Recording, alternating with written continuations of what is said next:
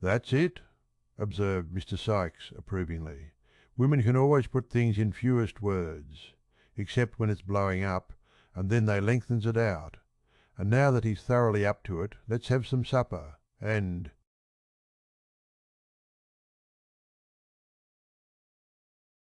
Nia! Ah! Ah! Ah!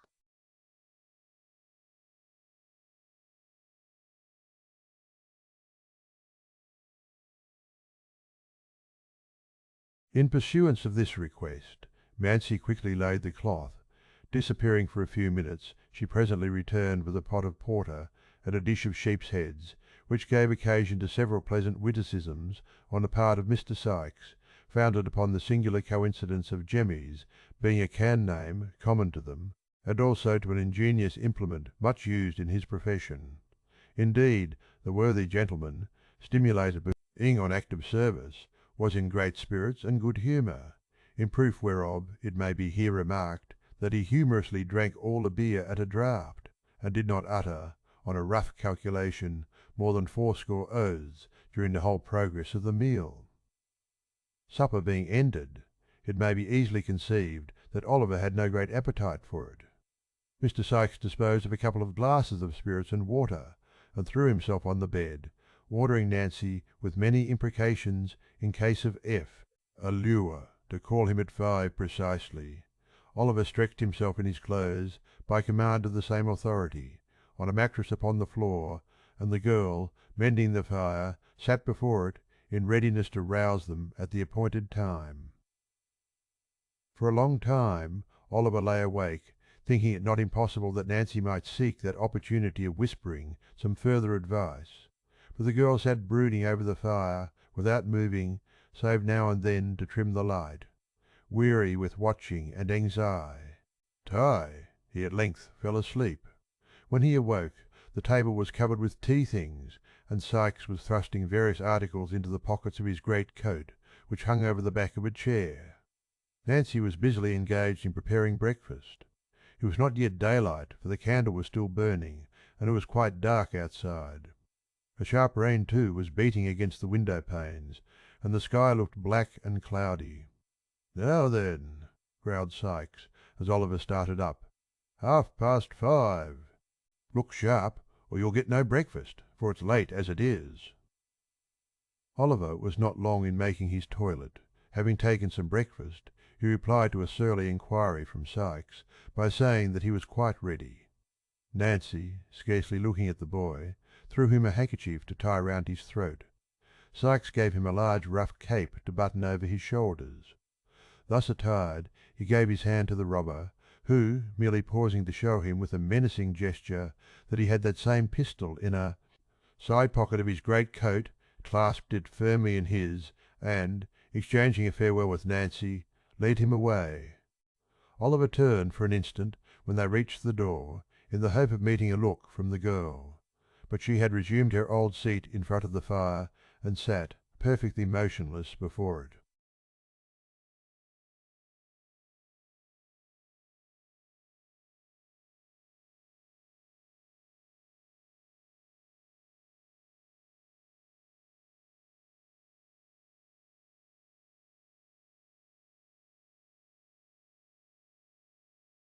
Large pools of water had collected in the road, and the kennels were overflowing. There was a faint glimmering of the coming day in the sky, but it rather aggravated than relieved the gloom of the scene, the sombre light only serving to pale that which the street lamps afforded, without shedding any warmer or brighter tints upon the wet house, tops, and dreary streets. There appeared to be nobody stirring in that quarter of the town. The windows of the houses were all closely shut, and the street S through which they passed were noiseless and empty. By the time they had turned into the Bethnal Green road, the day had fairly begun to break. Many of the lamps were already extinguished. A few country wagons were slowly toiling on towards London now and then. The stage coach, covered with mud, rattled briskly by, the driver bestowing as he passed an admonitory lash upon the heavy waggoner, who, by keeping on the wrong side of the road, had endangered his arriving at the office a quarter of a minute after his time. The public houses, with gas lights burning inside, were already open. By degrees other shops began to be unclosed, and a few scattered people were met with. Then came straggling groups of labourers going to their work. Then men and women with fish baskets on their heads, donkey carts laden with vegetables, chaise carts filled with livestock or whole carcasses of meat, milk women with pails, an unbroken concourse of people trudging out with various supplies to the Astrays, eastern suburbs of the town. As they approached the city, the noise and traffic gradually increased. When they threaded the streets between Shoreditch and Smithfield, it had swelled into a roar of sound and bustle. It was as light as it was likely to be, till night came on again, and the busy morning of half the London population had begun. Turning down Sun Street and Crown Street, and crossing Finsbury Square, Mr. Sykes struck, by way of Chiswell Street, into Barbican, thence into Long Lane, and so into Smithfield, from which latter place arose a tumult of discordant sounds that filled Oliver Twist with amazement. It was market morning. The ground was covered nearly ankle deep with filth and mire, a thick steam perpetually rising from the reeking bodies of the cattle and mingling with the fog which seemed to rest upon the chimney tops, hung heavily above. All the pens in the centre of the large area, and as many temporary pens as could be crowded into the vacant space, were filled with sheep tied up to posts by the gutter side, or long lines of beasts and oxen, 3 or 4 deep. Countrymen, butchers, drovers, hawkers, boys, thieves, idlers, and vagabonds of every low grade were mingled together in a mass. The whistling of drovers, the barking dogs, the bellowing and plunging of the oxen, the bleating of sheep, the grunting and squeaking of pigs, the cries of hawkers, the shouts, oaths, and quarrelling on all sides, the ringing of bells and roar of voices, that issued from every public house, the crowding, pushing, driving, beating, whooping and yelling, the hideous and discordant din that resounded from every corner of the market, and the unwashed, unshaven, squalid, and dirty figures constantly running to and fro, and bursting in and out of the throng, rendered it a stunning and bewildering scene, which quite confounded the senses. Mr. Sykes, dragging Oliver after him, elbowed his way through the thickest of the crowd, and bestowed very little attention on the numerous sights and sounds which so astonished the boy. He nodded twice or thrice to a passing friend, and, resisting his many invitations to take a morning dram, pressed steadily onward until they were clear of the turmoil and had made their way through Hosier Lane into Holborn. "Now, young un," said Sykes, looking up at the clock of St. Andrew's Church, "hard upon 7. You must step out. Come, don't lag behind already, lazy legs." Mr. Sykes accompanied this speech with a J. Irk at his little companion's wrist, Oliver, quickening his pace into a kind of trot between a fast walk and a run, kept up with the rapid strides of the housebreaker as well as he could. They held their course at this rate until they had passed Hyde Park Corner and were on their way to Kensington, when Sykes relaxed his pace until an empty cart, which was at some little distance behind, came up. Seeing Hounslow written on it, he asked the driver with as much civility as he could assume, if he would give them a lift as far as Isleworth. "Jump up," said the man. "Is that your boy?" "Yes, he's my boy," replied Sykes, looking hard at Oliver and putting his hand abstractedly into the pocket where the pistol was. "Your father walks rather too quick for you, don't he, my man?" inquired the driver, seeing that Oliver was out of breath. "Not a bit of it," replied Sykes, interposing. "He's used to it. Here, take hold of my hand, Ned. In with you." Thus addressing Oliver, he helped him into the cart, and the driver, pointing to a heap of sacks, told him to lie down there and rest himself. As they passed the different milestones, Oliver wondered more and more where his companion meant to take him. Kensington, Hammersmith, Chiswick, Hewbridge, Brentford were all passed, and yet they went on as steadily as if they had only just begun their journey. At length they came to a public house called the Coach and Horses, a little way beyond which another road appeared to run off. And here the cart stopped. Sikes dismounted with great precipitation, holding Oliver by the hand all the while, and lifting him down directly, bestowed a furious look upon him, and rapped the side pocket with his fist in a significant manner. "Good-bye, boy," said the man. "He's sulky," replied Sikes, giving him a shake. "He's sulky." "A young dog. Don't mind him." "Not I," rejoined the other, getting into his cart. "It's a fine day after all." And he drove away. Sikes waited until He had fairly gone, and then, telling Oliver he might look about him if he wanted, once again led him onward on his journey.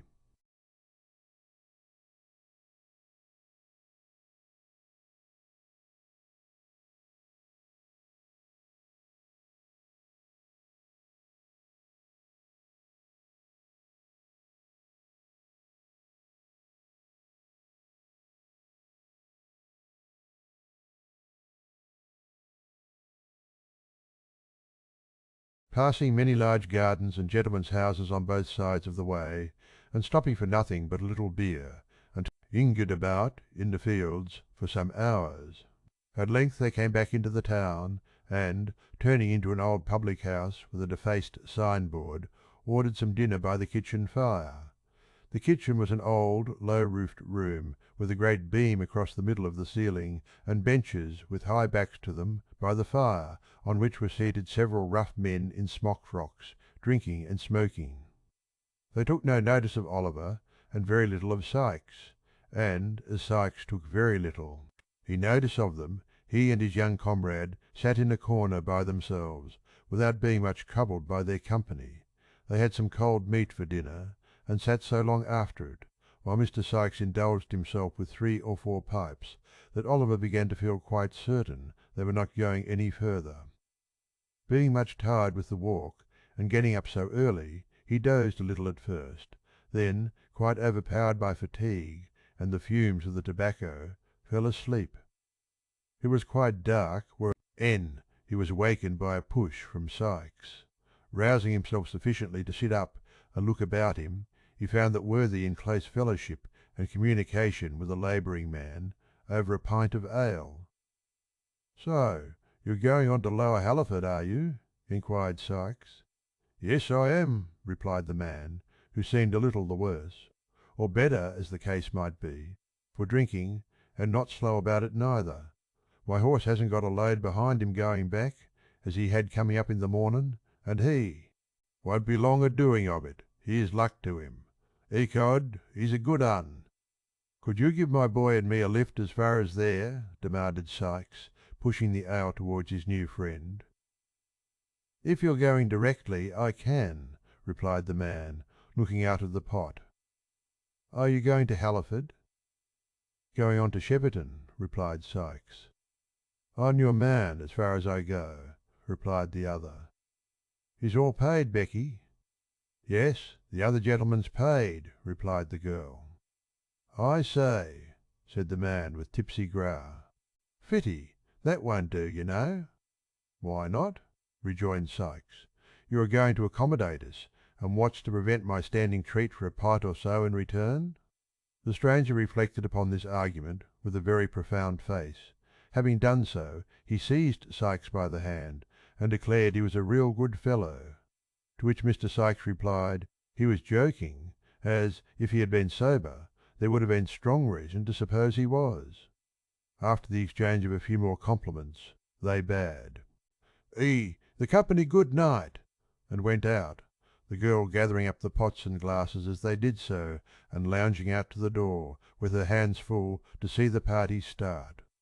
The horse, whose health had been drunk in his absence, was standing outside, ready harnessed to the cart.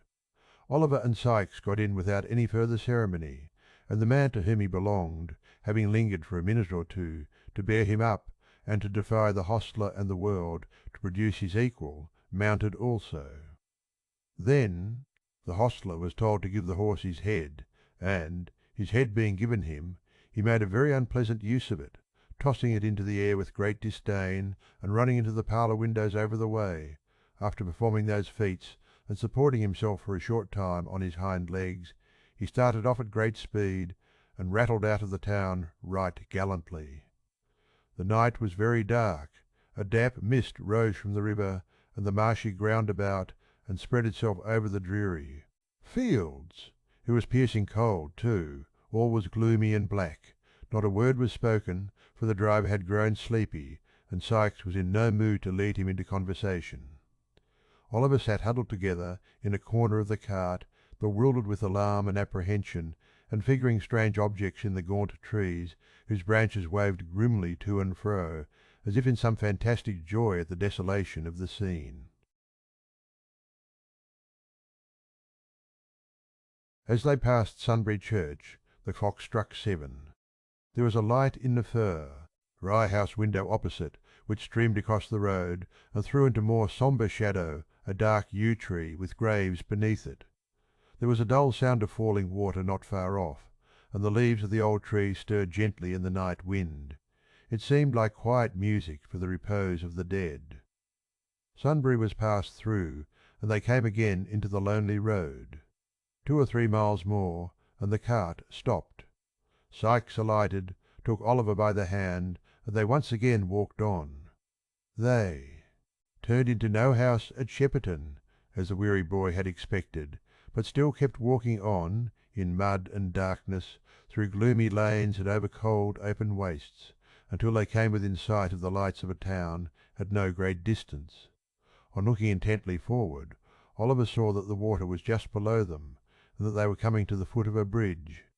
Sykes kept straight on until they were close upon the bridge, then turned suddenly down a bank upon the left. "The water!" thought Oliver, turning sick with fear. "He's brought me to this lonely place to murder me." He was about to throw himself on the ground and make one struggle for his young life, when he saw that they stood before a solitary house, all ruinous and decayed. There was a window on each side of the dilapidated entrance, and one story above, but no light was visible. The house was dark, dismantled, and, to all appearance, uninhabited. Sykes, with Oliver's hand still in his, softly approached the low door, Cheech, and raised the latch. The door yielded to the pressure, and they passed in together.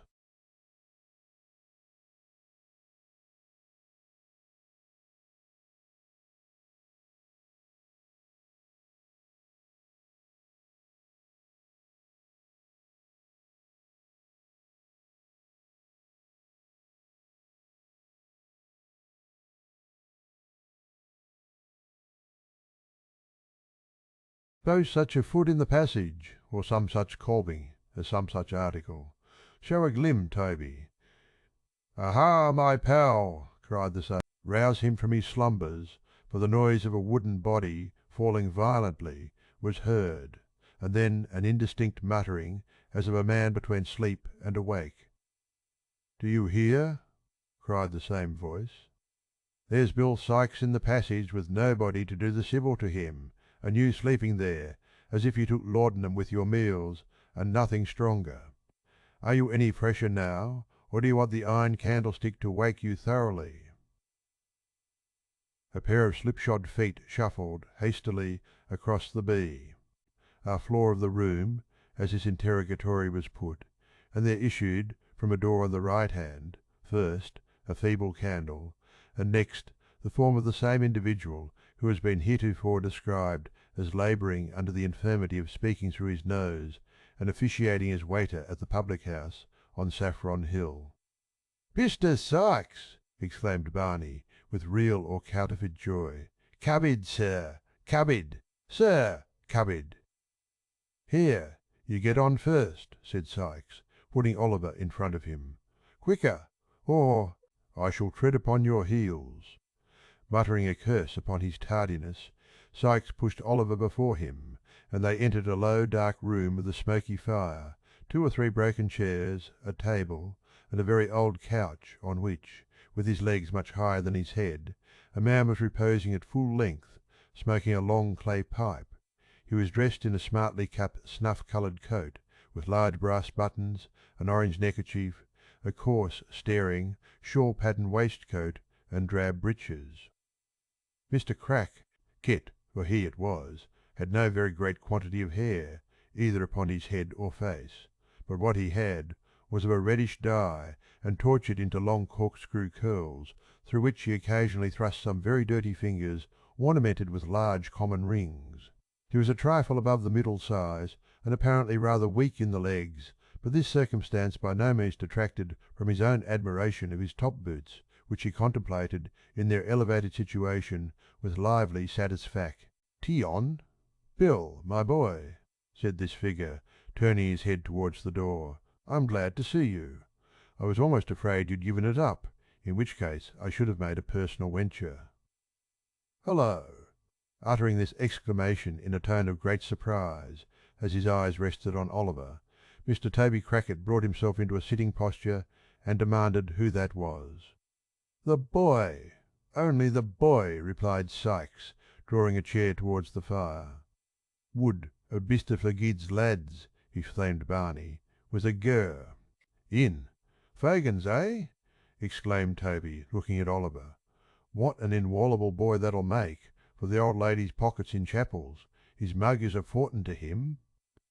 "There's enough of that," interposed Sikes impatiently, and stooping over his recumbent friend he whispered a few words in his ear, at which Mr. Crackit laughed immensely, and honoured Oliver with a long stare of astonishment. "Now," said Sikes, as he resumed his seat, "if you'll give us something to eat and drink while we're wobble you." "Ating, you'll put some heart in us, or in me, at all events. Sit down by the fire, younker, and rest yourself, for you'll have to go out with us again to night, though not very far off." Oliver looked at Sikes in mute and timid wonder, and drawing a stool to the fire, sat with his aching head upon his hands, scarcely knowing where he was or what was passing around him. "Here," said Toby, as the young Jew placed some fragments of food and a bottle upon the table. "Success to the crack! O's to honour the toast," and, carefully depositing his empty pipe in a corner, advanced to the table, filled a glass with spirits, and drank off its contents. Mr. Sikes did the same. "A drain for the boy," said Toby, half filling a wine glass. "Down with it, innocents." "Indeed," said Oliver, looking piteously up into the man's face. "Indeed, aye." "Down with it," echoed Toby. "Do you think I don't know what's good for you? Tell him to drink it, Bill." "He had better," said Sikes, clapping his hand upon his pocket. "Burn my body, if he isn't more trouble than a whole family of dodgers. Drink it, you Purwes imp, drink it." Frightened by the menacing gestures of the two men, Oliver hastily swallowed the contents of the glass, and immediately fell into a violent fit of coughing, which delighted Toby Crackit and Barney, and even drew a smile from the surly Mr. Sikes. This done, and Sikes having satisfied his appetite, Oliver could eat nothing but a small crust of bread which they made.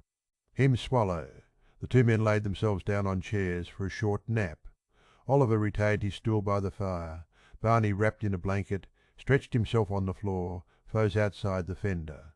They slept, or appeared to sleep, for some time, nobody stirring but Barney, who rose once or twice to throw coals on the fire. Oliver fell into a heavy doze, imagining himself straying along the gloomy lanes, or wandering about the dark churchyard, or retracing some one or other of the scenes of the past day, when he was roused by Toby Crackit jumping up and declaring it was 1:30. In an instant the other two were on their legs, and all were actively engaged in busy preparation. Sikes and his companion enveloped their necks and chins in large dark shawls, and drew on their great coats. Barney, opening a cupboard, brought forth several articles, which he hastily crammed into the pockets. "Barkers for me, Barney," said Toby Crackit. "Here they are," replied Barney, producing a pair of pistols. "You loaded them yourself." "All right," replied Toby, stowing them away. "The persuaders." "I've got 'em," replied Sikes. "Crape, keys, centre bits, darkies, nothing forgotten?" inquired Toby, fastening a small crowbar to a loop inside the skirt of his coat. "All right," rejoined his companion. "Bring them bits of timber, Barney. That's the time of day." With these words he took a thick stick from Barney's hands, who, having delivered another to Toby, busied himself in far. standing on Oliver's cape. "Now then," said Sikes, holding out his hand. Oliver, who was completely stupefied by the unwonted exercise and the air and the drink which had been forced upon him, put his hand mechanically into that which Sikes extended for the purpose. "Take his other hand, Toby," said Sikes. "Look out, Barney." The man went to the door and returned to announce that all was quiet. The two robbers issued forth with Oliver between them. Barney, having made all fast, rolled hymns. Elf up as before, and was soon asleep again. It was now intensely dark.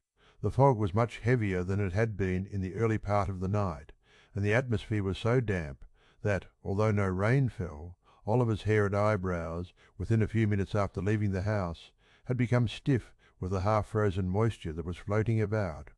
They crossed the bridge and kept on towards the lights which he had seen before.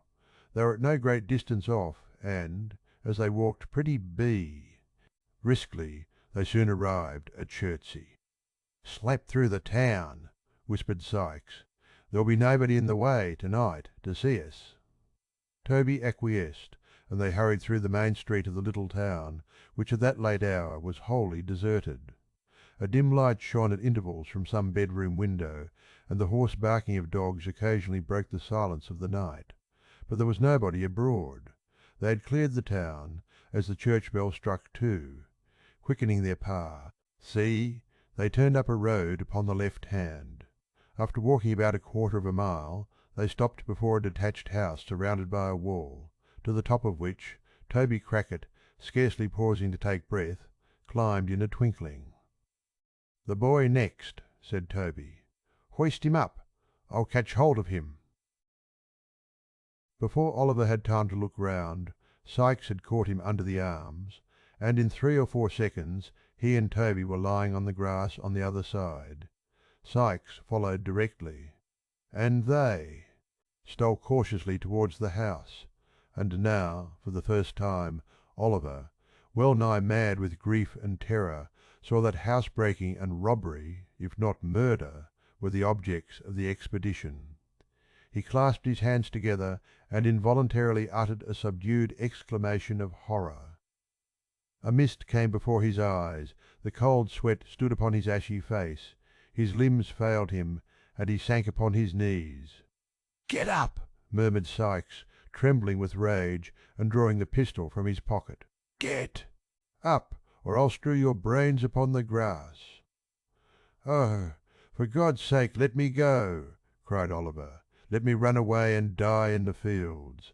I will never come near London, never, never. Oh, pray have mercy on me, and do not make me steal. For the love of all the bright angels that rest in heaven, have mercy upon me." The man to whom this appeal was made swore a dreadful oath, and had cocked the pistol, when Toby, striking it from his grasp, placed his hand upon the boy's mouth, and dragged him to the house.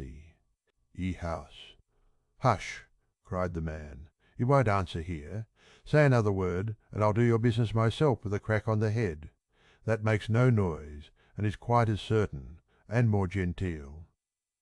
Here, Bill, wrench the shutter open. He's game enough now, I'll engage. I've seen older hands of his age took the same way, for a minute or two, on a cold night." Sikes, invoking terrific imprecations upon Fagin's head for sending Oliver on such an errand, plied the crowbar vigorously, but with little noise. After some delay and some assistance from Toby, the shutter to which he had referred swung open on its hinges. It was a little lattice window, about 5 feet and a half above the ground, at the back of the house, which belonged to a scullery, or small brewing place, at the end of the passage. The aperture was so small that the inmates had probably not thought it worth while to defend it more securely, but it was large enough to admit a boy of Oliver's size nevertheless. A very bree. Exercise of Mr. Sikes' art sufficed to overcome the fastening of the lattice, and it soon stood wide open also. "Now listen, you young limb," whispered Sikes, drawing a dark lantern from his pocket and throwing the glare full on Oliver's face. "I'm a-going to put you through there. Take this light, go softly up the steps straight afore you, and along the little hall to the street door, unfasten it, and let us in." "There's a bolt at the top you won't be able to reach," interposed Toby. "Stand upon one of the hall chairs. There are 3 there, Bill, with a jolly large blue unicorn and gold pitchfork on 'em, which is the old lady's arms." "Keep quiet, can't you?" replied Sykes, with a threatening look. "The room door is open, is it?" "Wide," replied Toby, after peeping in to satisfy himself. "The game of that is that they always leave it open with a catch, so that the dog, who's got a bed in here, may walk up and down the passage when he feels wakeful." "Ha!" "Ha?" Barney ticed H. "Him away to night." "So neat!" Although Mr. Crackit spoke in a scarcely audible whisper and laughed without noise, Sykes imperiously commanded him to be silent and to get to work. Toby complied by first producing his lantern and placing it on the ground, then by planting himself firmly with his head against the wall beneath the window and his hands upon his knees, so as to make a step of his back. This was no sooner done than Sykes, mounting upon him, put Oliver gently through the window with his feet first, and, without leaving hold of his collar, planted him safely on the floor inside. "Take this lantern," said Sykes, looking into the room. "You see the stairs are for you?" Oliver, more dead than alive, gasped out, "Yes." Sykes, pointing to the street door with a pistol barrel, briefly advised him to take notice that he was within shot all the way, and that if he faltered he would fall dead that instant. "It's done in a minute," said Sykes in the same low whisper. "Directly I—" "Leave go of you. Do your work. Hark!" "What's that?" whispered the other man. They listened intently. "Nothing," said Sykes, releasing his hold of Oliver. "Now!" In the short time he had had to collect his senses, the boy had firmly resolved that, whether he died in the attempt or not, he would make one effort to dart upstairs from the hall and alarm the family. Filled with this idea, he advanced at once, but stealthily. "Come back!" suddenly cried Sykes aloud. "Back! Back!" A sudden breaking of the dead stillness of the place, and by a loud cry which followed it, Oliver let his lantern fall, and knew not whether to advance or fly. The cry was repeated. A light appeared. A vision of 2 terrified half-dressed men at the top of the stairs swam before his eyes, a flash, a loud noise, a smoke, a crash somewhere, but where he knew not, and he staggered back. Sykes had disappeared for an instant, but he was up again and had him by the collar before the smoke had cleared o'er. Why, he fired his own pistol after the men, who were already retreating, and dragged the boy up. "Clasp your arm tighter," said Sykes as he drew him through the window. "Give me a shawl here. They've hit him. Quick! How the boy bleeds!" Then came the loud ringing of a bell, mingled with the noise of firearms and the shouts of men, and the sensation of being carried over uneven ground at a rapid pace. And then the noises grew confused in the distance, and a cold deadly feeling crept over the boy's heart, and he saw or heard no more.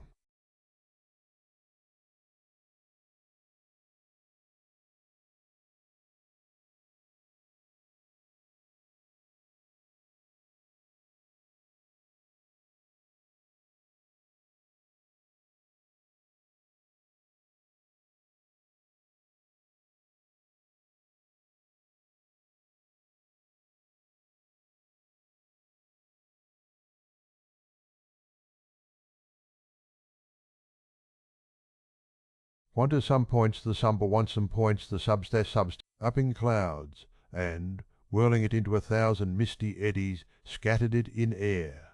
Bleak, dark, and piercing cold, it was a night for the well-housed and fed to draw round the bright fire and thank God they were at home, and for the homeless, starving wretch to lay him down and die. Many hunger-worn outcasts close their eyes in our bare streets at such times, who, let their crimes have been what they may, can hardly open them in a more bitter world. Such was the aspect of out-of-doors affairs when Mrs. Corney, the matron of the workhouse to which our readers have been already introduced as the birthplace of Oliver Twist, sat herself down before a cheerful fire in her own little room and glanced, with no small degree of complacency, at a small round table on which stood a tray of corresponding size, furnished with all necessary materials for the most grateful meal that matrons enjoy. In fact, Mrs. Corney was about to solace herself with a cup of tea, as she glanced from the table to the fireplace, where the smallest of all possible kettles was singing a small song in a small voice. Her inward satisfaction evidently increased, so much so, indeed, that Mrs. Corney smiled. "Well," said the matron, leaning her elbow on the table, and looking reflectively at the fire, "I'm sure we have all on us a great deal to be grateful for. A great deal, if we did but know it." "Ah!" Mrs. Corney shook her head mournfully, as if deploring the mental blindness of those paupers who did not know. "Well, it," and thrusting a silver spoon, private property, into the inmost recesses of a 2-ounce tin tea caddy, proceeded to make the tea. How slight a thing will disturb the equanimity of our frail minds! The black teapot, being very small and easily filled, ran over while Mrs. Corney was moralising, and the water slightly scalded Mrs. Corney's hand. "Drat the pot!" said the worthy matron, setting it down very hastily on the hob. "A little stupid thing, that only holds a couple of cups. What use is it to anybody? Except," said Mrs. Corney, pausing, "except to a poor desolate creature like me? Oh dear!" With these words the matron dropped into her chair, and, once more resting her elbow on the table, thought of her solitary fate. The small teapot and the single cup had awakened in her mind sad recollections of Mr. Corney, who had not been dead more than 25 years, and she was overpowered. "I shall never get another," said Mrs. Corney pettishly. "I shall never get another like him." Whether this remark bore reference to the husband or the teapot is uncertain.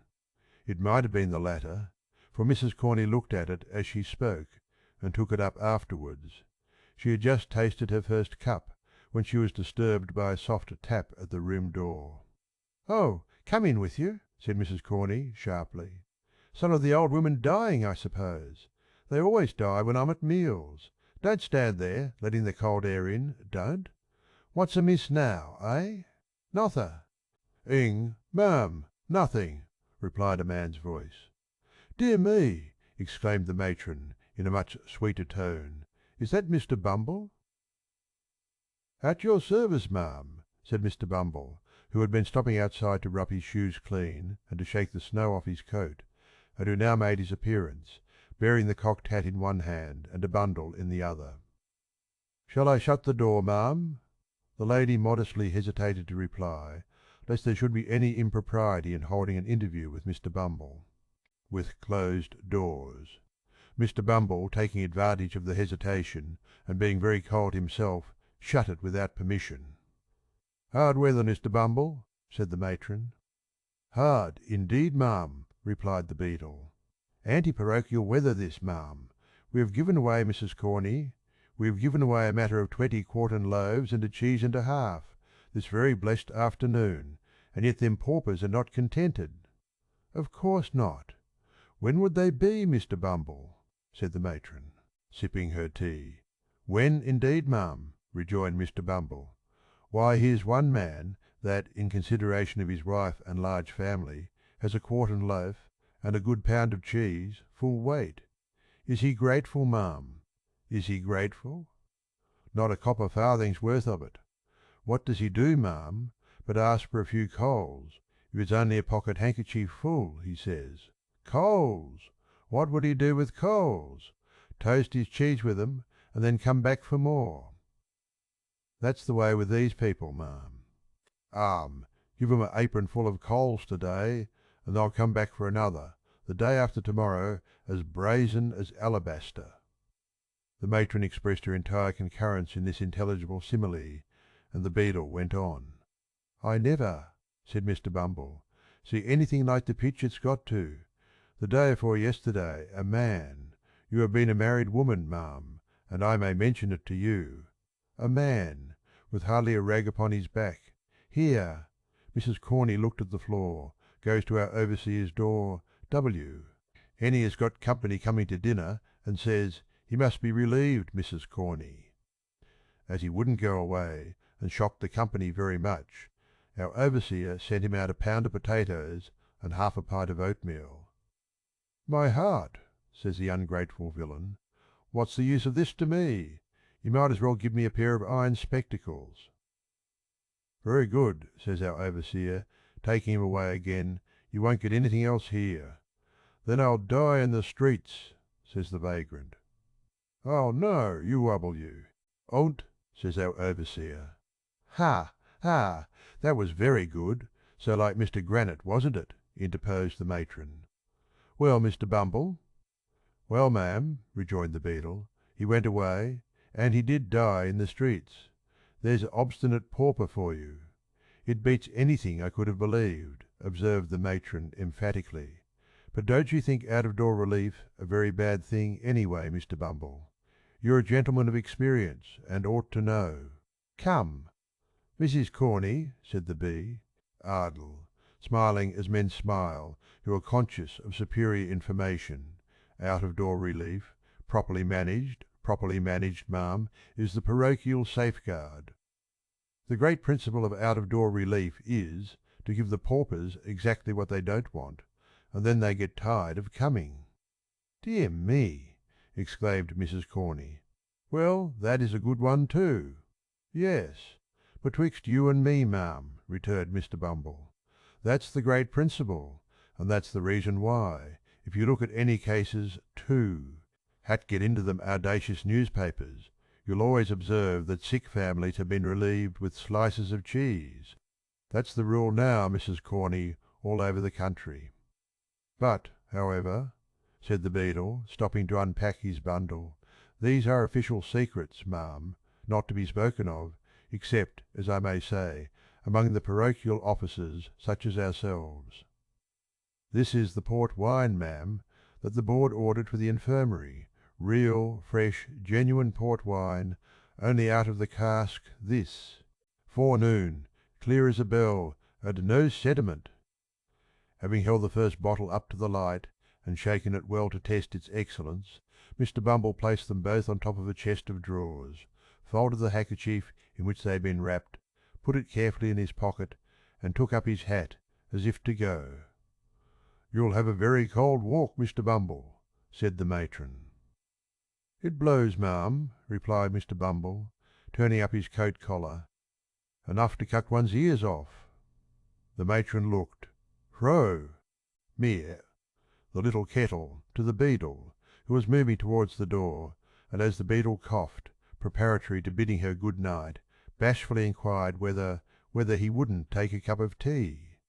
Mr. Bumble instantaneously turned back his collar again, laid his hat and stick upon a chair, and drew another chair up to the table. As he slowly seated himself, he looked at the lady. She fixed her eyes upon the little teapot. Mr. Bumble coughed again, and slightly smiled. Mrs. Corney rose to G, ate another cup and saucer from the closet. As she sat down, her eyes once again encountered those of the gallant beadle, she coloured, and applied herself to the task of making his tea. Again Mr. Bumble coughed, louder this time than he had coughed yet. "Sweet, Mr. Bumble?" inquired the matron, taking up the sugar basin. "Very sweet indeed, ma'am," replied Mr. Bumble. He fixed his eyes on Mrs. Corney as he said this, and if ever a beadle looked tender, Mr. Bumble was that beadle at that moment. The tea was made, and handed in silence. Mr. Bumble, having spread a handkerchief over his knees to prevent the crumbs from sullying the splendour of his shorts, began to eat and drink, varying these amusements occasionally by fetching a deep sigh, which, however, had no injurious effect upon his appetite, but, on the contrary, rather seemed to facilitate his operations in the tea and toast department. "You have a cat, ma'am, I see," said Mr. Bumble, glancing at one who, in the centre of H, her family, was basking before the fire, "and kittens too, I declare." "I am so fond of them, Mr. Bumble, you can't think," replied the matron. "They're so happy, so frolicsome, and so cheerful, that they are quite companions for me." "Very nice animals, ma'am," replied Mr. Bumble approvingly. "So very domestic." "Oh, yes," rejoined the matron with enthusiasm. so fond of their home too, that it's quite a pleasure, I'm sure." "Mrs. Corney, ma'am?" said Mr. Bumble slowly, and marking tea echoed. He timed with his teaspoon. "I mean to say this, ma'am, that any cat or kitten that could live with you, ma'am, and not be fond of its home, must be a ass, ma'am." "Oh, Mr. Bumble," remonstrated Mrs. Corney. "It's of no use disguising facts, ma'am," said Mr. Bumble, slowly flourishing the teaspoon with a kind of amorous dignity which made him doubly impressive, with pride of amorous dignity which made him doubly impressive. "I would drown it, myself." "With pleasure." "Then you're a cruel man," said the matron vivaciously, as she held out her hand for the beadle's cup, and a very hard-hearted man besides. "Hard-hearted, ma'am," said Mr. Bumble. "Hard?" Mr. Bumble resigned his cup without another word, squeezed Mrs. Corney's little finger as she took it, and inflicting 2 open-handed slaps upon his laced waistcoat, gave a mighty sigh, and hitched his chair a very little morsel farther from the fire. It was a round table, and as Mrs. Corney and Mr. Bumble had been sitting opposite each other, with no great space between them, and fronting the fire, it will be seen that Mr. Bumble, in receding from the fire, and still keeping at the table, increased the distance between himself and Mrs. Corney, which proceeding some prudent readers will doubtless be disposed to admire, and to consider an act of great heroism on Mr. Bumble's part, he being in some sort tempted by time, place, and opportunity to give utterance to certain soft nothings, which, however well they may become the lips of the light and thoughtless, do seem immeasurably beneath. At the dignity of judges of the land, members of Parliament, ministers of state, lord mayors, and other great public functionaries, but more particularly beneath the stateliness and gravity of a beadle, who, as is well known, should be the sternest and most inflexible among them all. Whatever were Mr. Bumble's intentions, however, and no doubt they were of the best, it unfortunately happened, as has been twice before remarked, that the table was a round one, consequently, Mr. Bumble, moving high, chair by little and little, soon began to diminish the distance between himself and the matron, and, continuing to travel round the outer edge of the circle, brought his chair, in time, close to that in which the matron was seated. Indeed, the 2 chairs touched, and when they did so, Mr. Bumble stopped. Now, if the matron had moved her chair to the right, she would have been scorched by the fire, and if to the left, she must have fallen into Mr. Bumble's arms, so, being a discreet matron, and no doubt foreseeing these consequences at a glance, she remained where she was, and handed Mr. Bumble another cup of tea. "Hard-hearted, Mrs. Corney?" said Mr. Bumble, stirring his tea, and looking up into the matron's face. "Are you hard-hearted, Mrs. Corney?" "Dear me!" exclaimed the matron. "What a very curious question from a single man! What can you want to know for, Mr. Bumble?" The beadle drank his tea to the last drop, finished a piece of toast, whisked the crumbs off his knees, wiped his lips, and deliberately kissed the matron. "Mr. Bumble," cried that discreet lady in a whisper, for the fright was so great that she had quite lost her voice. "Mr. Bumble, I shall scream." Mr. Bumble made no reply, but in a slow and dignified manner put his arm round the matron's waist. As the lady had stated her intention of screaming, of course she would have screamed with this additional boldness, but that the exertion was rendered unnecessary by a hasty knocking at the door, which was no sooner heard than Mr. Bumble darted with much agility to the wine bottles, and began dusting them with great violence, while the matron sharply demanded who was there. It is worthy of remark, as a curious physical instance of the efficacy of a sudden surprise in counteracting the effects of extreme fear, that her voice had quite recovered all its official asperity. "If you please, mistress," said a withered old female pauper, hideously ugly, putting her head in at the door. "Old Sal—" "Lies are going fast. Well, what's that to me?" angrily demanded the matron. "I can't keep her alive, can I?" "No, no, mistress," replied the old woman. "Nobody can. She's far beyond the reach of help. I've seen a many people die, little babes and great strong men, and I know when deaths are coming well enough. But she's troubled in her mind, and when the fits are not on her, and that's not often, for she is dying very hard, she says she has got something to tell, which you must hear. She'll and fee. Ever die quiet till you come, mistress?" At this intelligence, the worthy Mrs. Corney muttered a variety of invectives against old women who couldn't even die without purposely annoying their betters, and, muffling herself in a thick shawl, which she hastily caught up, briefly requested Mr. Bumble to stay till she came back, lest anything particular should occur. Bidding the messenger walk fast, and not be all night hobbling up the stairs, she followed her from the room with a very ill grace. See, holding all the way. Mr. Bumble's conduct on being left to himself was rather inexplicable. He opened the closet, counted the teaspoons, weighed the sugar tongs, closely inspected a silver milk pot to ascertain that it was of the genuine metal, and, having satisfied his curiosity on these points, put on his cocked hat cornerwise, and danced with much gravity 4 distinct times round the table. Having gone through this very extraordinary performance, he took off the cocked hat again, and, spar, eating himself before the fire with his back towards it, seemed to be mentally engaged in taking an exact inventory of the furniture.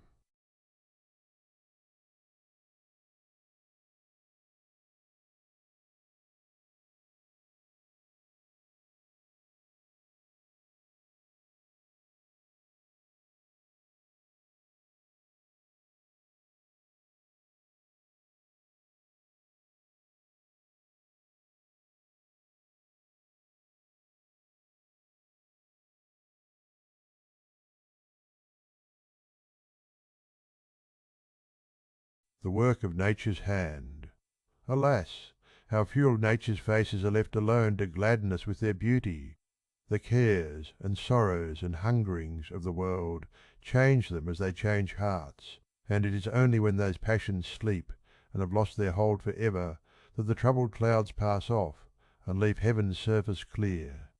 It is a common thing for the countenances of the dead, even in that fixed and rigid state, to subside into the long forgotten expression of sleeping infancy, and settle into the very look of early life, so calm, so peaceful, do they grow again, that those who knew them in their happy childhood kneel by the coffin's side in awe, and see the angel even upon earth. The old crone tottered along the passages and up the stairs, muttering some indistinct answers to the chidings of her companion. Being at length compelled to pause for breath, she gave the light into hand, and remained behind to follow as she might, while the more nimble superior mad her way to the room where the sick woman lay. It was a bare garret room, with a dim light burning at the farther end. There was another old woman watching by the bed. The parish apothecary's apprentice was standing by the fire, making a toothpick out of a quill. "Cold night, Mrs. Corney," said this young gentleman as the matron entered. "Very cold indeed, sir," replied the mistress, in her most civil tones, and dropping a curtsy as she spoke. "You should get better coals out of your con." "Tractors," said the apothecary's deputy, breaking a lump on the top of the fire with the rusty poker. "These are not at all the sort of thing for a cold night." "They're the board's choosing, sir," returned the matron. "The least they could do would be to keep us pretty warm, for our places are hard enough." The conversation was here interrupted by a moan from the sick woman. "Oh!" said the young man, turning his face towards the bed, as if he had previously quite forgotten the patient. "It! S-or-U-P there, Mrs. Corney." "It is it, sir?" asked the matron. "If she lasts a couple of hours I shall be surprised," said the apothecary's apprentice, intent upon the toothpick's point. "It's a break up of the system altogether. Is she dozing, old lady?" The attendant stooped over the bed to ascertain, and nodded in the affirmative. "Then perhaps she'll go off in that way, if you don't make a row," said the young man. "Put the light on the floor. She won't see it there. The art." Dant did as she was told, shaking her head meanwhile, to intimate that the woman would not die so easily. Having done so, she resumed her seat by the side of the other nurse, who had by this time returned. The mistress, with an expression of impatience, wrapped herself in her shawl, and sat at the foot of the bed. The apothecary's apprentice, having completed the manufacture of the toothpick, planted himself in front of the fire and made good use of it for 10 minutes or so, when apparently owing rather dull, he wished Mrs. Corney joy of her job, and took himself off on tiptoe. When they had sat in silence for some time, the two old women rose from the bed, and crouching over the fire, held out their withered hands to catch the heat. The flame threw a ghastly light on their shrivelled faces, and made their ugliness appear terrible, as, in this position, they began to converse in a low voice. "Did she say any more, Annie dear, while I was gone?" inquired the messenger. "Not a word," replied the other. "She plucked and tore at her arms for a little time, but I held her hands, and she soon dropped off. She hasn't much strength in her, so I easily kept her quiet. I ain't so weak for an old woman, although I am on parish allowance. No, no! Did she drink the hot wine the doctor said she was to have?" demanded the first. "I tried to get it down," rejoined the other, "but her teeth were tight set, and she clenched the mug so hard that it was as much as I could do to get it. Back again! So I drank it, and it did me good." Looking cautiously round, to ascertain that were not overheard, the two hags cowered nearer to the fire, and chuckled heartily. "I mind the time," said the first speaker, "when she would have done the same, and made rare fun of it afterwards." "Ay, that she would," rejoined the other. "She had a merry heart. A many, many beautiful corpses she laid out, as nice and neat as waxwork. My old eyes have seen them. Ay, and those old hands touch. Them too, for I have helped her scores of times." Stretching forth her trembling fingers as she spoke, the old creature shook them exultingly before her face, and fumbling in her pocket, brought out an old-time discoloured tin snuff-box, from which she shook a few grains into the outstretched palm of her companion, and a few more into her own. While they were thus employed, the matron, who had been impatiently watching until the dying woman should awaken from her stupor, joined them by the Ire, and sharply asked how long she was to wait. "Not long, mistress," replied the second woman, looking up into her face. "We have none of us long to wait for death. Patience, patience. He'll be here soon enough for us all." "Hold your tongue, you doting idiot," said the matron sternly. "You, Martha, tell me, has she been in this way before?" "Often," answered the first woman. "But will never be again," added the second one. "That is, she'll never wake again but once. And mind, mistress, thar." "'Taw won't be for long." "Long or short," said the matron snappishly, "she won't find me here when she does wake. Take care, both of you, how you worry me again for nothing. It's no part of my duty to see all the old women in the house die, and I won't, that's more. Mind that, you impudent old harridans. If you make a fool of me again, I'll soon cure you, I warrant you." She was bouncing away, when a cry from the two women, who had turned towards the bed, caused her to look round. The patient had raised herself upright, and was stretching her arms towards them. "Who's that?" she cried, in a hollow voice. "Hush, hush!" said one of the women, stooping over her. "Lie down, lie down." "I'll never lie down again alive," said the woman, struggling. "I will tell her. Come here, nearer. Let me whisper in your ear."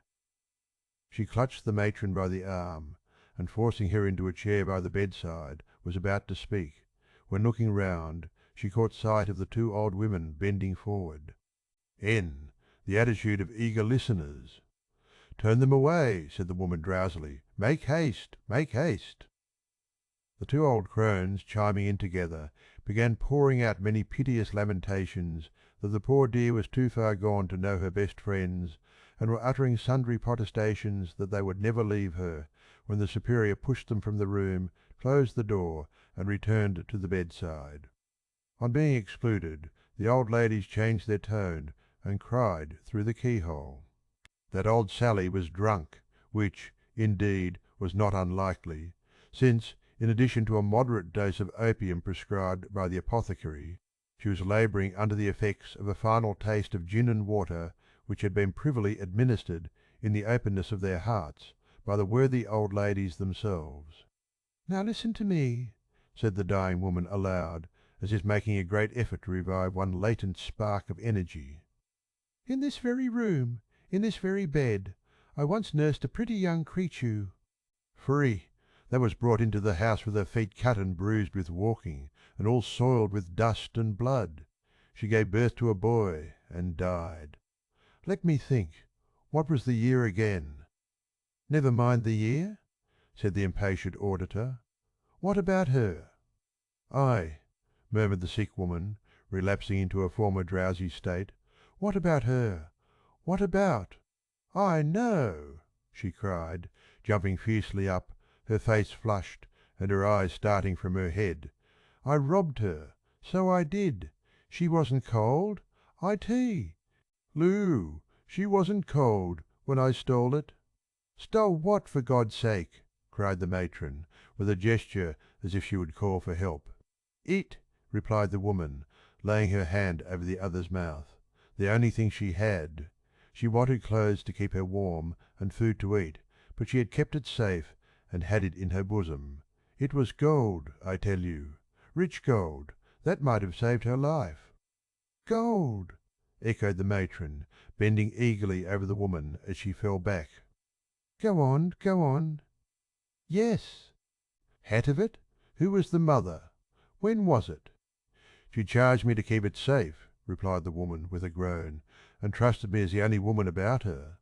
I stole it in my heart when she first showed it me hanging round her neck, and the child's death perhaps is on me besides.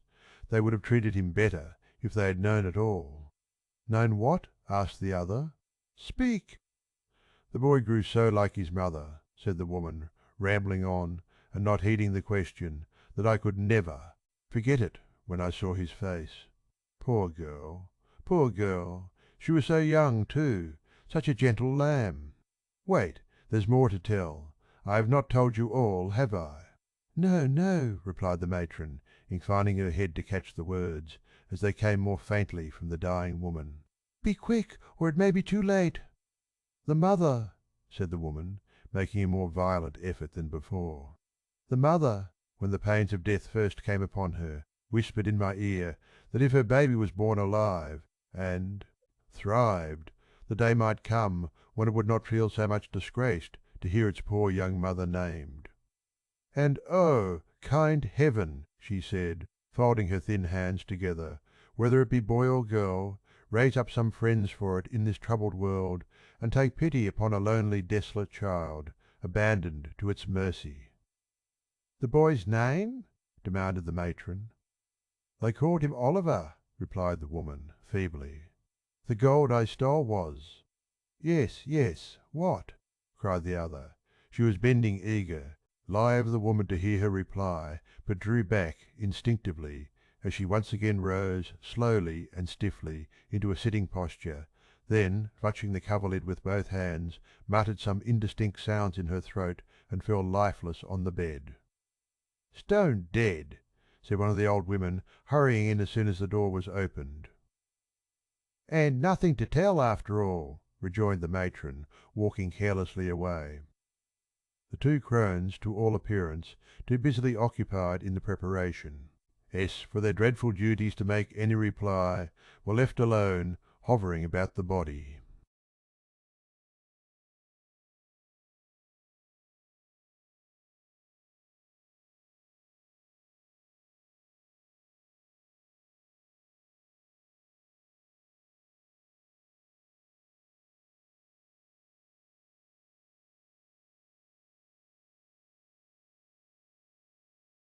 Fagin and Company. While these things were passing in the country workhouse, Mr. Fagin sat in the old den, the same from which Oliver had been removed by the girl brooding over a dull, smoky and with his arms folded on them, and his chin resting on his thumbs, fixed his eyes abstractedly on the rusty bars. At a table behind him sat the artful Dodger, Master Charles Bates, and Mr. Chitling, all intent upon a game of whist, the artful taking dummy against Master Bates and Mr. Chitling. The countenance of the first named gentleman, peculiarly intelligent at all times, acquired great additional interest from his close observance of the game, and his attentive perusal of Mr. Chitley, Ing's hand, upon which, from time to time, as occasion served, he bestowed a variety of earnest glances, wisely regulating his own play by the result of his observations upon his neighbours' cards. It being a cold night, the Dodger wore his hat, as, indeed, was often his custom within doors. He also sustained a clay pipe between his teeth, which he only removed for a brief space when he deemed it necessary to apply for refreshment to a quart pot upon the table, which stood ready filled with gin and water for the accommodation of the company. Master Bates was also attentive to the play, but being of a more excitable nature than his accomplished friend, it was observable that he more frequently applied himself to the gin and water, and moreover indulged in many jests and irrelevant remarks, all highly unbecoming a scientific rubber. Indeed, the artful, presuming upon their close attachment, more than once took occasion to reason gravely with his companion upon these improprieties, all F, which remonstrances Master Bates received in extremely good part, merely requesting his friend to be blowed or to insert his head in a sack, or replying with some other neatly turned witticism of a similar kind, the happy application of which excited considerable admiration in the mind of Mr. Chitling. It was remarkable that the latter gentleman and his partner invariably lost, and that the circumstance, so far from angering Master Bates, appeared to afford him the highest amusement, inners.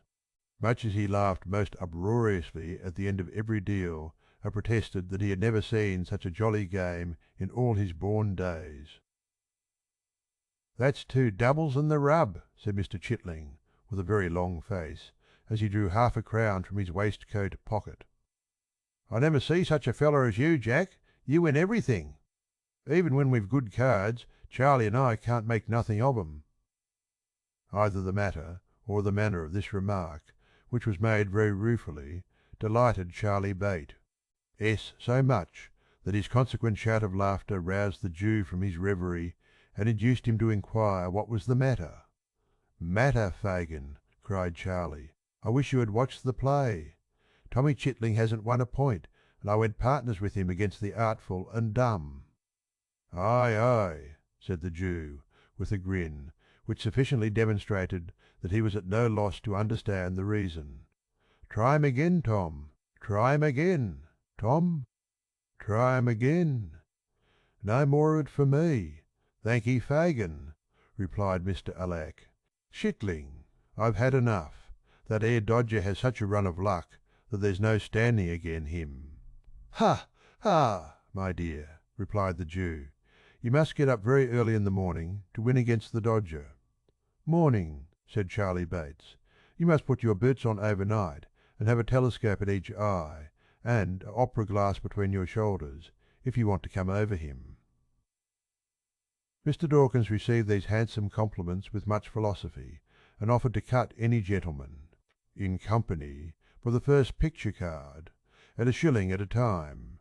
Nobody accepting the challenge, and his pipe being by this time smoked out, he proceeded to amuse himself by sketching a ground plan of Newgate on the table with a piece of chalk which had served him in lieu of counters, whistling meantime with peculiar shrillness. "How precious dull you are, Tommy," said the Dodger, stopping short when there had been a long silence, and addressing Mr. Chitling. "What do you think he's thinking?" "Gee of, Fagin?" "How should I know, my dear?" replied the Jew, looking round as he plied the bellows. "About his losses, maybe, or the little retirement in the country that he's just left, eh? Ha, ha! Is that it, my dear?" "Not a bit of it," replied the Dodger, stopping the subject of discourse, as Mr. Chitling was about to reply. "What do you say, Charlie?" "I should say, Charlie," "I should say," replied Master Bates, with a grin, "that he was uncommon sweet upon Betsy. See how he's a blushing." "Oh, my eye! Here's a merry-go-rounder! Tommy Chitling's in love! Oh, Fagin, Fagin, what a spree!" Thoroughly overpowered with the notion of Mr. Chitling being the victim of the tender passion, Master Bates threw himself back in his chair with such violence that he lost his balance and pitched over upon the floor, where, the accident abating nothing of his merriment, he lay at full length until his laugh was over, when he resumed his former position and began another laugh. "Never mind him, my dear," said the Jew, winking at Mr. Dawkins and giving Master Bates a reproving tap with the nozzle of the bellows. "Betsy's a fine girl. Stick up to her, Tom. Stick up to her." "What I mean to say, Fagin," replied Mr. Chitling, very red in the face, "is that that isn't anything to anybody here." "No more it is," replied the Jew. "Charlie will talk. Don't mind him, my dear, don't mind him. Betsy's a fine girl. Do as she bids you, Tom, and you will make your fortune." "So I do as she bids me," replied Mr. Chitling. "I shouldn't have been milled if it hadn't been for her advice. But it turned out a good job for you, didn't it, Fagin?" "And what's 6 weeks of it?" "It must come, some time or another, and wind on't in the winter time, when you don't want to go out a walking so much, eh, Fagin?" "Ah, to be sure, my dear," replied the Jew. "You wouldn't mind it again, Tom, would you?" asked the Dodger, winking upon Charlie and the Jew. "If Bet was all right? I mean to say that I shouldn't reply." "Dee Tom," angrily. "There now. Ah! Who'll say as much as that, I should like to know, eh, Fagin?" "Nobody, my dear," replied the Jew. "Not a soul, Tom. I don't know one of 'em that would do it besides you, not one of 'em, my dear." "I might have got clear off if I'd split upon her, mightn't I, Fagin?" angrily pursued the poor half-witted dupe. "A word from me would have done it, wouldn't it, Fagin?" "To be sure it would, my dear," replied the Jew. "But I didn't blab it, did I, Fagin?" "Demande. Dee Tom, pouring question upon question with great volubility. No, no, to be sure," replied the Jew. "You were too stout-hearted for that. A deal too stout, my dear." "Perhaps I was," rejoined Tom, looking round, "and if I was, what's to laugh at in that, eh, Fagin?" The Jew, perceiving that Mr. Chitling was considerably roused, hastened to assure him that nobody was laughing, and to prove the gravity of the company appealed to Master Bates, the principal offender. But unfortunately Charlie, why, in opening his mouth to reply that he was never more serious in his life, was unable to prevent the escape of such a violent roar that the abused Mr. Chitling, without any preliminary ceremonies, rushed across the room and aimed a blow at the offender, who, being skilful in evading pursuit, ducked to avoid it, and chose his time so well that it lighted on the chest of the merry old gentleman and caused him to stagger to the wall, when he stood panting for breath, while Mr. Chitling looked on in intense dismay. "Hark!" cried the Dodger at this moment. "I heard the tinkler." Catching up the light, he crept softly upstairs. The bell was rung again with some impatience, while the party were in darkness. After a short pause, the Dodger reappeared and whispered Fagin mysteriously. "What?" cried the Jew. "Alone?" The Dodger nodded in the affirmative, and, shading the flame of the candle with his hand, gave Charlie Bates a private intimation, in dumb show, that he had better not be. Funny just then. Having performed this friendly office, he fixed his eyes on the Jew's face and awaited his directions. The old man bit his yellow fingers and meditated for some seconds, his face working with agitation, the while as if he dreaded something and feared to know the worst. At length he raised his head. "Where is he?" he asked. The Dodger pointed to the floor above and made a gesture, as if to leave the room.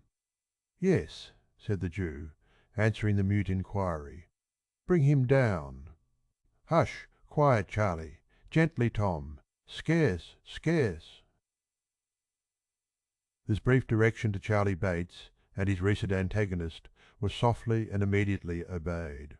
There was no sound of their whereabout when the Dodger descended the stairs bearing the light in his hand, and followed by a man in a coarse smock frock, who, after casting a hurried glance round the room, pulled off a large wrapper which had concealed the lower portion of his face, and disclosed, all haggard, unwashed and unshorn, the feature.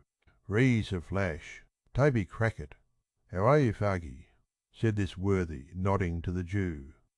Pop that shawl away in my castor, Dodger, so that I may know where to find it when I cut, that's the time of day. You'll be a fine young cracksman afore the old file now. With these words he pulled up the smock frock, and, winding it round his middle, drew a chair to the fire and placed his feet upon the hob. "See there, Fagin," he said, pointing disconsolately to his top boots, "not a drop of day, and Martin, since you know when, not a bubble of blacking, by Jove. But don't look at me in that way, man. All in good time. I can't talk about business till I've eat and drank, so produce the sustenance, and let's have a quiet fill out for the first time these 3 days." The Jew motioned to the Dodger to place what eatables there were upon the table, and, seating himself opposite the housebreaker, waited his leisure. To judge from appearances, Toby was by no means in a hurry to open the conversation. At first the Jew contented himself with patiently watching his countenance, as if to gain from its expression some clue to the intelligence he brought, but in vain. He looked tired and worn, but there was the same complacent repose upon his features that they always wore, and through dirt and beard and whisker there still shone, unimpaired, the self-satisfied smirk of Flash. Toby Crackit. Then the Jew, in an agony of impatience, watched every morsel he put into his mouth, pacing up and down the room, meanwhile, in irrepressible excitement. It was all of no use. Toby continued to eat with the utmost outward indifference until he could eat no more, then, ordering the Dodger out, he closed the door, mixed a glass of spirits and water, and composed himself for talking. "First and foremost, Fagin," said Toby. "Yes, yes," interposed the Jew, drawing up his chair. Mr. Crackit stopped to take a draught of spirits and water, and to declare that the gin was excellent, then Plassey, hanging his feet against the low mantelpiece, so as to bring his boots to about the level of his eye, he quietly resumed. "First and foremost, Fagin," said the housebreaker, "how's Bill?" "What?" screamed the Jew, starting from his seat. "Why, you don't mean to say—" began Toby, turning pale. "Mean!" cried the Jew, stamping furiously on the ground. "Where are they? Sykes and the boy! Where are they? Where have they been? Where are they hiding? Where are they hiding? Why have they not been here?" The crack failed. Sec. Eyed Toby faintly. "I know it," replied the Jew, tearing a newspaper from his pocket and pointing to it. "What more?" "They fired and hit the boy. We cut over the fields at the back, with him between us, straight as the crow flies, through hedge and ditch. They gave chase. Damn, the whole country was awake, and the dogs upon us. The boy! Bill had him on his back, and scudded like the wind. We stopped to take him between us, his head hung down, and he was cold. They were close upon our heel. Every man for himself, and each from the gallows. We parted company, and left the youngster lying in a ditch. Alive or dead, that's all I know about him." The Jew stopped to hear no more, but uttering a loud yell, and twining his hands in his hair, rushed from the room and from the house.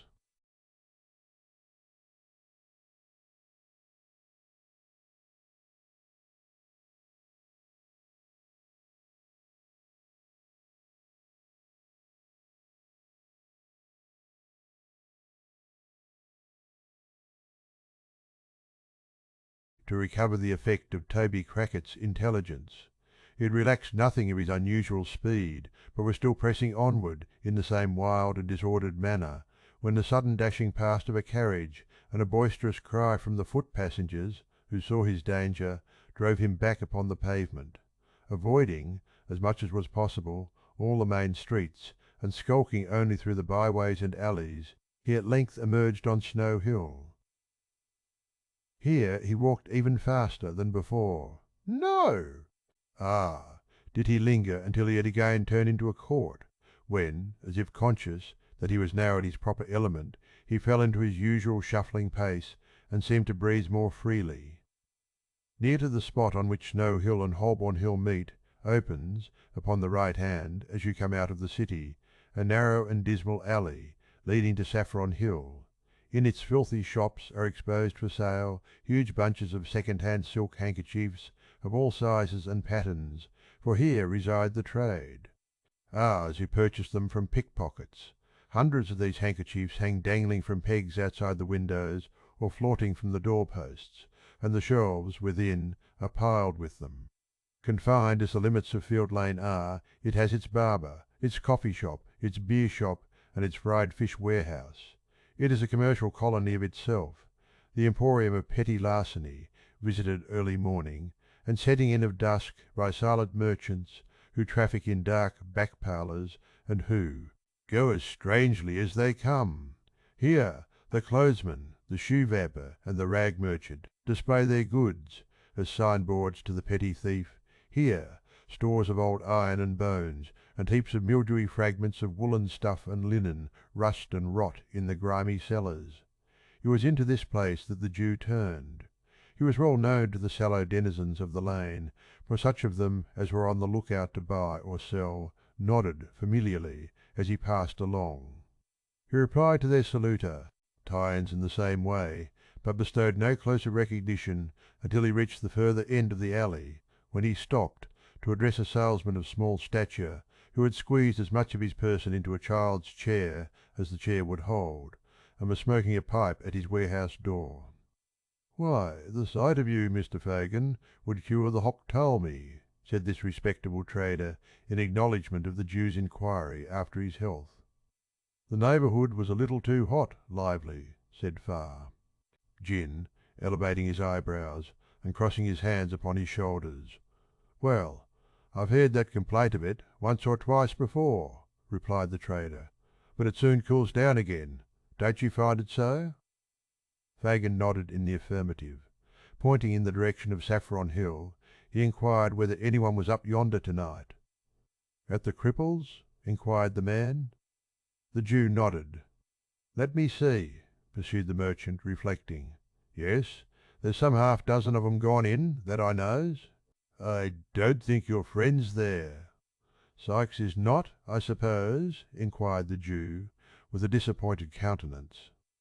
"Non est rentus, as the lawyers say," replied the little man, shaking his head and looking amazingly sly. "Have you got anything in my line to-night?" "Nothing to-night," said the Jew, turning away. "Are you going up to the Cripples, Fagin?" cried the little man, calling after him. "Stop, I don't mind if I have a drop there with you." But as the Jew, looking back, waved his "Ha!"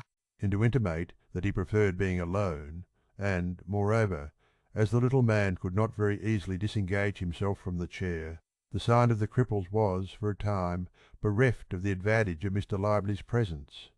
By the time he had got upon his legs, the Jew had disappeared, so Mr. Lively, after ineffectually standing on tiptoe in the hope of catching sight of him, again forced himself into the little chair, and, exchanging a shake of the head with the lady in the opposite shop, in which doubt and mistrust were plainly mingled, resumed his pipe with a grave demeanour. The Three Cripples, or rather the Cripples, which was the sign by which the establishment was familiarly known to its patrons, was the public house in which Mr. Sykes and his dog have already figured. Merely making a sign to a man at the bar, Fagin walked straight upstairs, and opening the door of a room, and softly insinuating himself into the chamber, looked anxiously about, shading his eyes with his hand, as if in search of some particular person. The room was illuminated by two gas-lights, the glare of which was prevented by the barred shutters and closely drawn curtains of faded red from being visible outside. The ceiling was blackened to prevent its colour from being injured by the flaring of the lamps, and the place was so full of dense tobacco smoke that at first it was scarcely possible to discern anything more. By degrees, however, as some of it cleared away through the open door, an assemblage of heads, as confused as the noises that greeted the ear, might be made out, and as the eye grew more accustomed to the scene, the spectator gradually became aware of the presence of a numerous company, male and female, crowded round a long table, at the upper end of which sat a chairman with a hammer of office in his hand, while a professional gentleman with a bluish nose, and his face tied up for the benefit of a toothache, presided at a jingling piano in a remote corner.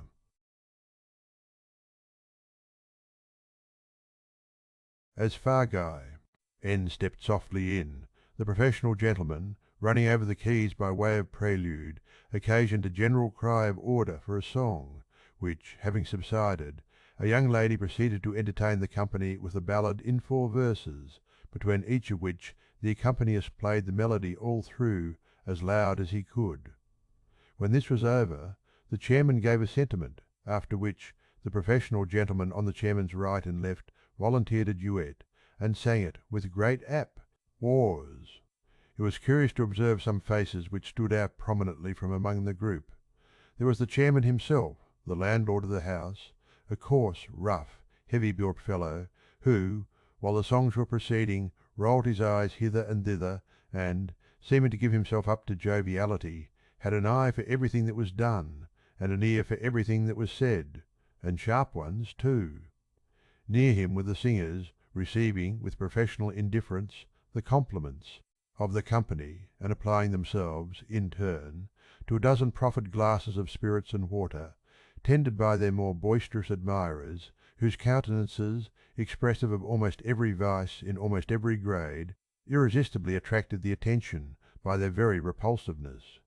Cunning, ferocity, and drunkenness in all its stages were there in their strongest aspect, and women, some with the last lingering tinge of their early freshness almost fading as you looked, others with every mar, cay, and stamp of their sex utterly beaten out, and presenting but one loathsome blank of profligacy and crime, some mere girls, others but young women, and none past the prime of life, formed the darkest and saddest portion of this dreary picture. Fagin, troubled by no grave emotions, looked eagerly from face to face, while these proceedings were in progress, but apparently without meeting that of which he was in search. Succeeding, at length, in catching the eye of the man who occupied the chair, he beckoned to him slightly, and left the room as quietly as he had entered it. "What can I do for you, Mr. Fagin?" inquired the man, as he followed him out to the landing. "Won't you join us? They'll be delighted, every one of 'em." The Jew shook his head impatiently, and said in a whisper, "Is he here?" "No," replied the man. "And no news of Barney?" inquired Fagin. "None," replied the landlord of the Cripples, "for it was he. He won't stir till it's all safe. Depend on it, they're on. The scent down there, and that if he moved he'd blow upon the thing at once. He's all right enough, Barney is, else I should have heard of him. I'll pound it that Barney's managing properly. Let him alone for that." "Will he be here to night?" asked the Jew, laying the same emphasis on the pronoun as before. "Monks, do you mean?" inquired the landlord, hesitating. "Hush!" said the Jew. "Yes." "Certain," replied the man, drawing a gold watch from his fob. "I expected him here before now." "If you'll wait 10 minutes, he'll be—" "No, no," said the Jew hastily, as though, however desirous he might be to see the person in question, he was nevertheless relieved by his absence. "Tell him I came here to see him, and that he must come to me to night. No, say to morrow. As he is not here, to morrow will be time enough." "Good," said the man. "Nothing more?" "Not a word now," said the Jew, descending the stairs. "I say," said the other, looking over the rails, and speaking in a hoarse whoosh. "Isper, what a time this would be for a sell! I've got Phil Barker here, so drunk that a boy might take him." "Ah, but it's not Phil Barker's time," said the Jew, looking up. "Phil has something more to do before we can afford to part with him. So go back to the company, my dear, and tell them to lead merry lives while they last." "Ah, ah!" Scion of anxiety and thought. After a brief reflection he called a hack cabriolet and bade the man drive towards Bethnal Green. He dismissed him within some quarter of a mile of Mr. Sykes's residence, and performed the short remainder of the distance on foot.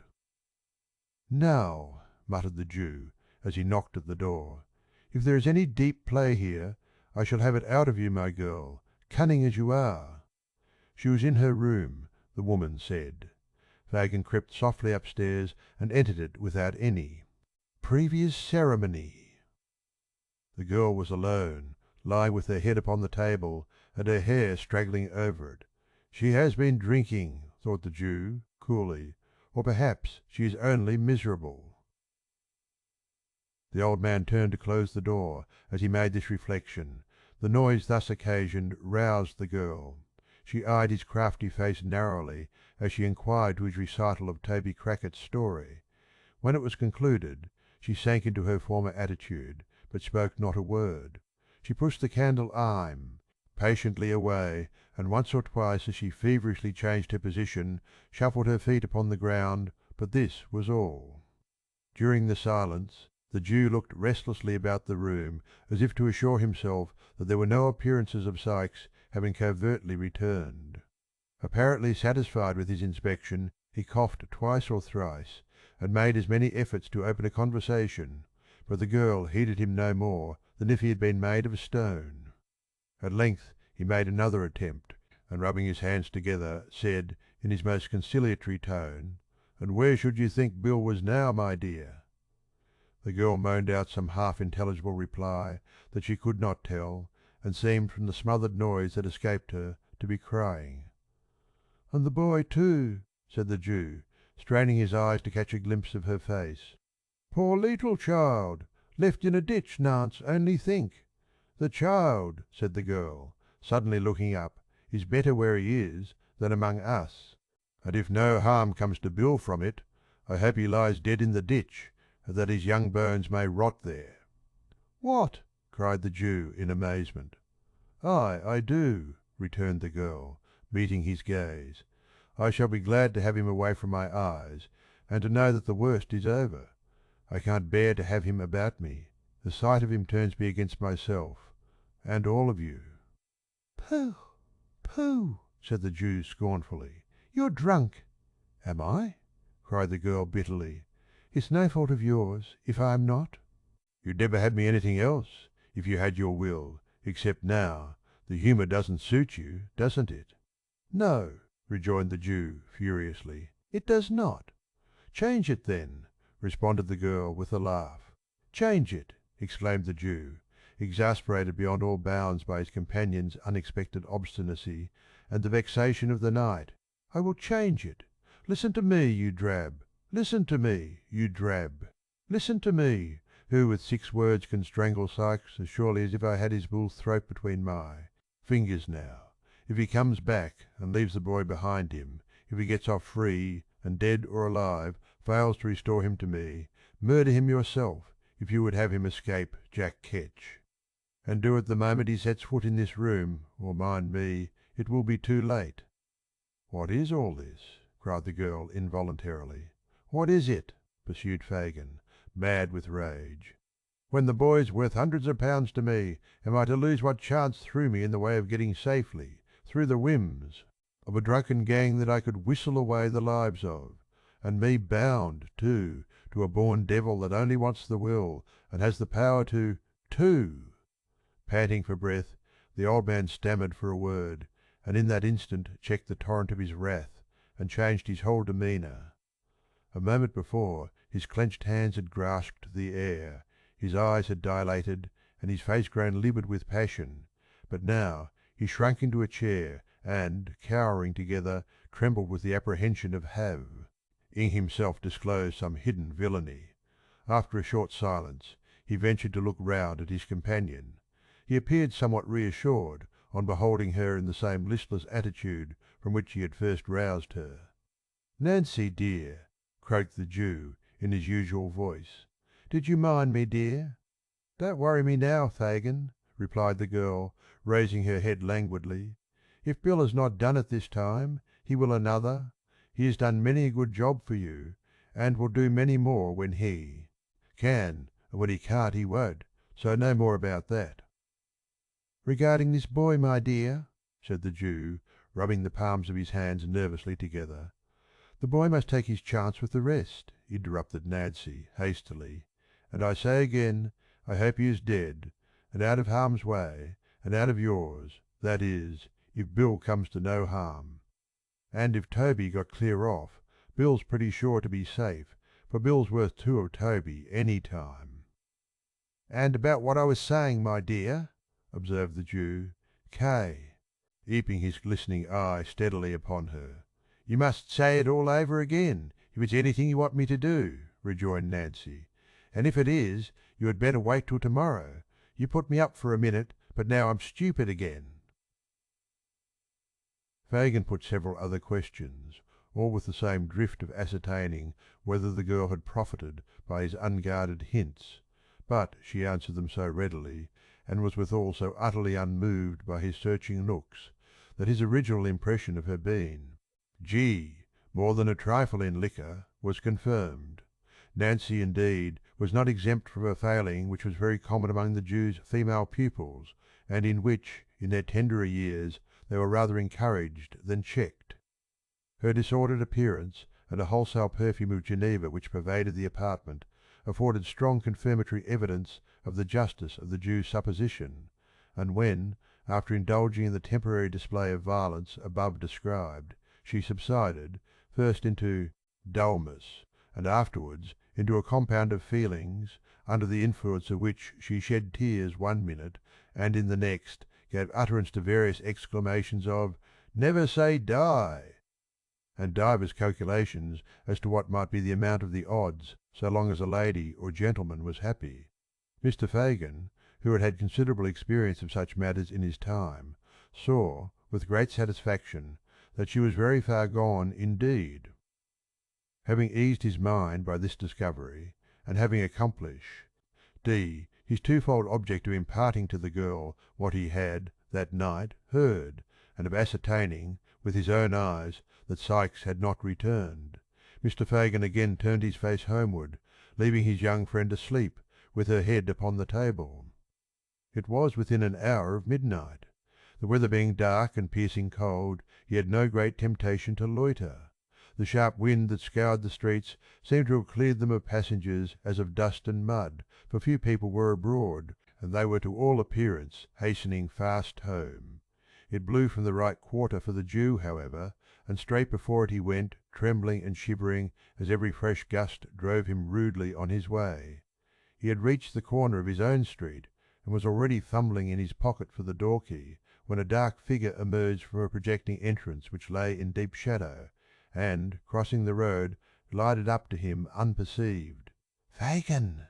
whispered a voice close to his ear. "Aye!" "H," said the Jew, turning quickly round. "Is that—" "Yes," interrupted the stranger. "I've been lingering here these 2 hours. Where the devil have you been?" "On your business, my dear," replied the Jew, glancing uneasily at his companion, and slackening his pace as he spoke. "On your business all night." "Oh, of course," said the stranger, with a sneer. "Well, and what's come of it?" "Nothing good," said the Jew. "Nothing bad, I hope?" said the stranger, stopping short, and turning a startled look on his companion. The Jew shook his head, and was about to reply, when the stranger, interrupting him, motioned to the house, before which they had by this time arrived, remarking that he had better say what he had got to say under cover, for his blood was chilled with standing about so long, and the wind blew through him. Fagin looked as if he could have willingly excused himself from taking home a visitor at that unseasonable hour, and, indeed, muttered something about having "no fire," but his companion repeating his request in a peremptory manner, he unlocked the door and requested him to close it softly while he got a light. "It's as dark as the grave," said the man, groping forward a few steps. "Make haste." "Shut the door," whispered Fagin from the end of the passage. As he spoke it closed with a loud noise. "That wasn't my doing," said the other man, feeling his way. The wind blew it to, or it shut of its own accord, one or the other. "Look sharp with the L howl." "Aight, or I shall knock my brains out against something in this confounded hole." Fagin stealthily descended the kitchen stairs. After a short absence he returned with a lighted candle, and the intelligence that Toby Crackit was asleep in the back room below, and that the boys were in the front one. Beckoning the man to follow him, he led the way upstairs. "We can say the few words we've got to say in here, my dear," said the Jew, throwing open a door on the first floor. "And as there are hole S in the shutters, and we never show lights to our neighbours, we'll set the candle on the stairs. There!" With those words, the Jew, stooping down, placed the candle on an upper flight of stairs exactly opposite to the room door. This done, he led the way into the apartment, which was destitute of all movables save a broken armchair and an old couch or sofa without covering, which stood behind the door. Upon this piece of furniture the stranger sat himself with the air of a weary man, and, the Jew drawing up the armchair opposite, they sat face to face. It was not quite dark, the door was partially open, and the candle outside threw a feeble reflection on the opposite wall. They conversed for some time in whispers. Though nothing of the conversation was distinguishable beyond a few disjointed words here and there, a listener might easily have perceived that Fagin appeared to be defending himself against some remarks of the stranger, and that the latter was in a state of tonzide, terrible irritation. They might have been talking thus for a quarter of an hour or more, when Monks, by which name the Jew had designated the strange man several times in the course of their colloquy, said, raising his voice a little, "I tell you again, it was badly planned. Why not have kept him here among the rest, and made a sneaking, snivelling pickpocket of him at once?" "Only hear him!" exclaimed the Jew, shrugging his shoulders. "Why? Do you mean to say you couldn't have done it if you had chosen?" demanded Monks, sternly. "Haven't you done it with other boys scores of times? If you had had patience for a 12-month at most, couldn't you have got him convicted, and sent safely out of the kingdom, perhaps for life?" "Whose turn would that have served, my dear?" inquired the Jew humbly. "Mine," replied Monks. "But not mine," said the Jew submissively. "He might have become of use to me. When there are two parties to a bargain, it is only reasonable that the interests of both should be consulted, is it, my good friend?" "What then?" demanded Monks. "I saw it was not easy to train him to the business," replied the Jew. "He was not like other boys in the same circumstances." "Curse him, no!" muttered the man, "or he would have been a thief long ago." "I had no hold upon him to make him worse," pursued the Jew, anxiously watching the countenance of his companion. "His hand was not in. I had nothing to frighten him with, which we always must have in the beginning. Ing, or we labour in vain. What could I do? Send him out with the Dodger and Charlie. We had enough of that at first, my dear. I trembled for us all." "That was not my doing," observed Monks. "No, no, my dear," renewed the Jew, "and I don't quarrel with it now, because, if it had never happened, you might never have clapped eyes on the boy to notice him, and so led to the discovery that it was him you were looking for." "Well?" "I got him back for you by means of the girl, and then she begins to favour him." "Throttle the girl," said Monks impatiently.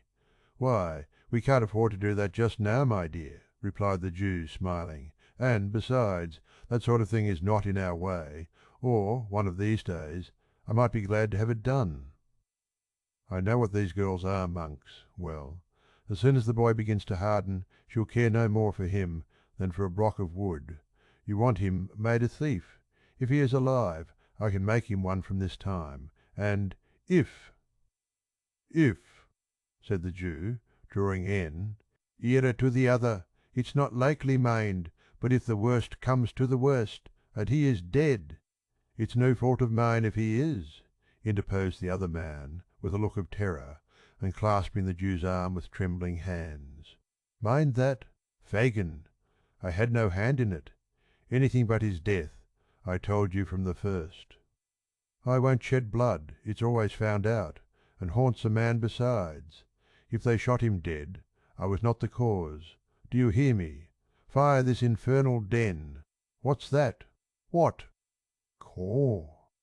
eyed the Jew, grasping the coward round the body with both arms as he sprung to his feet. "Where?" "Yonder," replied the man, glaring at the opposite wall. "The shadow." I saw the shadow of a woman in a cloak and bonnet pass along the wainscot like a breath.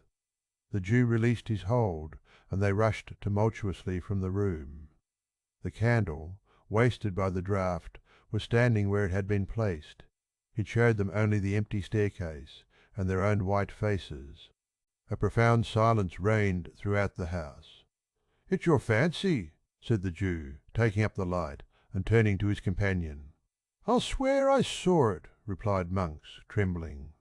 "It was bending forward when I saw it first, and when I spoke it darted away."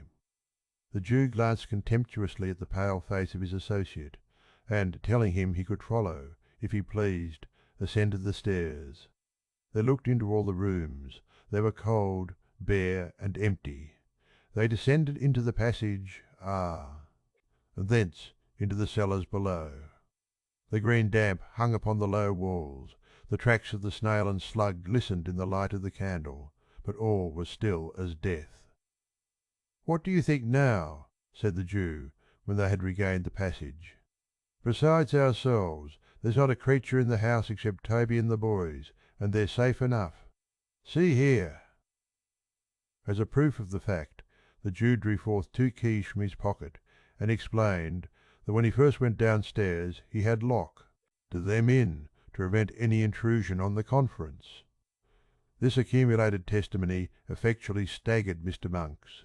His protestations had gradually become less and less vehement as they proceeded in their search without making any discovery, and now he gave vent to several very grim laughs, and confessed it could only have been his excited imagination.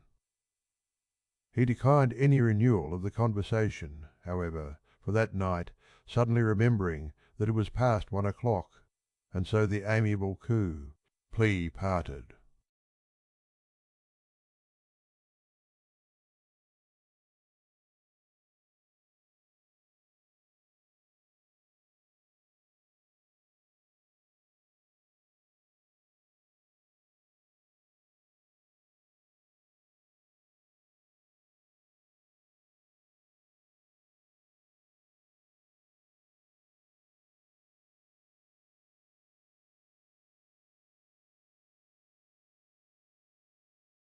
When the father found away as worse to a heart the way the stond sown, Ad looked with an eye of tenderness and affection, and in whose ear he had whispered sweet words, which, coming from such a quarter, might well thrill the bosom of maid or matron of whatsoever degree, the historian whose pen traces these words: "Trusting that he knows his place, and that he entertains a becoming reverence for those upon earth to whom high and important authority is delegated, hastens to pay them that respect which their position demands, and to treat them with all that duteous moni which their exalted rank and by consequence great virtues imperatively claim at his hands.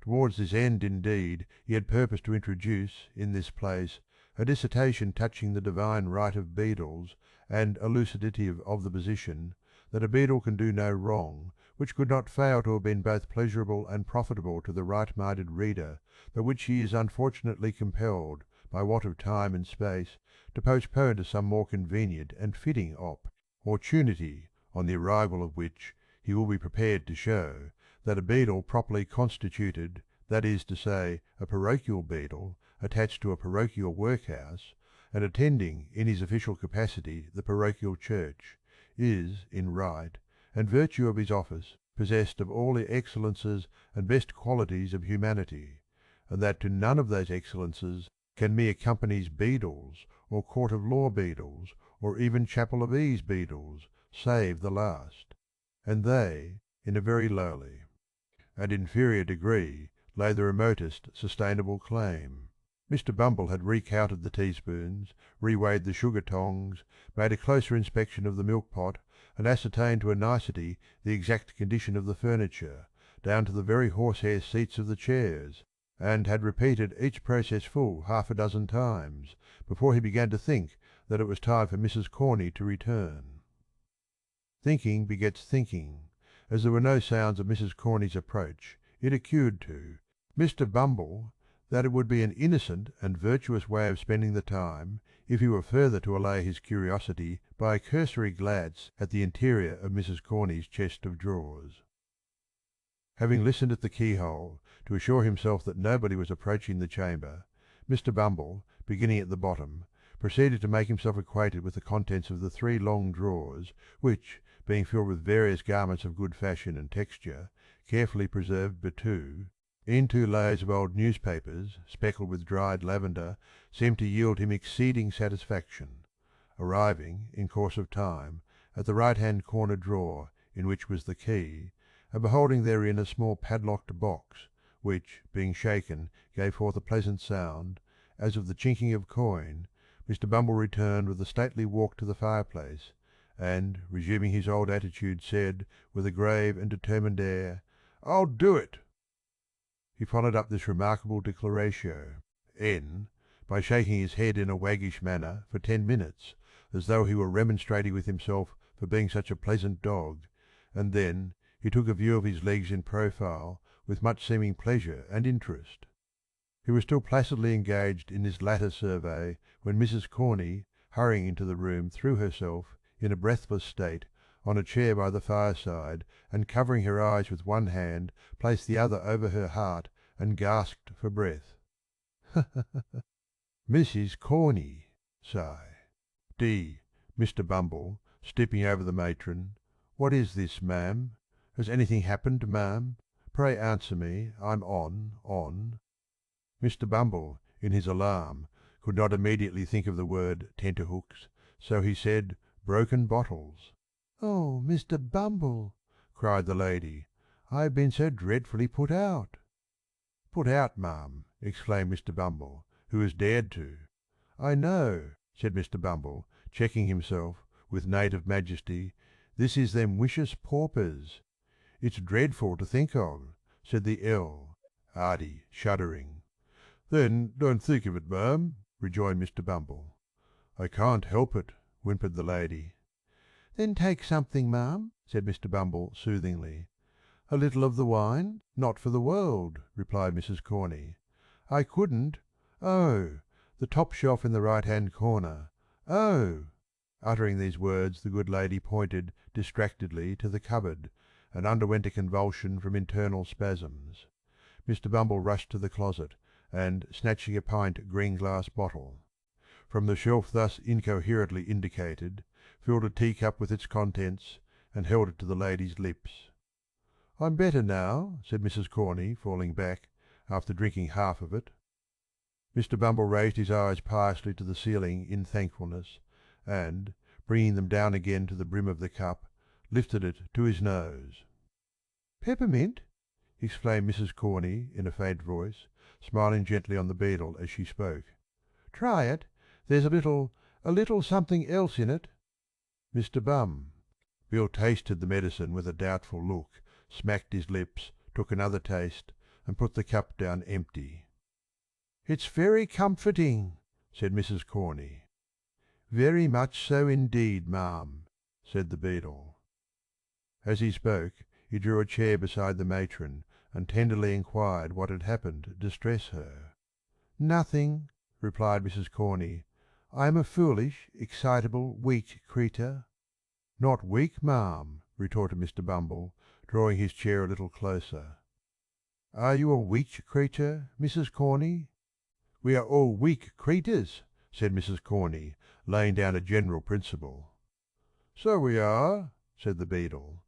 Nothing was said on either side for a minute or two afterwards. By the expiration of that time Mr. Bumble had illustrated the position by removing his left arm from the back of Mrs. Corney's chair, where it had previously rested, to Mrs. Corney's apron string, round which it gradually became entwined.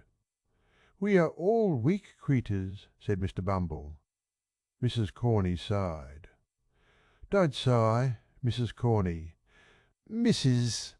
Corney," said Mr. Bumble. "I can't help it," said Mrs. Corney. And she sighed again. "This is a very comfortable room, ma'am," said Mr. Bumble, looking round. "Another room and this, ma'am, would be a complete thing." "It would be too much for one," murmured the lady. "But not for two, ma'am," rejoined Mr. Bumble in soft accents. "Eh, Mrs. Corney?" Mrs. Corney drooped her head. When the beadle said this, the beadle drooped his, to get a view of Mrs. Corney's face. Mrs. Corney, with great propriety, turned her head away, and released her hand to get at her pocket handkerchief, but insensibly replaced it in that of Mr. Bumble.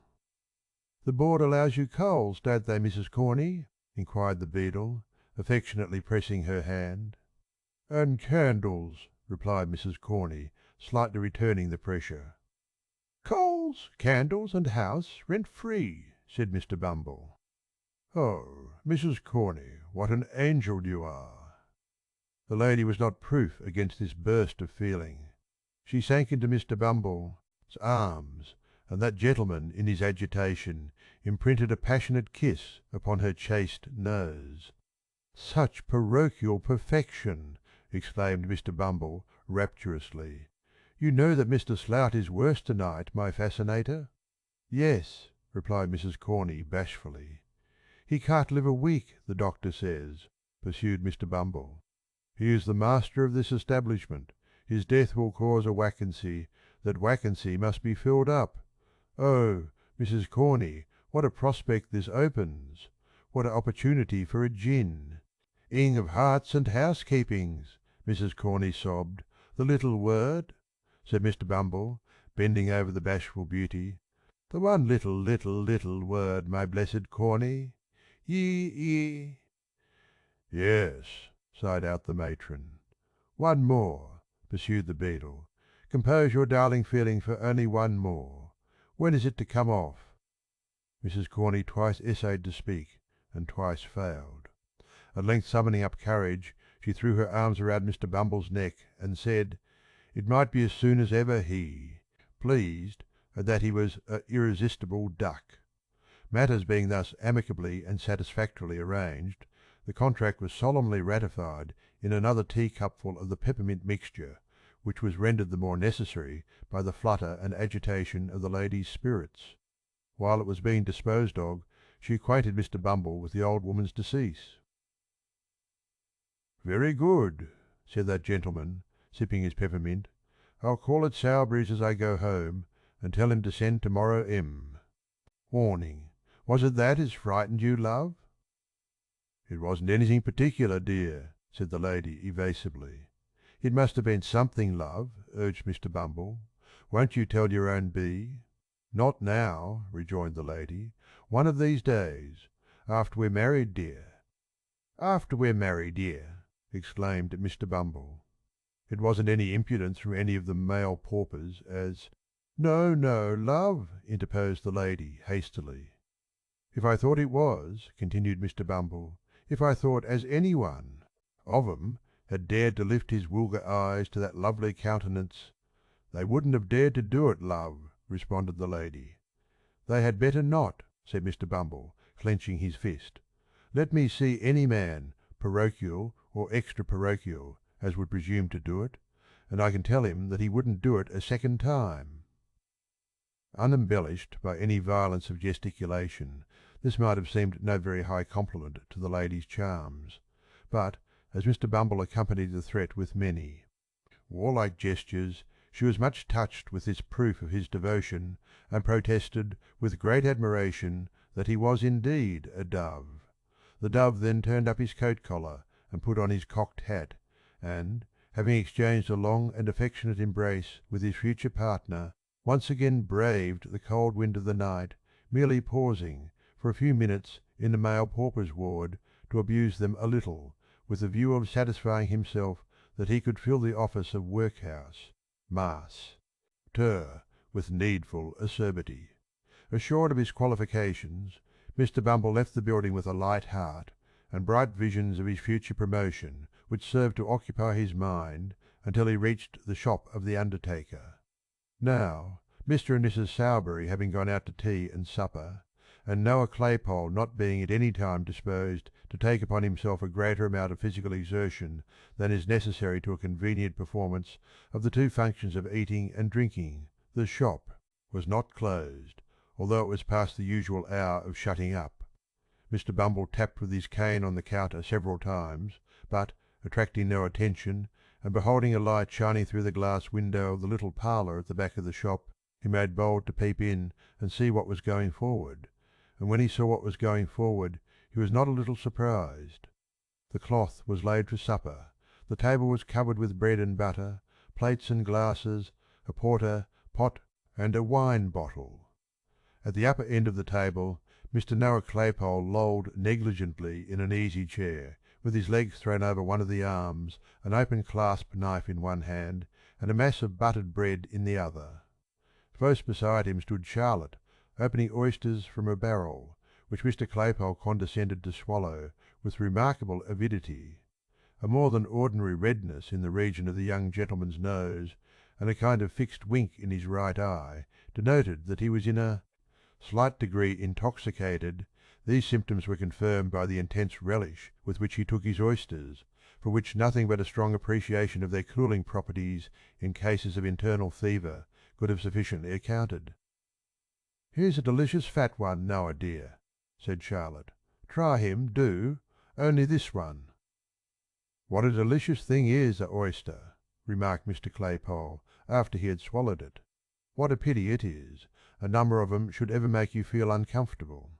"Oh, isn't it, Charlotte? It's quite a cruelty," said Charlotte. "So it is," acquiesced Mr. Claypole. "Aren't you fond of oysters?" "Not over much," replied Charlotte. "I like to see you eat 'em, Noah dear, better than eating 'em myself." "Law!" said Noah reflectively. "How queer!" "Have another," said Charlotte. "Here's one with such a beautiful, delicate beard." "I can't manage any more," said Noah. "I'm very sorry." "Come here, Charlotte, and I'll kiss you." "What?" said Mr. Bumble, bursting, into the room. "Say that again, sir." Charlotte uttered a scream and hid her face in her apron. Mr. Claypole, without making any further change in his position than suffering his legs to reach the ground, gazed at the beadle in drunken terror. "Say it again, you vile, audacious fellow," said Mr. Bumble. "How dare you mention such a thing, sir, and how dare you encourage him, you insolent minx?" "Kiss her!" exclaimed Mr. Bumble in strong indignation. "Faugh! I didn't mean to do it," said N. "Wah, blubbering. She's always a kissing of me, whether I like it or not." "Oh, Noah!" cried Charlotte reproachfully. "Yer are, no yer are," retorted Noah. "She's always a doin' of it, Mr. Bumble, sir. She chucks me under the chin, please, sir, and makes all manner of love." "Silence!" cried Mr. Bumble sternly. "Take yourself downstairs, ma'am." "Noah, you shut up the shop, say another word till your master comes home, at your peril, and, when he does come home, tell him that Mr. Bumble. He said he was to send old woman Shell after breakfast to morrow morning. Do you hear, sir?" "Kissing!" cried Mr. Bumble, holding up his hands. The sin and wickedness of the lower orders in this parochial district is frightful. If Parliament don't take their abominable courses under consideration, this country's ruined, and the character of the peasantry gone for ever. With these words the beadle strode, with a lofty and gloomy air, from the undertaker's premises.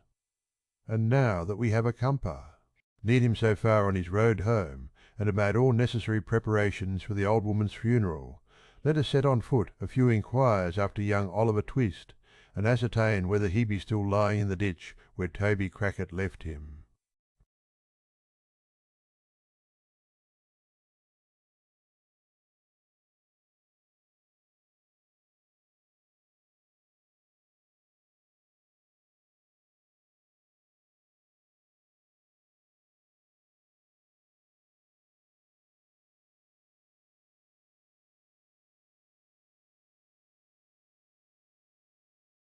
The most desperate ferocity that his desperate nature was capable of, he rested the body of the wounded boy across his bended knee, and turned his head for an instant to look back at his pursuers.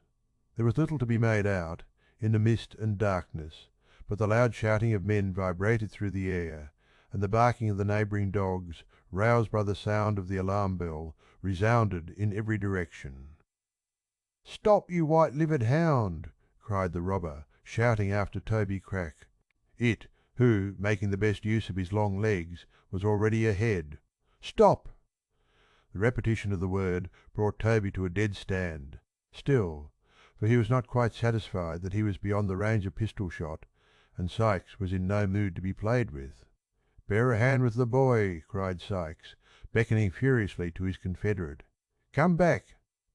Toby made a show of returning, but ventured in a low voice, broken for want of breath, to intimate considerable reluctance, as he came slowly allo. "Ing fark, quicker!" cried Sykes, laying the boy in a dry ditch at his feet, and drawing a pistol from his pocket. "Don't play booty with me." At this moment the noise grew louder. Sykes, again looking round, could discern that the men who had given chase were already climbing the gate of the field in which he stood, and that a couple of dogs were some paces in advance of them. "It's all up, Bill," cried Toby. "Drop the kid, and show 'em your heels." With this parting advice, Mr. Crackit, preferring G, the chance of being shot by his friend to the certainty of being taken by his enemies, fairly turned tail and darted off at full speed. Sykes clenched his teeth, took one look around, threw over the prostrate form of Oliver. The cape in which he had been hurriedly muffled ran along the front of the hedge, as if to distract the attention of those behind from the spot where the boy lay, paused for a second before another hedge which met it at right angles, and whirling his pistol high into the air, cleared it at a bound, and was gone. "Ho, ho, there!" cried a tremulous voice in the rear. "Pincher! Neptune! Come here, come here!" The dogs, who, in common with their masters, seemed to have no particular relish for the sport in which they were engaged, readily answered to the command. Three men, who had by this time advanced some distance into the field, stopped to take counsel together. "My advice, or leastways, I should say, my orders, is," said the fattest man of the party, "that we immediately go home again." "I am agreeable to anything which is agreeable to Mr. Giles," said a shorter man, who was by no means of a slim figure, and who was very pale in the face and very polite, as frightened men frequently are. "I shouldn't wish to appear ill-mannered, gentlemen," said the third, who had called the dogs back. "Mr. Giles ought to know." "Certainly," replied the shorter man, "and whatever Mr. Giles says, it isn't our place to contradict him." "No, no, I know my sit. I wation, thank my stars, I know my situation." To tell the truth, the little man did seem to know his situation, and to know perfectly well that it was by no means a desirable one, for his teeth chattered in his head as he spoke. "You are afraid, Brittles," said Mr. Giles. "I aren't," said Brittles. "You are," said Giles. "You're a falsehood, Mr. Giles." "You're a lie, Brittles," said Brittles. "You're a lie, Brittles," said Mr. Giles. Now, these four retorts arose from Mr. Giles's taunt, and Mr. Giles, arisen from his indignation at having the responsibility of going home again, imposed upon himself under cover of a compliment. The third man brought the dispute to a close, most philosophically. "I'll tell you what it is, gentlemen," said he, "we're all afraid." "Speak for yourself, sir," said Mr. Giles, who was the palest of the party. "So I do," replied the man. "It's natural and proper to be afraid under such circumstances." "I am." "So am I," said Brittles, "only there's no call to tell." A man he is, so bounceably. These frank admissions softened Mr. Giles, who at once owned that he was afraid, upon which they all three faced about and ran back again with the completest unanimity, until Mr. Giles, who had the shortest wind of the party, as was encumbered with the pitchfork, most handsomely insisted on stopping to make an apology for his hastiness of speech. "But it's wonderful," said Mr. Giles, when he had explained, "what a man will do when his blood is up. I should have. Committed murder.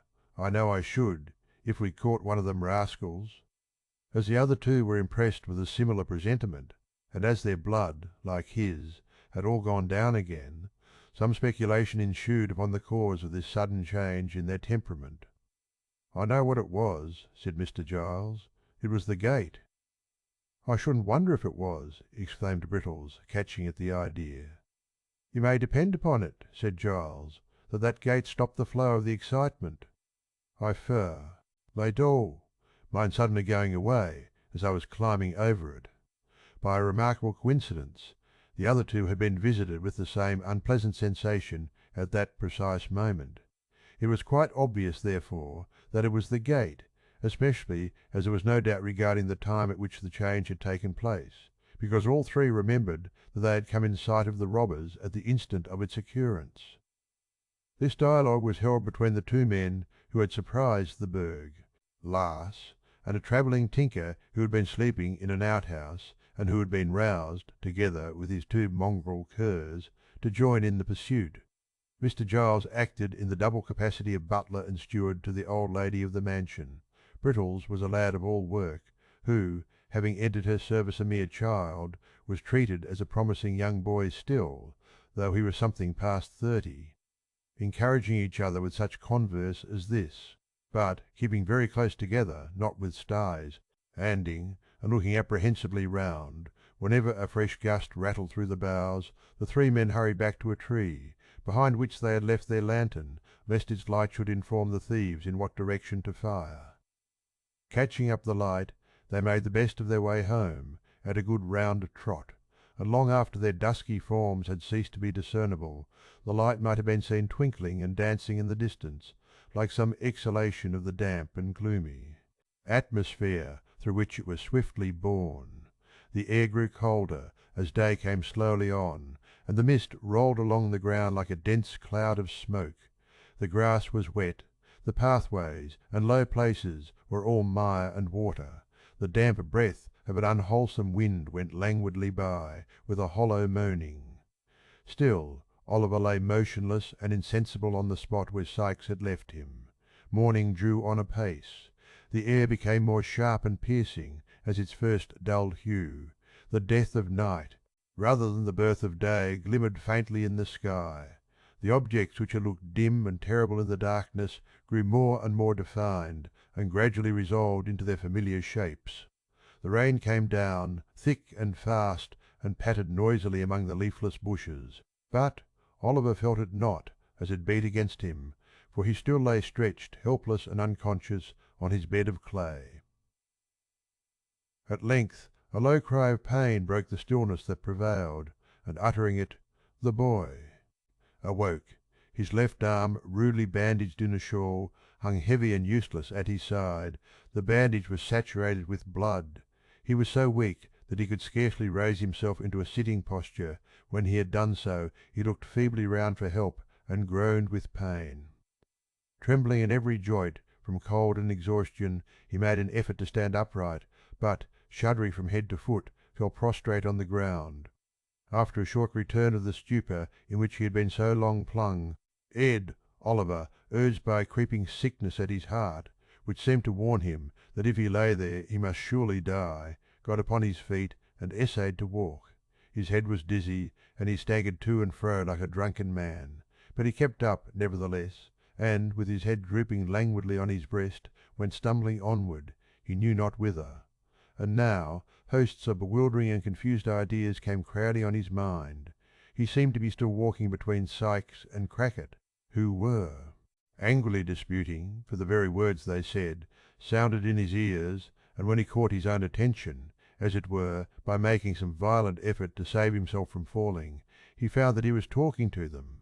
Then he was alone with Sikes, plodding on as on the previous day, and as shadowy people passed them, he felt the robber's grasp upon his wrist. Suddenly he started back at the report of firearms. There rose into the air loud cries and shouts, lights gleamed before his eyes, all wool, as noise and tumult, as some unseen hand bore him hurriedly away. Through all these rapid visions there ran an undefined, uneasy consciousness of pain, which wearied and tormented him incessantly. Thus he staggered on, creeping almost mechanically between the bars of gates or through hedge gaps as they came in his way, until he reached a road. Here the rain began to fall so heavily that it roused him. He looked about, and saw that at no great distance there was a house, which perhaps he who'd reach. Pitying his condition, they might have compassion on him, and if they did not, it would be better, he thought, to die near human beings than in the lonely open fields. He summoned up all his strength for one last trial, and bent his faltering steps towards it. As he drew nearer to this house, a feeling came over him that he had seen it before. He remembered nothing of its details, but the shape and aspect of the building seemed familiar to him. That garden wall! On the grass inside! He had fallen on his knees last night, and prayed the two men's mercy. It was the very house they had attempted to rob. Oliver felt such fear come over him when he recognised the place, that, for the instant, he forgot the agony of his wound, and thought only of flight. Flight! He could scarcely stand, and if he were in full possession of all the best powers of his slight and youthful frame, whither could he fly? He pushed against the garden gate, it was unlocked and swung open on its hinge. He tottered across the lawn, climbed the steps, knocked faintly at the door, and, his whole strength failing him, sunk down against one of the pillars of the little portico. It happened that about this time Mr. Giles, Brittles, and the tinker were recruiting themselves, after the fatigues and terrors of the night, with tea and sundries in the kitchen. Not that it was Mr. Giles's habit to admit to too great familiarity the humbler servants towards whom it was rather his wont to deport him, self with a lofty affability which, while it gratified, could not fail to remind them of his superior position in society. But death, fires, and burglary make all men equals, so Mr. Giles sat with his legs stretched out before the kitchen fender, leaning his left arm on the table, while, with his right, he illustrated a circumstantial and minute account of the robbery, to which his hearers, but especially the cook and housemaid, who were of the party, listened with breathless interest. "It as about 2:30, said Mr. Giles, "or I wouldn't swear that it mightn't have been a little nearer 3, when I woke up, and, turning round in my bed, as it might be so," here Mr. Giles turned round in his chair and pulled the corner of the tablecloth over him to imitate bedclothes. "I fancied I heard a noise." At this point of the narrative the cook turned pale, and asked the housemaid to shut the door, who asked Brittles, who asked the tinker, who pretended not to hear. "Hear a 'un! Why, ease," continued Mr. Giles. "I says, at first, this is illusion, and was composing myself off to sleep, when I heard the noise again, distinct." "What sort of a noise?" asked the cook. "A kind of a busting noise," replied Mr. Giles, looking round him. "More like the noise of powdering an iron bar on a nutmeg grater," suggested Brittles. "It was, when you heard it, sir," rejoined Mr. Giles. "But, at this time, it had a busting sound." "I turned down the clothes," continued Giles, rolling back the tablecloth, sat up in bed, and listened. The cook and housemaid simultaneously ejaculated "Law!" and drew their chairs closer together. "I heard it now, quite apparent," resumed Mr. Giles. "Somebody," I says, "is forcing of a door or window. What's to be done?"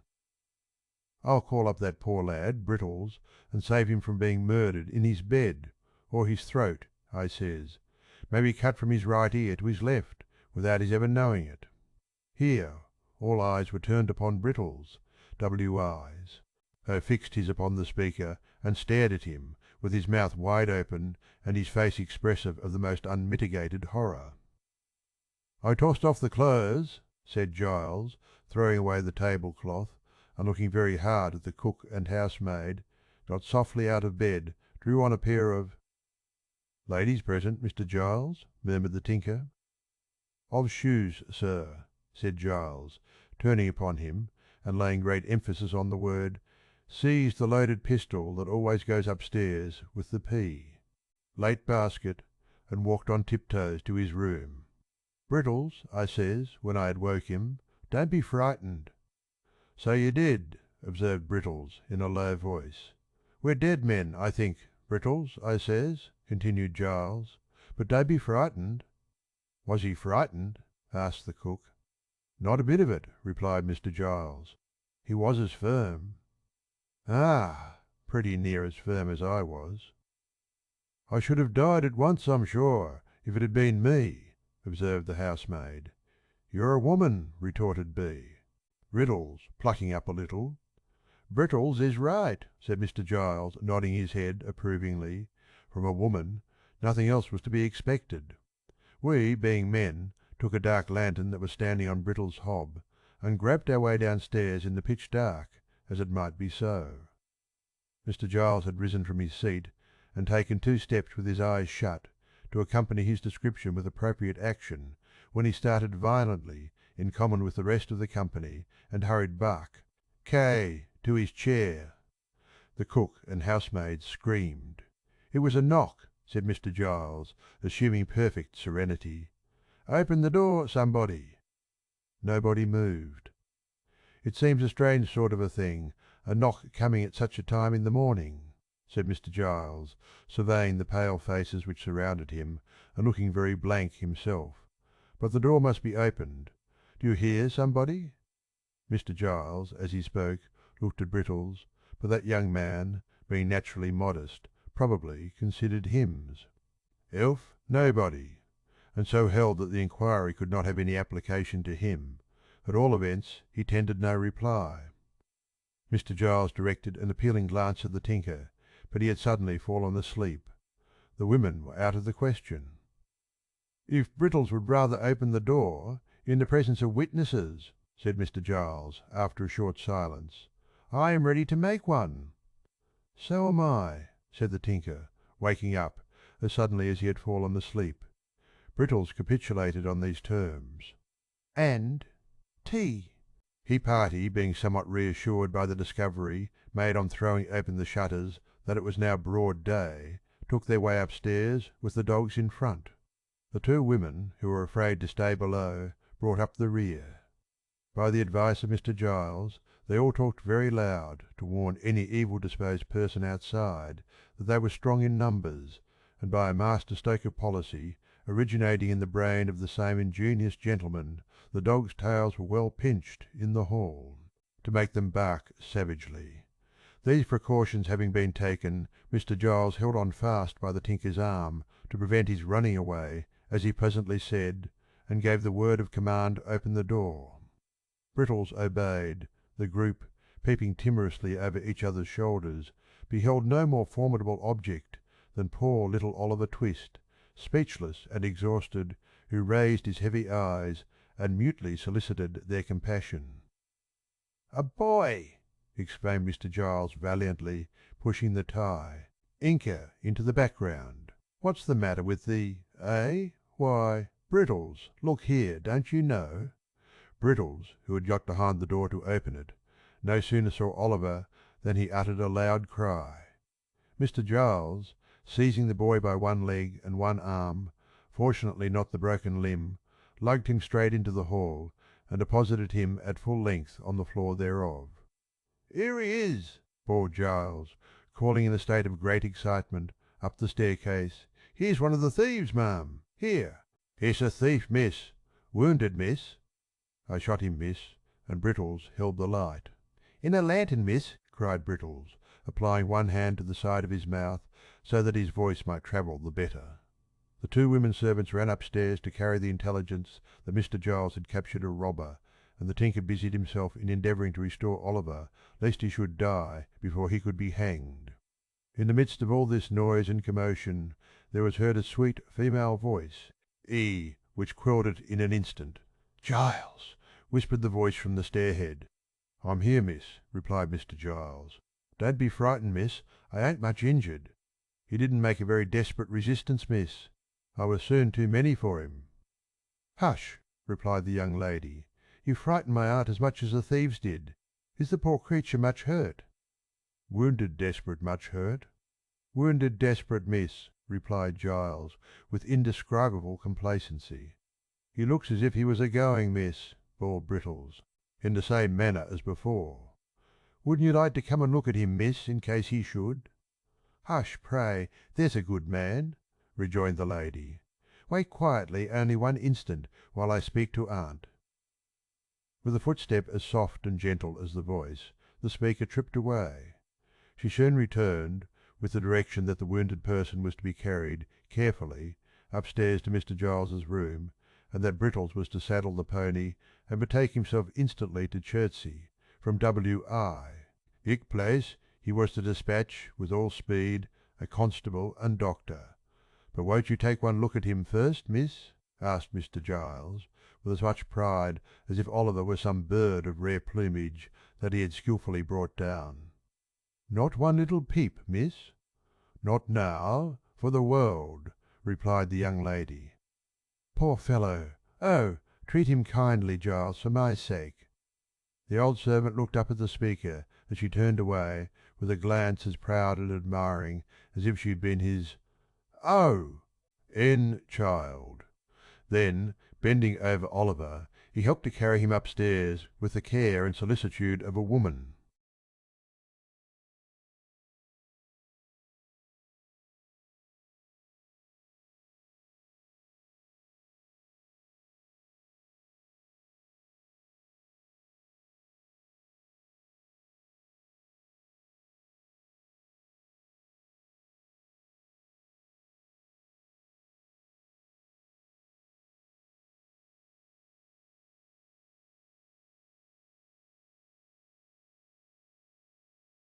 Me, halfway between the sideboard and the breakfast table, and with his body drawn up to its full height, his head thrown back, and inclined the merest trifle on one side, his left leg advanced, and his right hand thrust into his waistcoat, while his left hung down by his side, grasping a waiter, looked like one who laboured under a very agreeable sense of his own merits and importance. Of the two ladies, one was well advanced in years, but the high-backed oaken chair in which she sat was unsharp, what more upright than she, dressed with the utmost nicety and precision, in a quaint mixture of bygone costume with some slight concessions to the prevailing taste, which rather served to point the old style pleasantly than to impair its effect. She sat in a stately manner with her hands folded on the table before her. Her eyes, and age had dimmed but little of their brightness, were attentively upon her young companion. The younger lady was in the lovely bloom and springtime of womanhood, at that age when, if ever angels be for God's good purposes enthroned in mortal forms, they may be, without impiety, supposed to abide in such as hers. She was not past 17, cast in so slight and exquisite a mould, so mild and gentle, so pure and beautiful, that earth seemed not her element, nor its rough creatures her fit companions. The very intelligence that shone in her deep blue eye, and was stamped upon her noble head, seemed scarcely of her age or of the world, and yet the chongi, in expression of sweetness and good humour, the thousand lights that played about the face, and left no shadow there, above all, the smile, the cheerful, happy smile, were made for home, and fireside peace and happiness. She was busily engaged in the little offices of the table. Chancing to raise her eyes as the elder lady was regarding her, she playfully put back her hair, which was simply braided on her forehead, and threw into her beaming look such an expression of affection and artless love. Ailiness, that blessed spirits might have smiled to look upon her. "And Brittles has been gone upwards of an hour, has he?" asked the old lady, after a pause. "An hour and 12 minutes, ma'am," replied Mr. Giles, referring to a silver watch, which he drew forth by a black ribbon. "He is always slow," remarked the old lady. "Brittles always was a slow boy, ma'am," replied the attendant. And seeing, by the by, that Brittles had been a slow boy for upwards of 30 years, there appeared no reat probability of his ever being a fast one. "He gets worse instead of better, I think," said the elder lady. "It is very inexcusable in him if he stops to play with any other boys," said the young lady, smiling. Mr. Giles was apparently considering the propriety of indulging in a respectful smile himself, when a gig drove up to the garden gate, out of which there jumped a fat gentleman, who ran straight up to the door, and who, getting quickly into the house by some mysterious process, sent into the room and nearly overturned Mr. Giles and the breakfast table together. "I never heard of such a thing!" exclaimed the fat gentleman. "My dear Mrs. Maylie, bless my soul in the silence of the night too! I never heard of such a thing!" With these expressions of condolence, the fat gentleman shook hands with both ladies, and drawing up a chair, inquired how they found themselves. "You ought to be dead, positively dead with the fright," said the fat gentleman. "Why didn't you send? Bless me, my man should have come in a minute, and so would I, and my assistant would have been delighted, or anybody, I'm sure, under such circumstances. Dear, dear! So unexpected! In the silence of the night, too!" The doctor seemed especially troubled by the fact of the robbery having been unexpected, and attempted in the night time, as if it were the established custom of gentlemen in the housebreaking way to transact business at noon, and to make an appointment, by post, a day or two previe. "And you, Miss Rose," said the doctor, turning to the young lady. "I?" "Oh, very much so indeed," said Rose, interrupting him. "But there is a poor creature upstairs whom aunt wishes you to see." "Ah, to be sure," replied the doctor. "So there is. That was your handiwork, Giles, I understand." Mr. Giles, who had been feverishly putting the teacups to rights, blushed very red, and said that he had had that honour. "Honour, eh?" said the doctor. "Well, I don't know. Perhaps it's as durable to hit a thief in a back kitchen as to hit your man at 12 paces. Fancy that he fired in the air, and you fought a duel, Giles." Mr. Giles, who thought this light treatment of the matter an unjust attempt at diminishing his glory, answered respectfully that it was not for the like of him to judge about that, but he rather thought it was no joke to the opposite party. "Gad, that's true," said the doctor. "Where is he? Show me the way. I'll look in again as I come down, Mrs. Marr. E. That's the little window that he got in at, eh? Well, I couldn't have believed it." Talking all the way, he followed Mr. Giles upstairs, and while he is going upstairs, the reader may be informed that Mr. Losberne, a surgeon in the neighbourhood, known through a circuit of 10 miles round as the Doctor, had grown fat, more from good humour than from good living, and was as kind and hearty, and withal as eccentric an old bachelor as will be found in 5 times that space by any explore. Alive. The doctor was absent, much wronger than either he or the ladies had anticipated. A large flat box was fetched out of the gig, and a bedroom bell was rung very often, and the servants ran up and down stairs perpetually, from which tokens it was justly concluded that something important was going on above. At length he returned, and in reply to an anxious inquiry after his patient, looked very mysterious, and closed the door carefully. "This is a very extraordinary thing, Mrs. Maylie," said the doctor, standing with his back to the door, as if to keep it shut. "He is not in danger, I hope?" said the old lady. "Why, that would not be an extraordinary thing under the circumstances," replied the doctor, "though I don't think he is. Have you seen the thief?" "No," rejoined the old lady. "Nor heard anything about him?" "No." "I beg your pardon, ma'am," interposed Mr. Giles, "but I was going to tell you about him when Dr. Losberne came in." The fact was that Mr. Gile had not, at first, been able to bring his mind to the avowal that he had only shot a boy. Such commendations had been bestowed upon his bravery that he could not, for the life of him, help postponing the explanation for a few delicious minutes during which he had flourished in the very zenith of a brief reputation for undaunted courage. "Rose wished to see the man," said Mrs. Maylie, "but I wouldn't hear of it." "Humph!" rejoined the doctor. "There is nothing very alarming in his appearer." "Ence, have you any objection to see him in my presence?" "If it be necessary," replied the old lady. "Certainly not." "Then I think it is necessary," said the doctor. "At all events, I am quite sure that you would deeply regret not having done so, if you postponed it. He is perfectly quiet and comfortable now. Allow me. Miss Rose, will you permit me? Not the slightest fear. I pledge you my honour. Chapter XXX relates what Oliver's new visitors thought of him with many says that they would be agreeably surprised in the aspect of the criminal. The doctor drew the young lady's arm through one of his, and offering his disengaged hand to Mrs. Maylie, led them, with much ceremony and stateliness, upstairs. "Now," said the doctor, in a whisper, as he softly turned the handle of a bedroom door, "let us hear what you think of him. He has not been shaved very recently, but he don't look at all ferocious notwithstanding. Stop, though.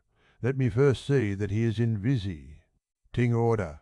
Stepping before them, he looked into the room. Motioning them to advance, he closed the door when they had entered, and gently drew back the curtains of the bed. Upon it, in lieu of the dogged, black-visaged ruffian they had expected to behold, there lay a mere child, worn with pain and exhaustion, and sunk into a deep sleep. His wounded arm, bound and splintered up, was crossed upon his breast, his head reclined upon the other arm, which was half hidden by his long hair, as it aimed over the pillow. The honest gentleman held the curtain in his hand, and looked on, for a minute or so, in silence. Whilst he was watching the patient thus, the younger lady glided softly past, and seating herself in a chair by the bedside, gathered Oliver's hair from his face. As she stooped over him, her tears fell upon his forehead. The boy stirred, and smiled in his sleep, as though these marks of pity and compassion had awakened some pleasant dream of a love and affection he had known. Thus a strain of gentle music, or the rippling of water in a silent place, or the odour of a flower, or the mention of a familiar word, will sometimes call up sudden dim remembrances of scenes that never were in this life, which vanish like a breath, which some brief memory of a happier existence, long gone by, would seem to have awakened, which no voluntary exertion of the mind can ever recall. "What can this mean?" exclaimed the elder lady. "This poor child can never have been the pupil of robbers." "Vice," said the surgeon, replacing the curtain, "takes up her abode in many temples, and who can say that a fair outside shall not enshrine her?" "But at so early an age," urged Rose. "My dear young lady," rejoined the surgeon, mournfully shaking his head, "crime, like death, is not confined to the old and withered alone. The youngest and fairest are too often its chosen victims. But can you really believe that this delicate boy has been the voluntary Assocker, of the worst outcasts of society?" said Rose. The surgeon shook his head in a manner which intimated that he feared it was very possible, and observing that they might disturb the patient, led the way into an adjoining apartment. "But even if he has been wicked," pursued Rose, "think how young he is. Think that he may never have known a mother's love, or the comfort of a home, that ill usage and blows, or the want of bread, may have driven him to herd with men who have forced him to gill. Aunt, dear aunt, for mercy's sake, think of this before you let them drag this sick child to a prison, which in any case must be the grave of all his chances of amendment. Oh, as you love me, and know that I have never felt the want of parents in your goodness and affection, but that I might have done so, and might have been equally helpless and unprotected with this poor child, have pity upon him before it is too late." "My dear love," said the elder lady, as she folded the weeping girl to her bosom, "do you think I would harm a hair of his head?" "Oh, no!" replied Rose, eagerly. "No, surely," said the old lady. "My days are drawing to their close, and may mercy be shown to me as I show it to others.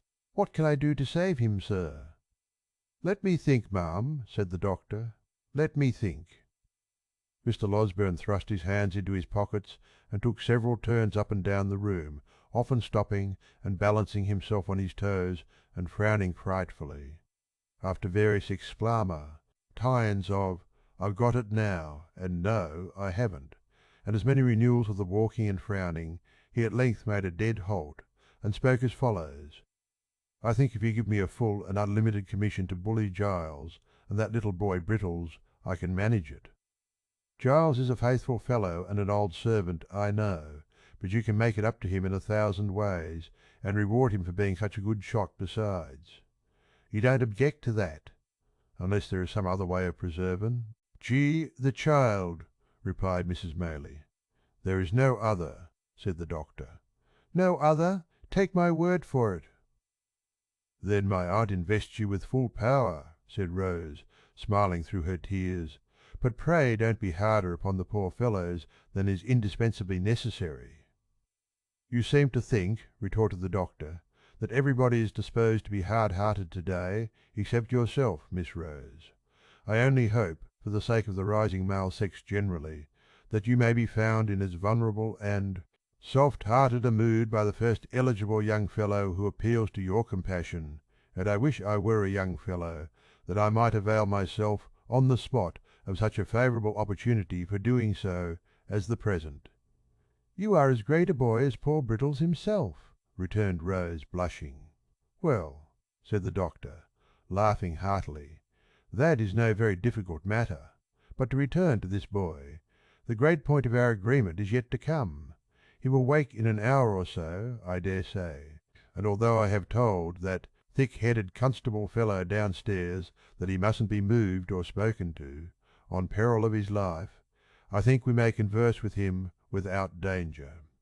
Now I make this stipulation, that I shall examine him in your presence, and that, if from what he says we judge, and I can show to the satisfaction of your cool reason, that he is a real and thorough bad one, which is more than possible, he shall be left to his fate, without any farther interference on my part at A. Loo events." "Oh no, aunt," entreated Rose. "Oh yes, aunt," said the doctor. "Is it a bargain?" "He cannot be hardened in vice," said Rose. "It is impossible." "Very good," retorted the doctor. "Then so much the more reason for acceding to my proposition." Finally the treaty was entered into, and the parties thereunto sat down to wait, with some impatience, until Oliver should awake. The patience of the two ladies was destined to undergo a longer trial than Mr. Losberne had led them to expi. Kecked, for hour after hour passed on, and still Oliver slumbered heavily.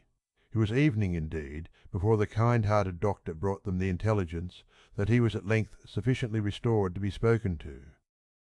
The boy was very ill, he said, and weak from the loss of blood, but his mind was so troubled with anxiety to disclose something that he deemed it better to give him the opportunity than to insist upon his remaining quiet until next morning, which he should otherwise have done.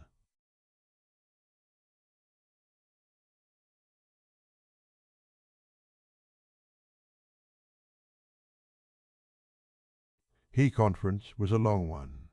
Oliver told them all his simple history, and was often compelled to stop by pain and want of strength. It was a solemn thing to hear, in the darkened room, the feeble voice of the sick child recounting a weary catalogue of evils and calamities which hard men had brought upon him. Oh!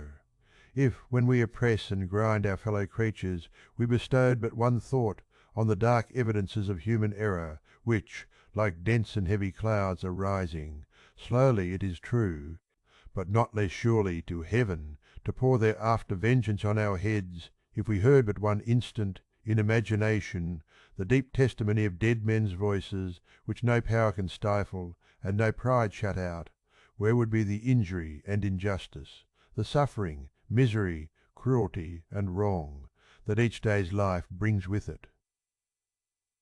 Oliver's pillow was smoothed by gentle hands that night, and loveliness and virtue watched him as he slept. He felt calm and happy, and could have died without a myrrh. The momentous interview was no sooner concluded, and Oliver composed to rest again, than the doctor, after wiping his eyes and condemning them for being weak all at once, betook himself downstairs to open upon Mr. Giles. And finding nobody about the parlours, it occurred to him that he could perhaps originate the proceedings with better effect in the kitchen, so into the kitchen he went. There were assembled, in that lower house of the domestic parliament, the women servants, Mr. Brittle, as Mr. Giles, the tinker, who had received a special invitation to regale himself for the remainder of the day, in consideration of his services, and the constable. The latter gentleman had a large staff, a large head, large features, and large half-boots, and he looked as if he had been taking a proportionate allowance of ale, as indeed he had. The adventures of the previous night were still under discussion, for Mr. Giles was expatiating upon his presence of mind when the doctor entered. Mr. Ari, Brittles, with a mug of ale in his hand, was corroborating everything before his superior said it. "Sit still," said the doctor, waving his hand. "Thank you, sir," said Mr. Giles. "Missus wished some ale to be given out, sir, and as I felt noways inclined for my own little room, sir, and was disposed for company, I am taking mine among 'em here." Brittles headed a low murmur, by which the ladies and gentlemen generally were understood to express the gratification they derived from Mr. Gill. S's condescension! Mr. Giles looked round with a patronising air, as much as to say that so long as they behaved properly he would never desert them. "How is the patient to night, sir?" asked Giles. "So," returned the doctor. "I'm afraid you have got yourself into a scrape there, Mr. Giles." "I hope you don't mean to say, sir," said Mr. Giles, trembling, "that he's going to die. If I thought it I should never be happy again. I wouldn't cut a boy off, no, not even Brittles here, not for all the plate in the county, sir." "That's not the point," said the doctor mysteriously. "Mr. Giles, are you a Protestant?" "Yes, sir, I hope so," faltered Mr. Giles, who had turned very pale. "And what are you, boy?" said the doctor, turning sharply upon Brittles. "Lord bless me, sir," replied Brittles, starting violently, "I'm the same as Mr. Giles, sir." "Then tell me this," said the doctor, "both of you, are you going to take upon yourselves to swear that that boy Upstar, his is the boy that was put through the little window last night?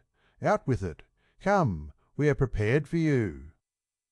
The doctor, who was universally considered one of the best tempered creatures on earth, made this demand in such a dreadful tone of anger that Giles and Brittles, who were considerably muddled by ale and excitement, stared at each other in a state of stupefaction.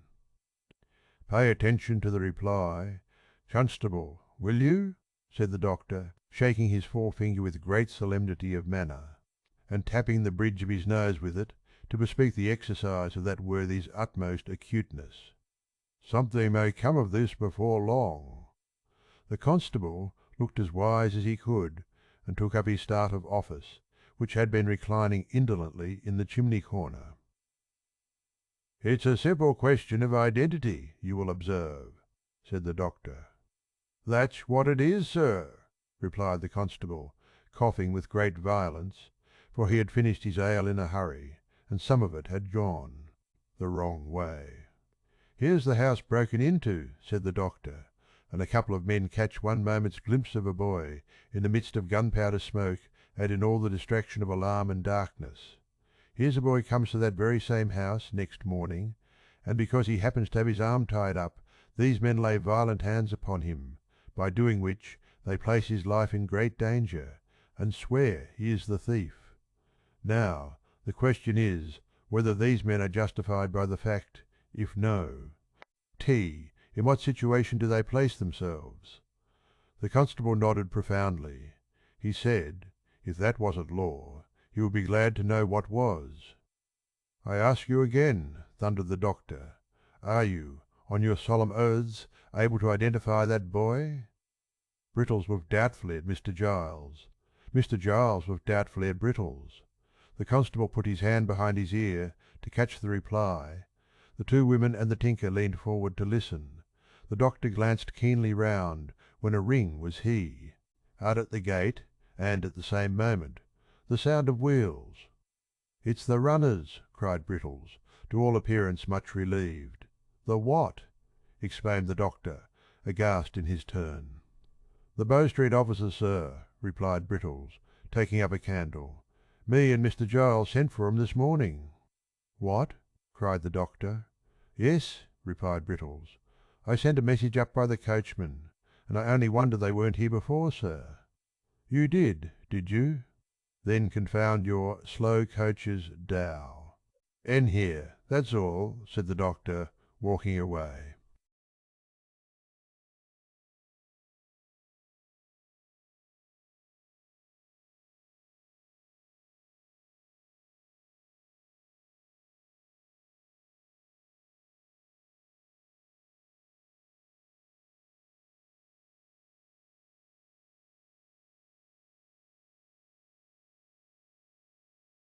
Opposite assurance, opening septi was, full when the daughter went little way, with the chain up and ponted asounder.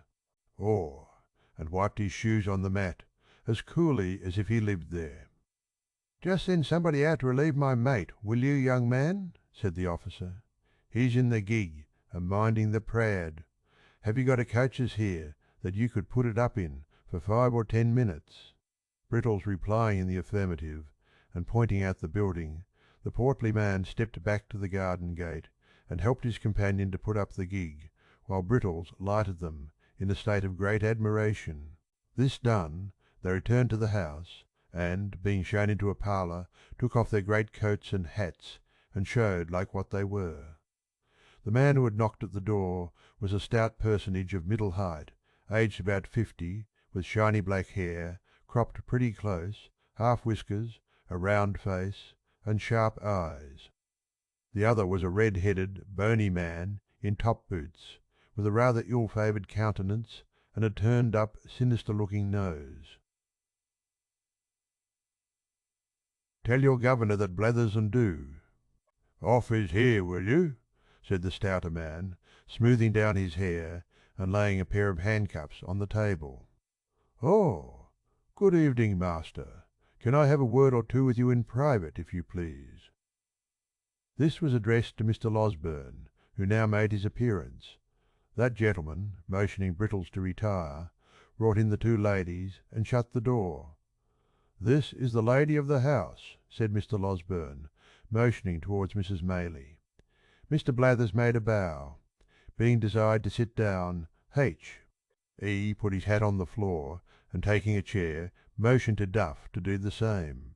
The latter gentleman, who did not appear quite so much accustomed to good society, or quite so much at his ease in it, one of the two, seated himself, after undergoing several muscular affections of the limbs and the head of his stick into his mouth, with some embarrassment.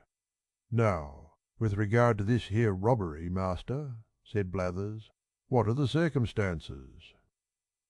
Mr. Losberne, who appeared desirous of gaining tea, recounted them at great length and with much circumlocution. Messrs. Blathers and Duff looked very knowing, meanwhile, and occasionally exchanged a nod.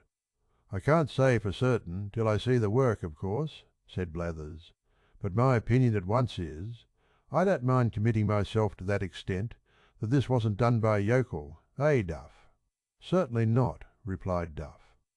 "And, translating the word yokel for the benefit of the ladies, I apprehend your meaning to be that this attempt was not made by a countryman," said Mr. Losberne with a smile. "That's it, master," replied Blathers. "This is all about the robbery, is it?" "All," replied the doctor. "Now, what is this about this here boy that the servants are talking on?" said Blathers.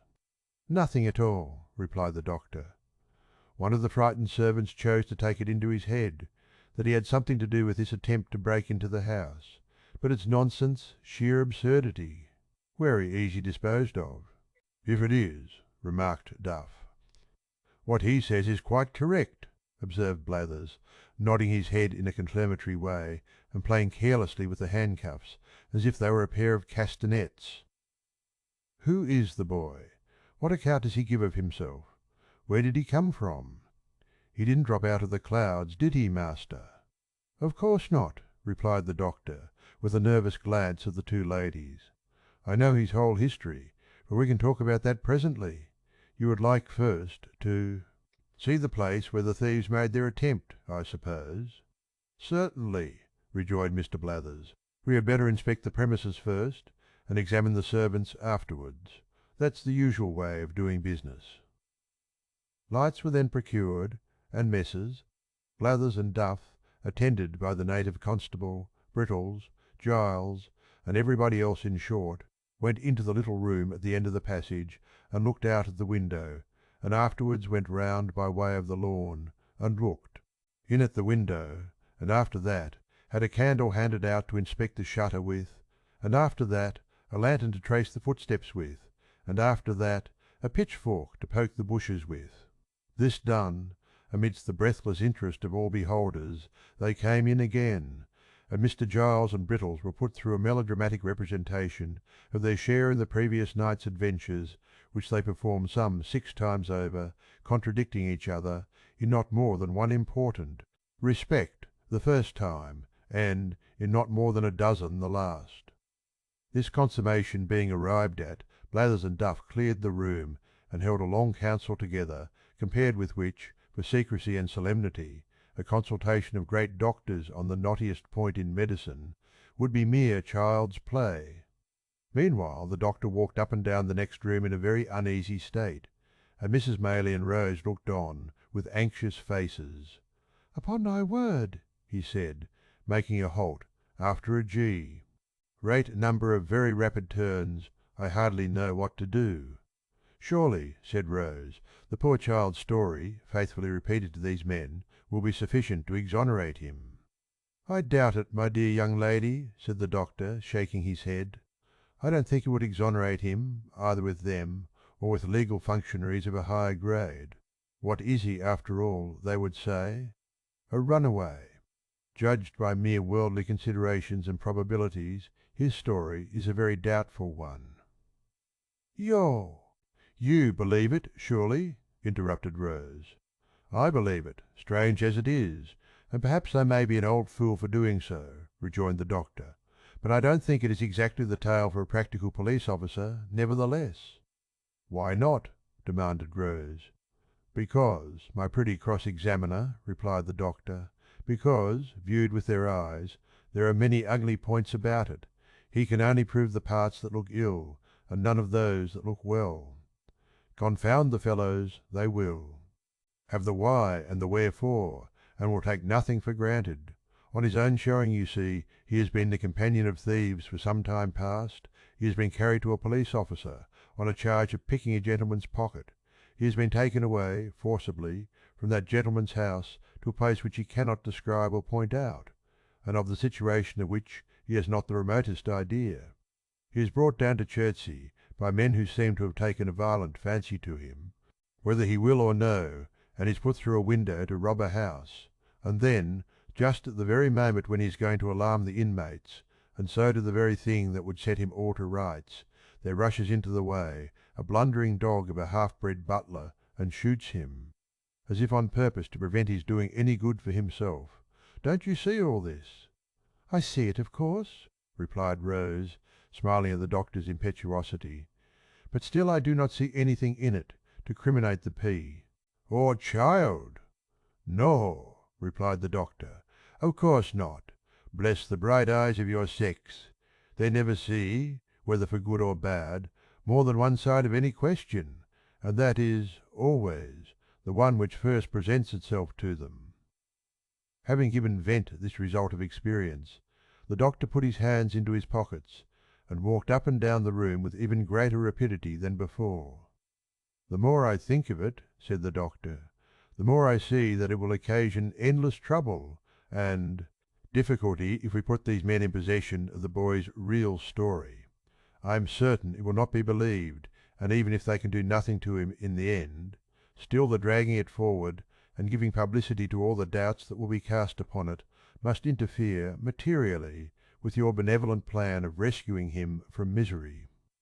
"Oh, what is to be done?" cried Rose. "Dear, dear, why did they send for these people?" "Why, indeed!" exclaimed Mrs. Maylie. "I would not have had them here for the world." "All I know is," said Mr. Losberne at last, sitting down with a kind of desperate calmness, "that we must try and carry it off with a bold face. The object is a good one, and that must be our excuse. The boy has strong symptoms of fever upon him, and is in no condition to be talked to any more. That's one comfort. We must make the best of it, and if bad be the best, it is no fault of ours. Come in." "Well, master," said Blathers, entering the room followed by his colleague, making the door fast before he said any more. "This word a put-up thing?" "And what the devil's a put-up thing?" demanded the doctor, impatiently. "We call it a put-up robbery, ladies," said Blathers, turning to them as if he pitied their ignorance, but had a contempt for the doctors, "when the servants is in it." "Nobody suspected them in this case," said Mrs. Maylie. "Werry likely not, ma'am," replied Blathers. "But they might have been in it, for all that. More likely on that W." "Airy account," said Duff. "We find it was a town hand," said Blathers, continuing his report, "for the style of work is first rate." "Werry pretty indeed it is," remarked Duff in an undertone.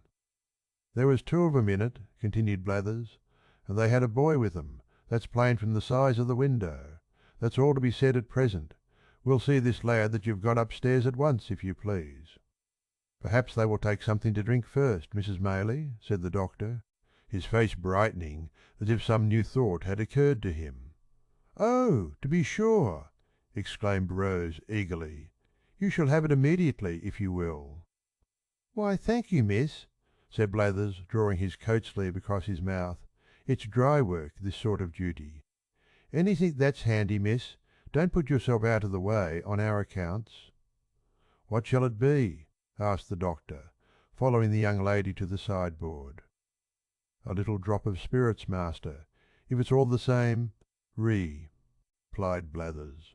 "It's a cold ride from London, ma'am, and I always find that spirits comes home warmer to the feelings." This interesting communication was addressed to Mrs. Maylie, who received it very graciously. While it was being conveyed to her, the doctor slipped out of the room. "Ah!" said Mr. Blathers, not holding his wineglass by the stem, but grasping the bottom between the thumb and forefinger of his left hand, and placing it in front of his chest. "I have seen a good many pieces business like this, in my time, ladies. That crack down in the back lane at Edmonton, Blathers," said Mr. Duff, assisting his colleague's memory. "That was something in this way, warn't it?" rejoined Mr. Blathers. "That was done by Conkey Chickweed, that was." "You always gave that to him," replied Duff. "He was the family pet, I tell you. Conkey hadn't any more to do with it than I had." "Get out," retorted Mr. Blathers. "I know better. Do you mind that time when Conkey was robbed of his? Money, though! What a start that was! Better than any novel book I ever see." "What was that?" inquired Rose, anxious to encourage any symptoms of good humour in the unwelcome visitors. "It was a robbery, miss, that hardly anybody would have been down upon," said Blathers. "This here Conkey Chickweed." "Conkey means nosy, ma'am," interposed Duff.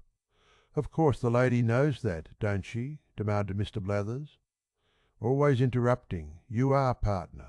This here Conkey Chickweed, miss. K. Pot popped a public house over Battlebridge Way, and he had a cellar, where a good many young lords went to see cock fighting, and badger drawing, and that, and a wary intellectual manner the sports was conducted in, for I've seen 'em often. He warn't one of the family at that time, and one night he was robbed of 327 guineas in a canvas bag that was stole out of his bedroom in the dead of night, by a tall man with a black patch over his eye who had concealed himself under the bed, and after committing the robbery jumped slap out a window, which was only a story high. He was very quick about it, but Conkey was quick too, for he fired a blunderbuss arter him and roused the neighbourhood. They set up a hue and cry directly, and when they came to look about 'em, found that Conkey had hit the robber, for there was traces of blood all the way to some palings a good distance off, and there they lost 'em. However, he had made off with the blunt and, consequently, the name of Mr. Chickweed, licensed whittler, appeared in the Gazette among the other bankrupts, and all manner of benefits and subscriptions, and I don't know what all, was got up for the poor man, who was in a very low state of mind about his loss, and went up and down the streets for 3 or 4 days, a pulling his hair off in such a desperate manner that many people was afraid he might be going to make away with himself. One day he came up to the office, all in a hurry, and had a private interview with the magistrate, who, after a deal of talk, rings the bell, and orders Jim Spires in. Jim was an active officer, and tells him to go and assist Mr. Chickweed in apprehending the man as robbed his house. "I see him, Spires," said Chickweed. "Passed my house yesterday morning. Why didn't you up and collar him?" says Spires. "I was so struck all of a heap that you might have fractured my skull with a toothpick," says the poor man. "But we're sure to have him, for between 10 and 11 and o'clock at night he passed again." Spires no sooner heard this than he put some clean linen and a comb in his pocket in case he should have to stop a day or two, and away he goes and sets himself down at one of the public-house windows behind the little red curtain, with his hat on, all ready to bolt out at a moment's notice.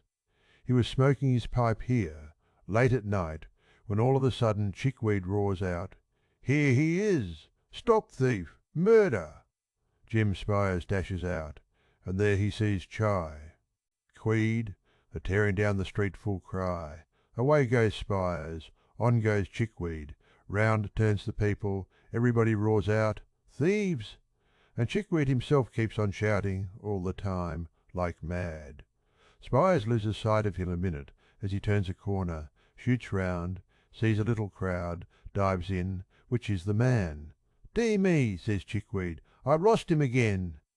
It was a remarkable occurrence, but he weren't to be seen nowhere, so they went back to the public-house. Next morning Spires too his old place, and looked out, from behind the curtain, for a tall man with a black patch over his eye, till his own two eyes ached again. At last he couldn't help shutting 'em, to ease 'em a minute, and the very moment he did so, he hears Chickweed roaring out, "Here he is!" Off he starts once more, with Chickweed half-way down the street ahead of him, and after twice as long a run as the yesterday's one, the man's lost again. This was done once or twice more, till one half the neighbours gave out that Mr. Chickweed had been robbed by the devil who was playing tricks with him arterwards, and the other half, that poor Mr. Chickweed had gone mad with grief. "What did Jem Spires say?" inquired the doctor, who had returned to the room shortly after the commencement of the story. "Jem Spires," resumed the officer, "for a long time said nothing at all, and listened to everything without seeming to, which showed he understood his business. But one morning he walked into the bar, and taking out his snuff-box, says Chickweed, 'I've found out who done this here robbery.' 'Have you?' said Chickweed. 'Oh, my dear Spires, only let me have vengeance, and I shall die contented. Oh, my dear Spires, where is the villain?' 'Come,' said Spires, offering him a pinch of snuff, 'none of that gammon. You did it yourself.' So he had, and a good bit of money he'd made by it too, and nobody would never have found it out if he hadn't been so precious anxious to keep up appearances. Sigh. Dee Mr. Blathers, putting down his wine-glass and clinking the handcuffs together. 'Very curious indeed,' observed the doctor. 'Now, if you please, you can walk upstairs.' 'If you please, sir,' returned Mr. Blathers. Closely following Mr. Losberne, the two officers ascended to Oliver's bedroom, Mr. Giles preceding the party with a lighted candle. Oliver had been dozing, but looked worse, and was more feverish than he had appeared yet. Being assisted by the doctor, he managed to sit up in B. Ed for a minute or so, and looked at the strangers without at all understanding what was going forward, in fact, without seeming to recollect where he was or what had been passing. 'This,' said Mr. Losberne, speaking softly, but with great vehemence notwithstanding, 'this is the lad, who, being accidentally wounded by a spring gun in some boyish trespass on Mr. What-d'ye-call-him's grounds, at the back here, comes to the house for assistance this morning, and is immediately laid hold of and malt, re-ated by that ingenious gentleman with the candle in his hand, who has placed his life in considerable danger, as I can professionally certify.' Messrs. Blathers and Duff looked at Mr. Giles, as he was thus recommended to their notice.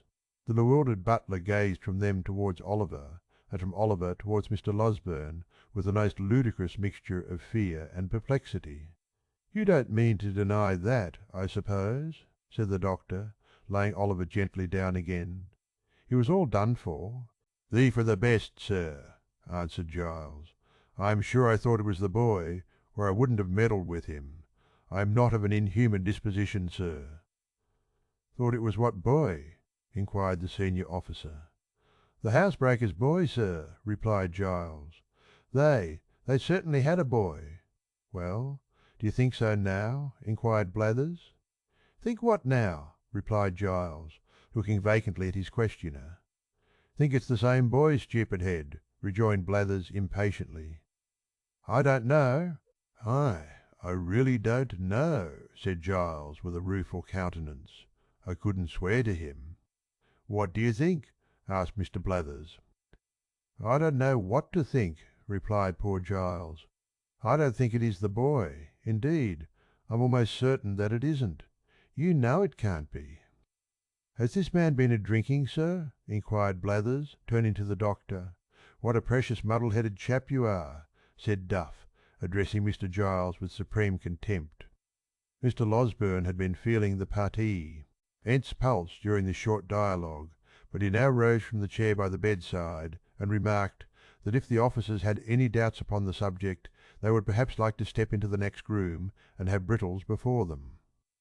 Acting upon this suggestion, they adjourned to a neighbouring apartment, where Mr. Brittles, being called in, involved himself and his respected superior in such a wonderful maze of fresh contradictions and impossibilities as tended to throw no particular lie on anything but the fact of his own strong mystification, except indeed his declarations that he shouldn't know the real boy if he were put before him that instant, that he had only taken Oliver to be he because Mr. Giles had said he was, and that Mr. Giles had, 5 minutes previously, admitted in the kitchen that he began to be very much afraid he had been a little too hasty.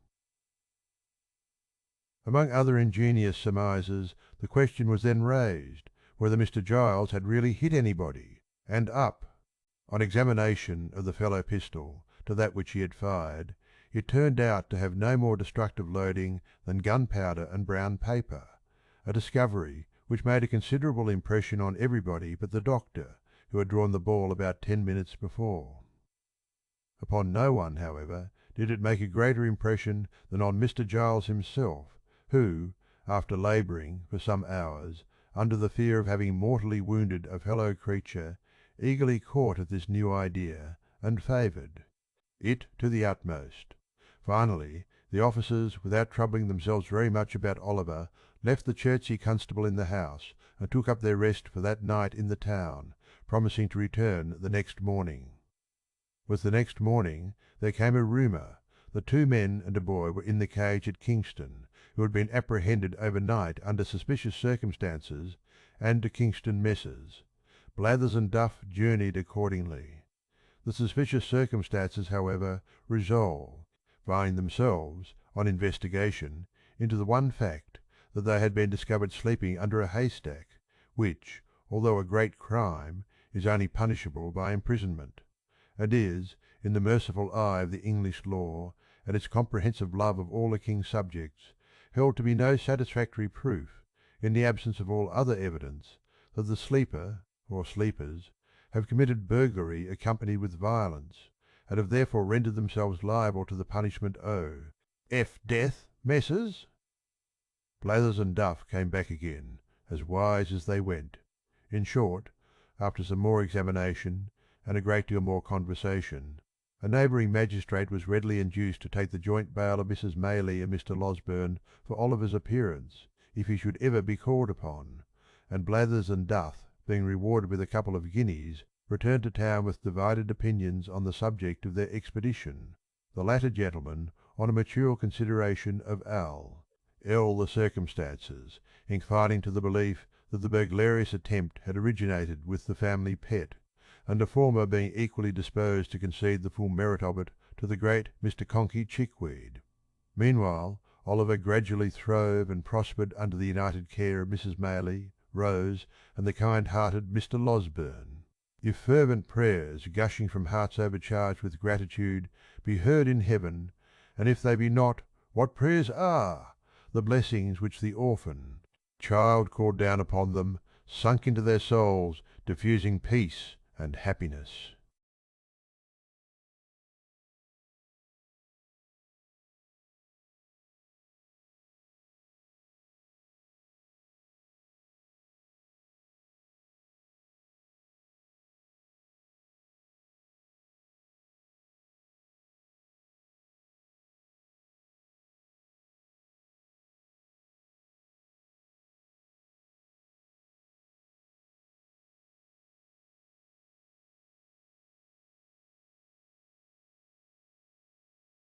Harmful words! How deeply he felt the goodness of the two sweet ladies, and how ardently he hoped that, when he grew strong and well again, he could do something to show his gratitude, only something, which would let them see the love and duty with which his breast was full, something, however slight, which would prove to them that their gentle kindness had not been cast away, but that the poor boy whom their charity had rescued from misery or death was eager to serve them with his whole heart unmean. De soul. "Poor fellow!" said Rose, when Oliver had been one day feebly endeavouring to utter the words of thankfulness that rose to his pale lips. "You shall have many opportunities of serving us, if you will. We are going into the country, and my aunt intends that you shall accompany us. The quiet place, the pure air, and all the pleasure and beauties of spring will restore you in a few days. We will employ you in 100 ways, when you can bear the trouble." "The trouble!" cried Oliver. "Oh, dear lady, if I could but work for you, if I could only give you pleasure by watering your flowers, or watching your birds, or running up and down the whole day long, to make you happy, what would I give to do it?" "You shall give nothing at all," said Miss Maylie, smiling, "for, as I told you before, we shall employ you in 100 ways, and if you only take half the trouble to please us that you promise now, you will make me very happy indeed." "Happy, ma'am?" cried Oliver. "How kind of—" "You to say so! You will make me happier than I can tell you," replied the young lady. "To think that my dear good aunt should have been the means of rescuing anyone from such sad misery as you have described to us, would be an unspeakable pleasure to me, but to know that the object of her goodness and compassion was sincerely grateful and attached, in consequence, would delight me, more than you can well imagine. Do you understand me?" she inquired, watching Oliver's thoughtful face. "Oh, why?" "Yes, ma'am, yes," replied Oliver eagerly, "but I was thinking that I am ungrateful now." "To whom?" inquired the young lady. "To the kind gentleman and the dear old nurse, who took so much care of me before," rejoined Oliver. "If they knew how happy I am, they would be pleased, I am sure." "I am sure they would," rejoined Oliver's benefactress, "and Mr. Losberne has already been kind enough to promise that when you are well enough to bear the journey he will carry you to see them." "Has he?" "Ma'am," cried Oliver, his face brightening with pleasure, "I don't know what I shall do for joy when I see their kind faces once again." In a short time Oliver was sufficiently recovered to undergo the fatigue of this expedition. One morning he and Mr. Losberne set out, accordingly, in the little carriage which belonged to Mrs. Maylie. When they came to Chertsey Bridge, Oliver turned very pale and uttered a loud exclamation. "What's the matter with the boy?" cried the doctor, as usual, all in. A bustle. "Do you see anything, hear anything, feel anything, eh?" "That, sir," cried Oliver, pointing out of the carriage window. "That house?" "Yes, well, what of it? Stop, coachman, pull up here," cried the doctor. "What of the house, my man, eh?" "The thieves, the house they took me to," whispered Oliver. "The devil it is!" cried the doctor. "Hallo there, let me out." But before the coachman could dismount from his box, he had tumbled out of the coach, by some means or other, and, running down to the deserted tenement, began kicking at the door like a madman. "Halloa!" said a little ugly hump‐backed man, opening the door so suddenly that the doctor, from the very impetus of his last kick, nearly fell forward into the passage. "What's the matter here?" "Matter!" exclaimed the other, collaring him, without a moment's reflection. "A good deal. Robbery is the matter." "There'll be murder the matter, too," replied the hump‐backed man coolly, "if you don't take your hands off. Do. You hear me?" "I hear you," said the doctor, giving his captive a hearty shake. "Confound the fellow, what's his rascally name? Sykes, that's it." "Where's Sykes, you thief?" The hump‐backed man stared, as if in excess of amazement and indignation, then twisting himself dexterously from the doctor's grasp, growled forth a volley of horrid oaths and retired into the house. Before he could shut the door, however, the doctor had passed into the parlour without a word of parley. He cared anxiously round not an article of furniture, not a vestige of anything, animate or inanimate, not even the position of the cupboards, answered Oliver's description. "Now," said the hump‐backed man, who had watched him keenly, "what do you mean by coming into my house in this violent way? Do you want to rob me or to murder me? Which is it? Did you ever know a man come out to do either, in a chariot and pair, you ridiculous old vampire?" said the irritable doctor. "What do you want?" the other maith. "En," demanded the hunchback, "will you take yourself off before I do, you a mischief?" "Curse you!" "As soon as I think proper," said Mr. Losberne, looking into the other parlour, which, like the first, bore no resemblance whatever to Oliver's account of it. "I shall find you out some day, my friend." "Will you?" sneered the ill–favoured cripple. "If you ever want me, I'm here. I haven't lived here mad and all alone for 25 years, to be scared by you. You shall pay for this, all pay for this." And so saying, the misshapen little demon set up a yell and danced upon the ground as if wild with rage. "Stupid enough this," muttered the doctor to himself. "The boy must have made a mistake. Here, put that in your pocket, and shut yourself up again." With these words he flung the hunchback a piece of money and returned to the carriage. The man followed to the carrier door, uttering the wildest imprecations and curses all the way. But as Mr. Losberne turned to speak tea, "Oh, the driver!" He looked into the carriage and eyed Oliver for an instant with a glance so sharp and fierce, and at the same time so furious and vindictive, that, waking or sleeping, he could not forget it for months afterwards. He continued to utter the most fearful imprecations until the driver had resumed his seat, and when they were once more on their way they could see him some distance behind, beating his feet upon the ground and tearing his hair in transports of real or pretended rage. "I am an ass," said the doctor after a long silence. "Did you know that before, Oliver?" "No, sir." "Then don't forget it another time." "An ass," said the doctor again, after a further silence of some minutes. "Even if it had been the right place, and the right fellows had been there, what could I have done single–handed? And if I had had assistance, I see no good that I should have done, except leading to my own exposure, and an unavoidable statement of the manner in which I have hushed up this business. That would have served me right, though. I am always involving myself in some scrape or other, by acting on impulse. It might have done me good. Now, the fact was that the excellent doctor had never acted upon anything but impulse all through his life, and it was no bad compliment to the nature of the impulses which governed him, that so far from being involved in any peculiar troubles or misfortunes, he had the warmest respect and esteem of all who knew him. If the truth sat be told, he was a little out of temper, for a minute or two, at being disappointed in procuring corroborative evidence of Oliver's story on the very first occasion on which he had a chance of obtaining any.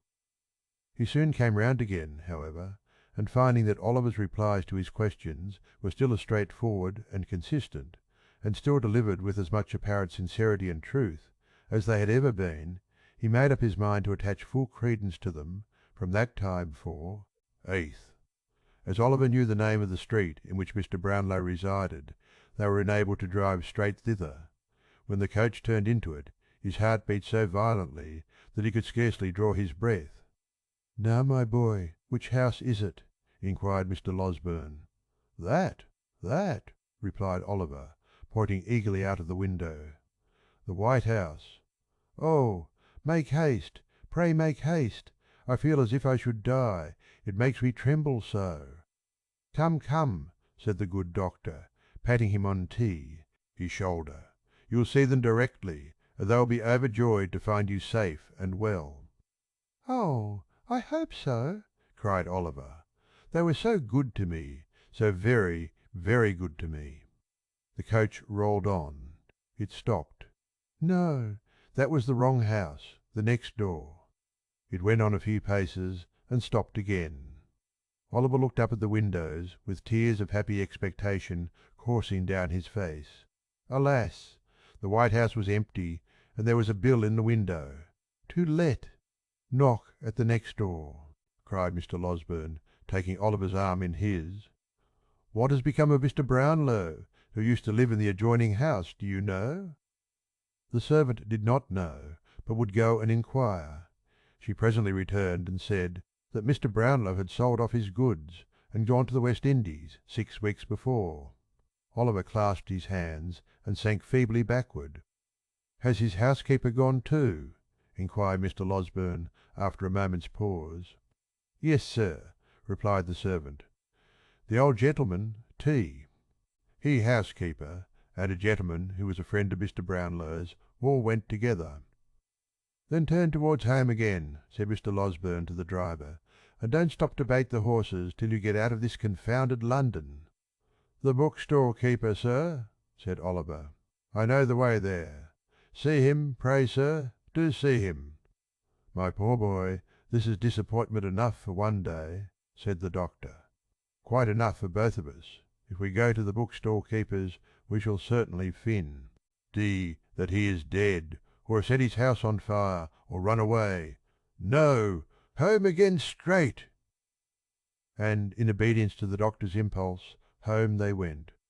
This bitter disappointment caused Oliver much sorrow and grief, even in the midst of his happiness, for he had pleased himself many times during his illness with thinking of all that Mr. Brownlow and Mrs. Bedwin would say to him, and what delight it would be to tell them how many long days and nights he had passed in reflecting on what they had done for him and in bewailing his cruel separation from them. The hope of eventually clearing himself with them, too, and explaining how he had been forced away had buoyed him up and sustained him under many of his recent trials, and now the idea that they should have gone so far and carried with them the belief that he was an impostor and a robber, a belief which might remain uncontradicted to his dying day, was almost more than he could bear. The circumstance occasioned no alteration, however, in the behaviour of his benefactors. After another fortnight, when the fine warm weather had fairly begun, and every tree and flower was putting forth its young leaves and rich blossoms, they made preparations for quitting the house at Chertsey for some months. Sending the plate, which had so excited Fagin's cupidity, to the banker's, and leaving Giles and another servant in care of the house, they departed to a cottage at some distance in the country, and took Oliver with them. Who can describe the pleasure and delight, the peace of mind and soft tranquillity, the sickly boy felt in the balmy air and among the green hills and rich woods of an inland village? Who can tell how scenes of peace and quietude sink into the minds of pain, worn dwellers in close and noisy places, and carry their own freshness deep into their jaded hearts? Men who have lived in crowded, pent-up streets through lives of toil, and who have never wished for change, men to whom custom has indeed been secco, and nature, and who have come almost to love each brick and stone that formed the narrow boundaries of their daily walks, even they, with the hand of death upon them, have been known to yearn at last for one short glimpse of nature's face, and, carried far from the scenes of their old pains and pleasures, have seemed to pass at once into a new state of being. Crawling forth from day to day to some green sunny spot, they have had such memories wakened up within them by the sight of the sky, and hill and plain, and glistening water, that a foretaste of heaven itself has soothed their quick decline, and they have sunk into their tombs as peacefully as the sun whose setting they watched from their lonely chamber window but a few hours before, faded from their dim and feeble sight. The memories which peaceful country scenes call up are not of this world, nor of its thoughts and hopes. Their gentle influence may teach us how to weave fresh garlands for the graves of those we loved, may pew, reefy our thoughts, and bear down before it, old enmity and hatred, but beneath all this there lingers in the least reflective mind a vague and half-formed consciousness of having held such feelings long before, in some remote and distant time, which calls up solemn thoughts of distant times to come, and bends down pride and worldliness beneath it. It was a lovely spot to which they repaired. Oliver, whose days had been spent among squalid crowds, and in the midst of noise and brawling, seemed to enter on a new existence there. The rose and honeysuckle clung to the cottage walls, the ivy crept round the trunks of the trees, and the garden flowers perfumed the air with delicious odours.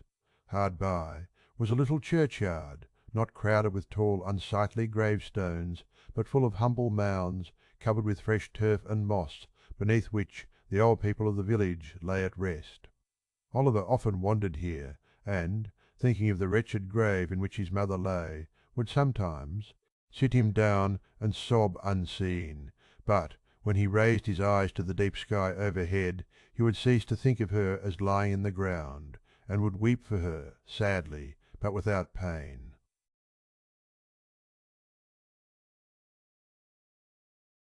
It was a happy time. The days were peaceful and serene. The nights brought with them neither fear nor care, no languishing in a wretched prison, or associating with wretched men, nothing but pleasant and happy thoughts. Every morning he went to a white-headed old gentleman who lived near the little church, Torty. Taught him to read better and to write, and who spoke so kindly and took such pains that Oliver could never try enough to please him.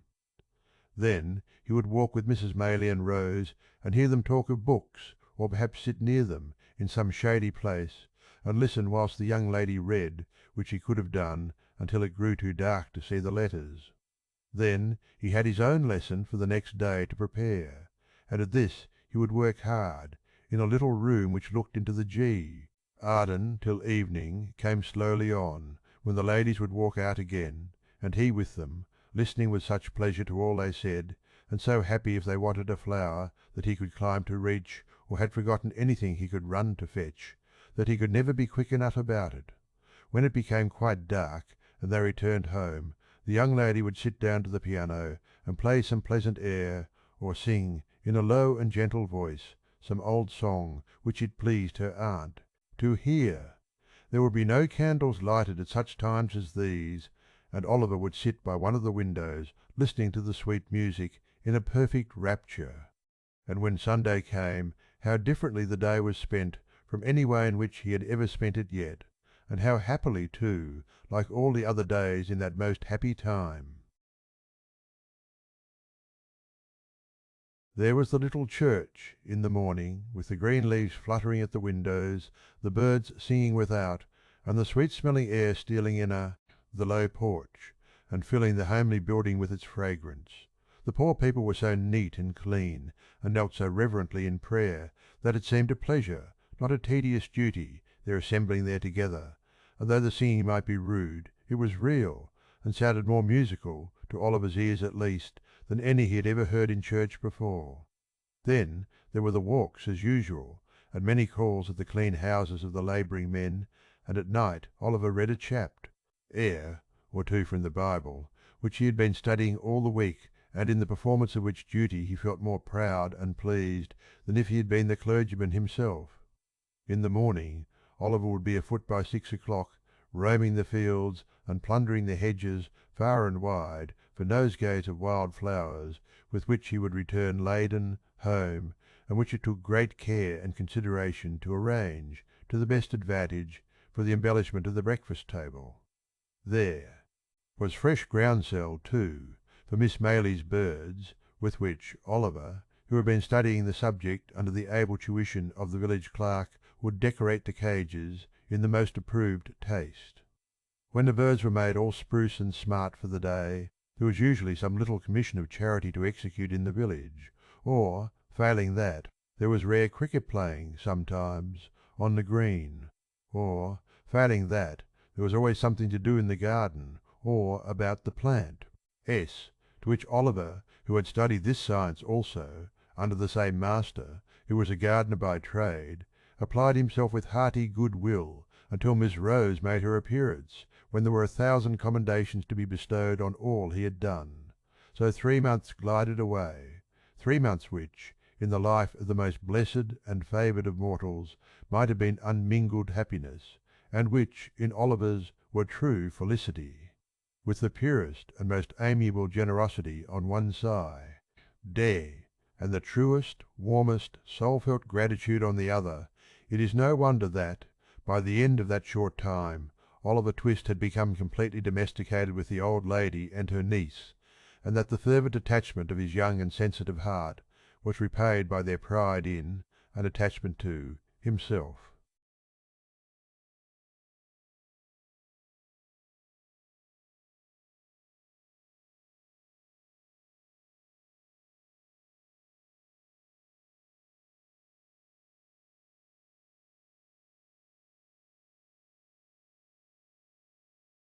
Asked it was now in the full glow and luxuriance of its richness.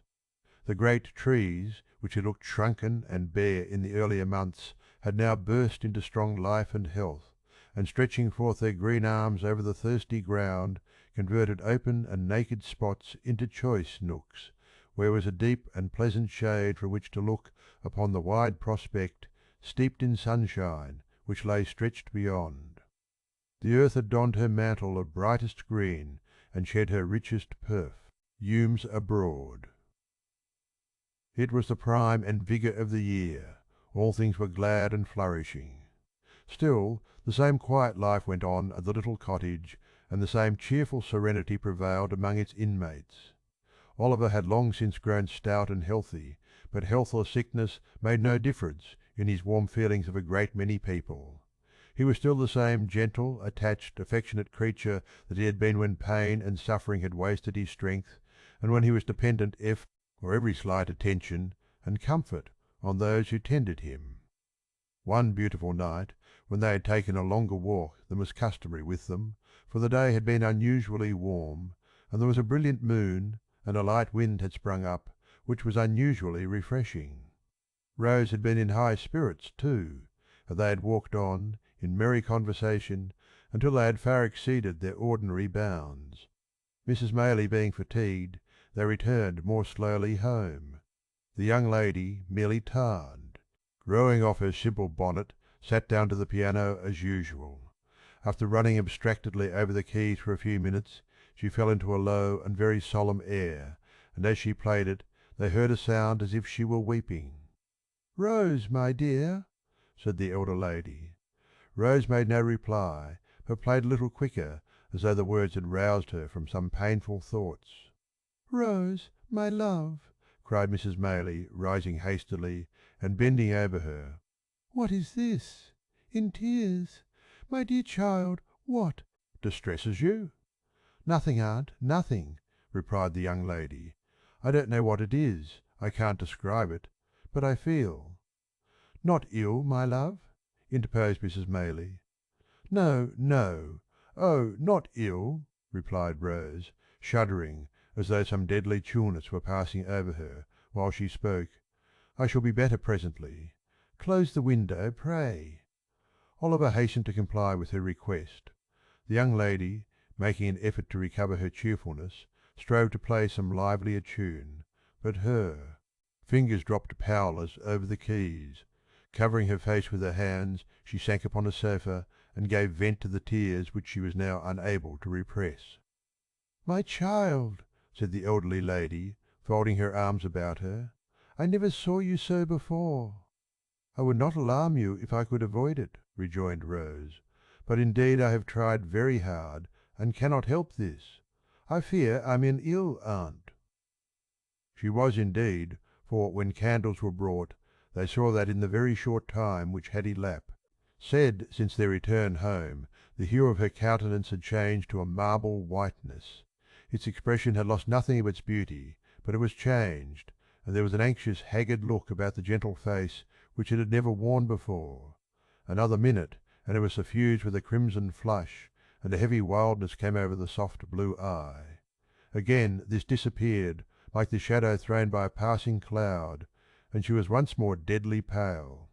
Oliver, who watched the old lady anxio, Usely observed that she was alarmed by these appearances, and so in truth was he, but seeing that she affected to make light of them, he endeavoured to do the same, and they so far succeeded that when Rose was persuaded by her aunt to retire for the night, she was in better spirits, and appeared even in better health, assuring them that she felt certain she should rise in the morning quite well. "I hope," said Oliver, when Mrs. Maylie returned, "that nothing is the matter. She don't look well." "Ill to-night, but—" The old lady motioned to him not to speak, and sitting herself down in a dark corner of the room, remained silent for some time. At length she said, in a trembling voice, "I hope not, Oliver. I have been very happy with her for some years, too happy perhaps. It may be time that I should meet with some misfortune, but I hope it is not this." "What?" inquired Oliver. "The heavy blow," said the old lady, "of losing the dear girl who has so long been my comfort and happiness." "Oh, God forbid!" exclaimed Oliver hastily. "Amen to that, my child," said the old lady, wringing her hands. "Surely there is no danger of anything so dreadful," said Oliver. "2 hours ago she was quite well." "She is very ill now," rejoined Mrs. Maylie, "and will be worse, I am sure. My dear, dear Rose, oh, what shall I do without her?" She gave way to such great grief that Oliver, suppressing his own emotion, ventured to remonstrate with her, and to beg earnestly that, for the sake of the dear young lady herself, she would be more calm. "And consider, ma'am," said Oliver, as the tears forced themselves into his eyes despite of his efforts to the contrary. "Oh, consider how young and good she is, and what pleasure and comfort she gives to all about her. I am sure, certain, quite certain, that for your sake who are so good yourself, and for her own, and for the sake of all she makes so happy, she will not die. Heaven will never let her die so young." "Hush!" said Mrs. May. Laying her hand on Oliver's head.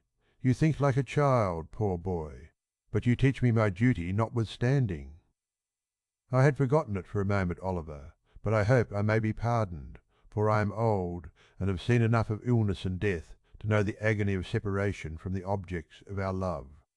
I have seen enough, too, to know that it is not always the youngest and best who are spared to those that love them, but this should give us comfort in our sorrow, for heaven is just, and such tea. Kings teach us, impressively, that there is a brighter world than this, and that the passage to it is speedy. God's will be done. I love her, and he knows how well." Oliver was surprised to see that, as Mrs. Maylie said these words, she checked her lamentations as though by one effort, and drawing herself up as she spoke, became composed and firm. He was still more astonished to find that this firmness lasted, and that, under all the care and watching which ensued, Mrs. Maylie was ever ready, and, collected, performing all the duties which had devolved upon her, steadily, and, to all external appearances, even cheerfully. But he was young, and did not know what strong minds are capable of under trying circumstances. How should he, when their possessors so seldom know themselves? An anxious night ensued. When morning came, Mrs. Maylie's predictions were but too well verified. Rose was in the first stage of a high and dangerous fever. "We must be active, Oliver, and not give way to usel, grief," said Mrs. Maylie, laying her finger on her lip as she looked steadily into his face. "This letter must be sent, with all possible expedition, to Mr. Losberne. It must be carried to the market town, which is not more than 4 miles off, by the footpath across the field, and thence dispatched, by an express on horseback, straight to Chertsey. The people of the inn will undertake to do this, and I can trust to you to see it done, I know." Oliver could make no reply, but looked his arn. "Shiety to be gone at once." "Here is another letter," said Mrs. Maylie, pausing to reflect. "But whether to send it now, or wait until I see how Rose goes on, I scarcely know. I would not forward it, unless I feared the worst." "Is it for Chertsey too, ma'am?" inquired Oliver, impatient to execute his commission, and holding out his trembling hand for the letter. "No," replied the old lady, giving it to him mechanically. Oliver glanced at it, and saw that it was directed to Harry Maylie, S.Q.E. "Hooray! At some great lord's house in the country, where he could not make out." "Shall it go, ma'am?" asked Oliver, looking up impatiently. "I think not," replied Mrs. Maylie, taking it back. "I will wait until to morrow." With these words she gave Oliver her purse, and he started off without more delay at the greatest speed he could muster. Swiftly he ran across the fields and down the little lanes which sometimes divided them, now almost hidden by the high corn on either side, and now eamy, rising on an open field where the mowers and haymakers were busy at their work. Nor did he stop once, save now and then for a few seconds to recover breath, until he came in a great heat and covered with dust on the little market place of the market town. Here he paused and looked about for the inn. There were a white bank and a red brewery and a yellow town hall, and in one corner there was a large house with all the wood about it painted green, before which was the sign of "The Gorg." To this he hastened as soon as it caught his eye. He spoke to a postboy who was dozing under the gateway, and who, after hearing what he wanted, referred him to the ostler, who, after hearing all he had to say again, referred him to the landlord, who was a tall gentleman in a blue neckcloth, a white hat, drab breeches, and boots with tops to match, leaning against a pump by the stable door, picking his teeth with a silver toothpick. This gentleman walked with much deliberation into the bar. To make out the bill, which took a long time making out, and after it was ready and paid, a horse had to be saddled and a man to be dressed, which took up 10 good minutes more. Meanwhile Oliver was in such a desperate state of impatience and anxiety that he felt as if he could have jumped upon the horse himself and galloped away, full tier, to the next stage. At length all was ready, and the little parcel having been handed up, with many injunctions and entreaties for its speedy delivery, the man set spurs to his horse, and rattling over the uneven paving of the market place, was out of the town, and galloping along the turnpike road in a couple of minutes. As it was something to feel certain that assistance was sent for, and that no time had been lost, Oliver hurried up the inn yard with a somewhat lighter heart. He was turning out of the gateway when he accidentally stumbled against a tall man wrapped in a cloak, who was at that moment coming out of the inn door. "Ha! Cry! D!" The man fixing his eyes on Oliver, and suddenly recoiling. "What the devil's this?" "I beg your pardon, sir," said Oliver. "I was in a great hurry to get home, and didn't see you were coming." "Death!" muttered the man to himself, glaring at the boy with his large dark eyes. "Who would have thought it? Grind him to ashes. He'd start up from a stone coffin to come in my way." "I'm sorry," stammered Oliver, confused by the strange man's wild look. "I hope I have not hurt you." "Rot you." "Rot you," murmured the man, in a horrible passion, between his clenched teeth. "If I had only had the courage to say the word, I might have been free of you in a night. Curses on your head, and black death on your heart, you imp! What are you doing here?" The man shook his fist as he uttered these words incoherently. He advanced towards Oliver, as if with the intention of aiming a blow at him, but fell violently on the ground, writhing and foaming in a fit. Oliver gazed for a moment at the struggles of the madman, for such he supposed him to be, and then darted into the house for help. Having seen him safely carried into the hotel, he turned his face homewards, running as fast as he could to make up for lost time, and recalling with a great deal of astonishment and some fear the extraordinary behaviour of the person from whom he had just parted. The circumstance did not dwell in his recollection long, however, for when he reached the cottage there was enough to occupy his mind and to drive all considerations of self completely from his memory. Rose Maylie had rapidly grown worse. Before midnight she was delirious.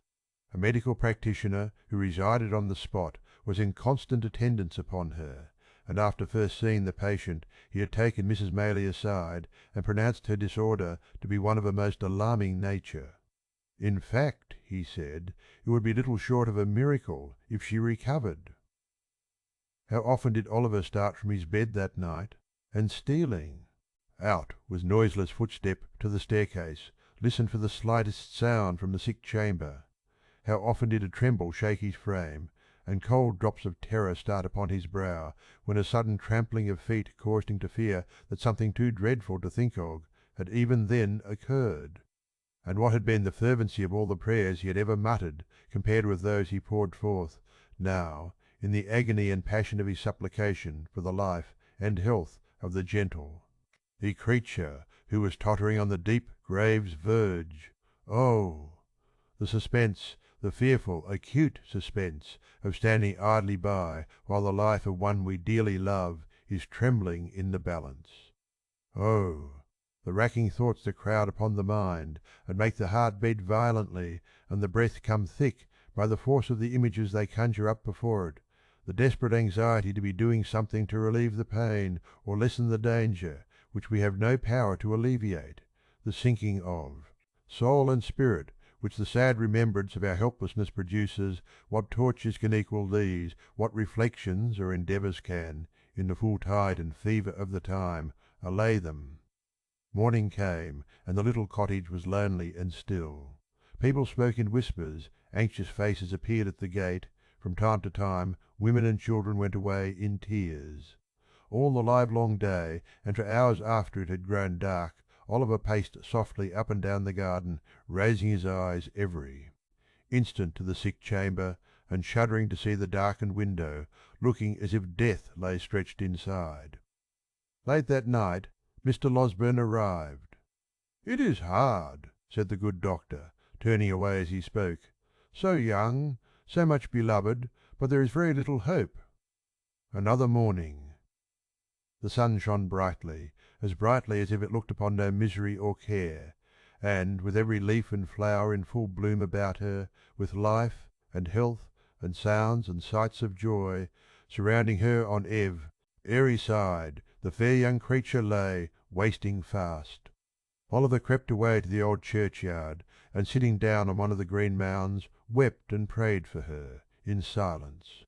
There was such peace and beauty in the scene, so much of brightness and mirth in the sunny landscape, such blithesome music in the songs of the summer birds, such freedom in the rapid flight of the rook, careering overhead, so much of life and joyousness in all, that, when the boy raised his aching eyes and looked about, the thought instinctively occurred to him that this was not a time for death, that Rose could surely never die when humbler things were all so glad and gay, that graves were for cold and cheerless winter, not for sunlight and fragrance.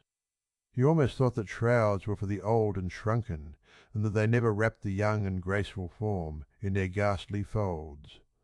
A knell from the church bell broke harshly on these youthful thoughts. Another! Again! It was tolling for the funeral. Service. A group of humble mourners entered the gate, wearing white favours, for the corpse was young. They stood uncovered by a grave, and there was a mother once among the weeping train. But the sun shone brightly, and the birds sang on. Oliver turned homeward, thinking on the many kindnesses he had received from the young lady, and wishing that the time could come again, that he might never cease showing her how grateful and attached he was.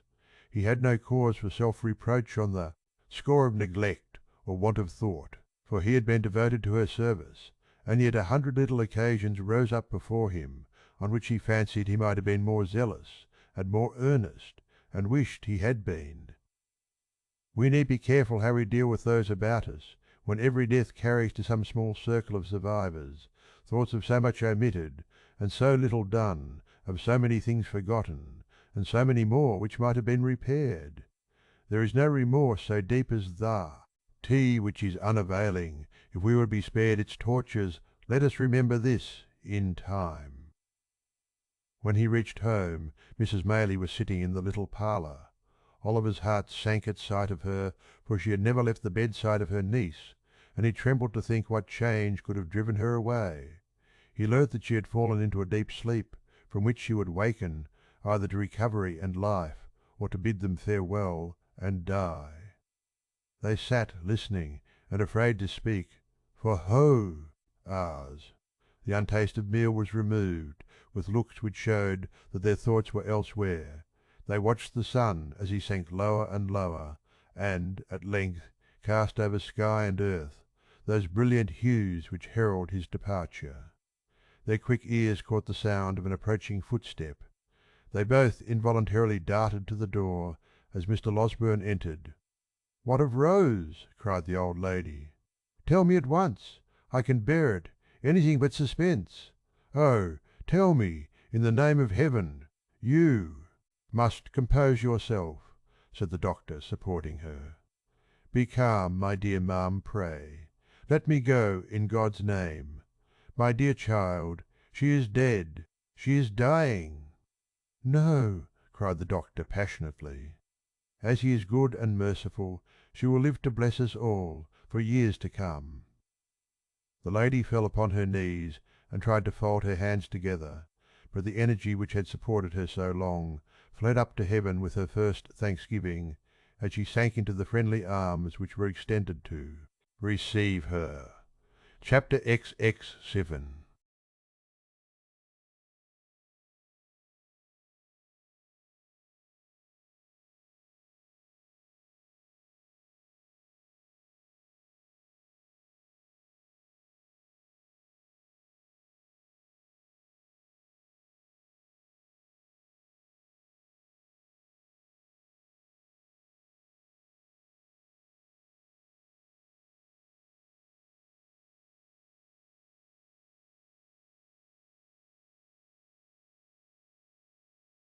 Father Barham was stunned to awaken, all at once, to a full sense of the joyful change that had occurred and the almost insupportable load of anguish which had been taken from his breast.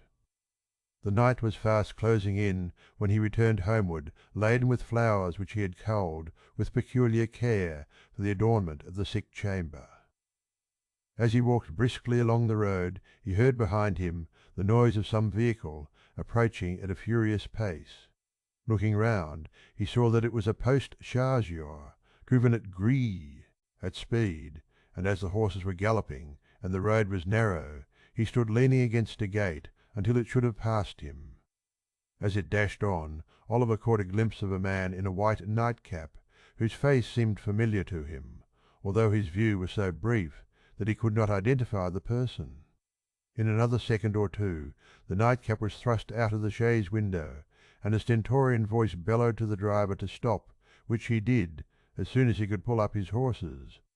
Then the nightcap once again appeared, and the same voice called Oliver by his name.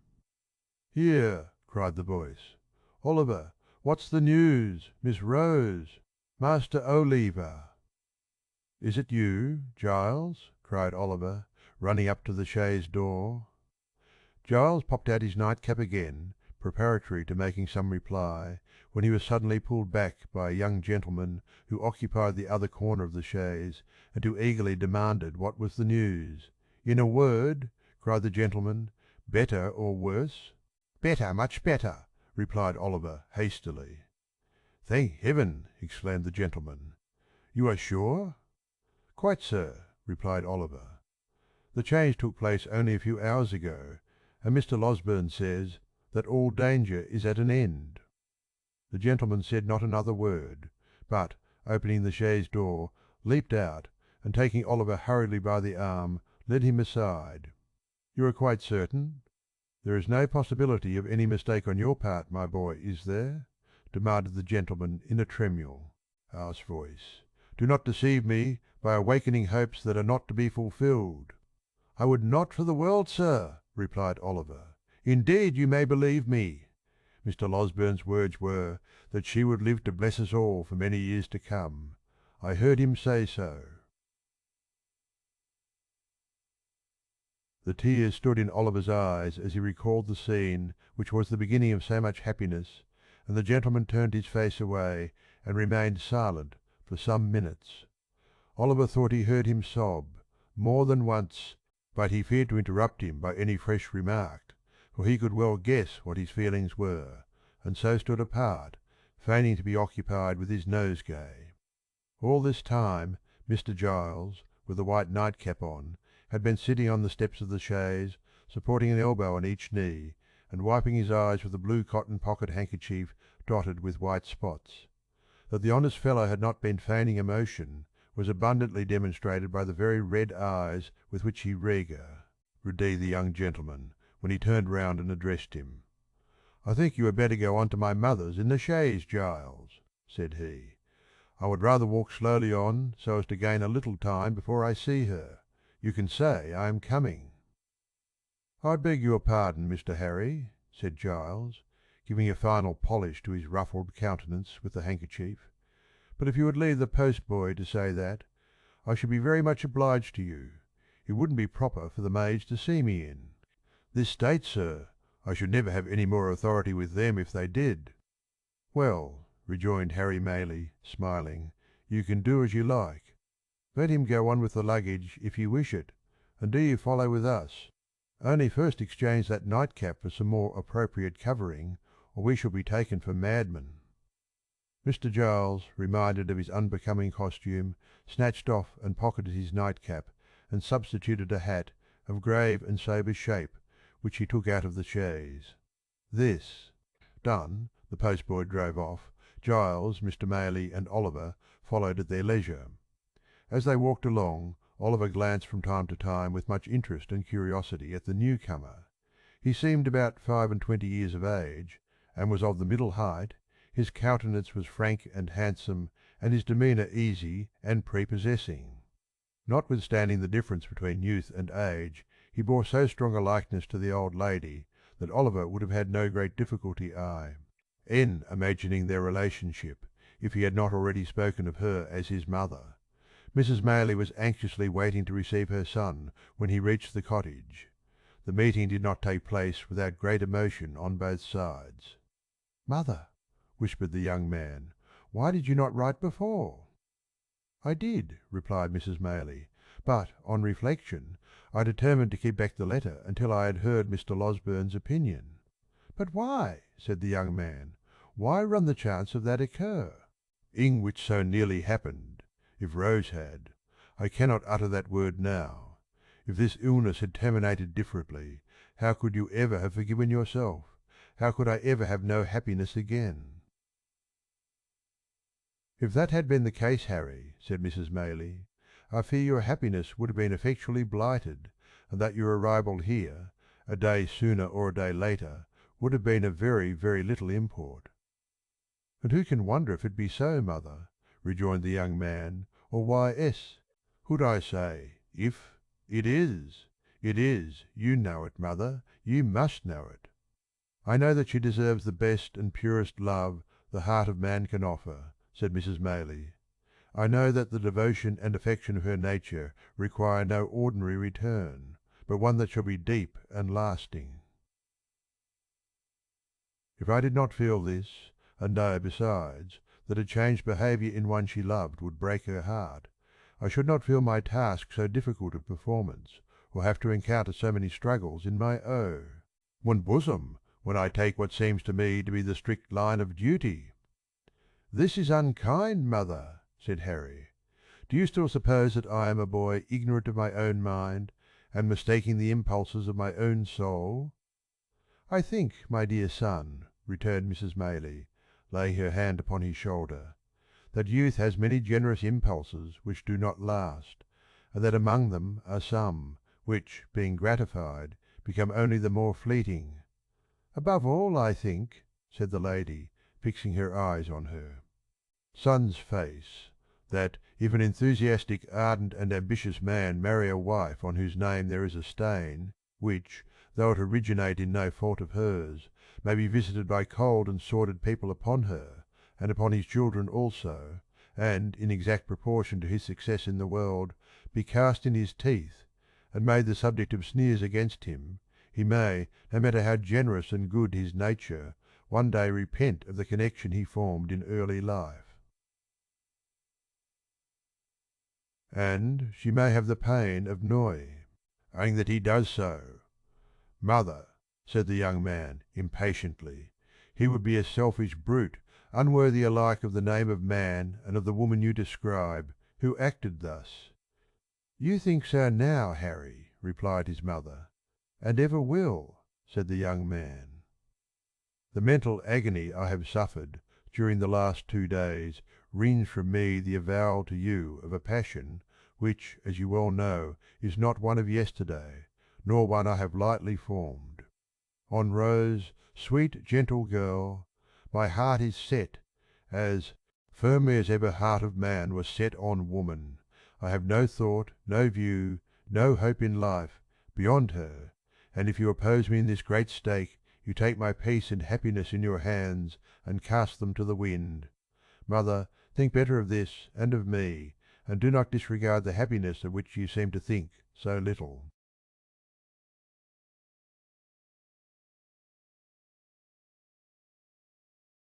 "Harry," said Mrs. Maylie, "it is because I think so much of warm and sensitive hearts that I would spare them from being wounded. But we have said enough, and more than enough, on this matter, just now." "Let it rest with Rose, then," interposed Harry.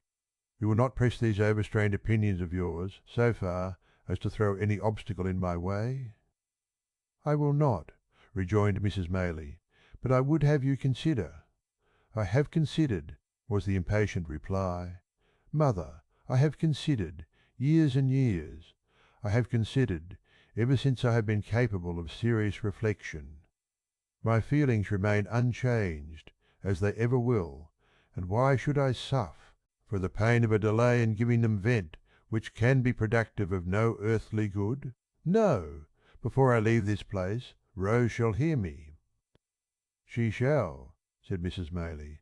"There is something in your manner which would almost imply that she will hear me coldly, mother," said the young man. "Not coldly," rejoined the old lady. "Far from it." "How then?"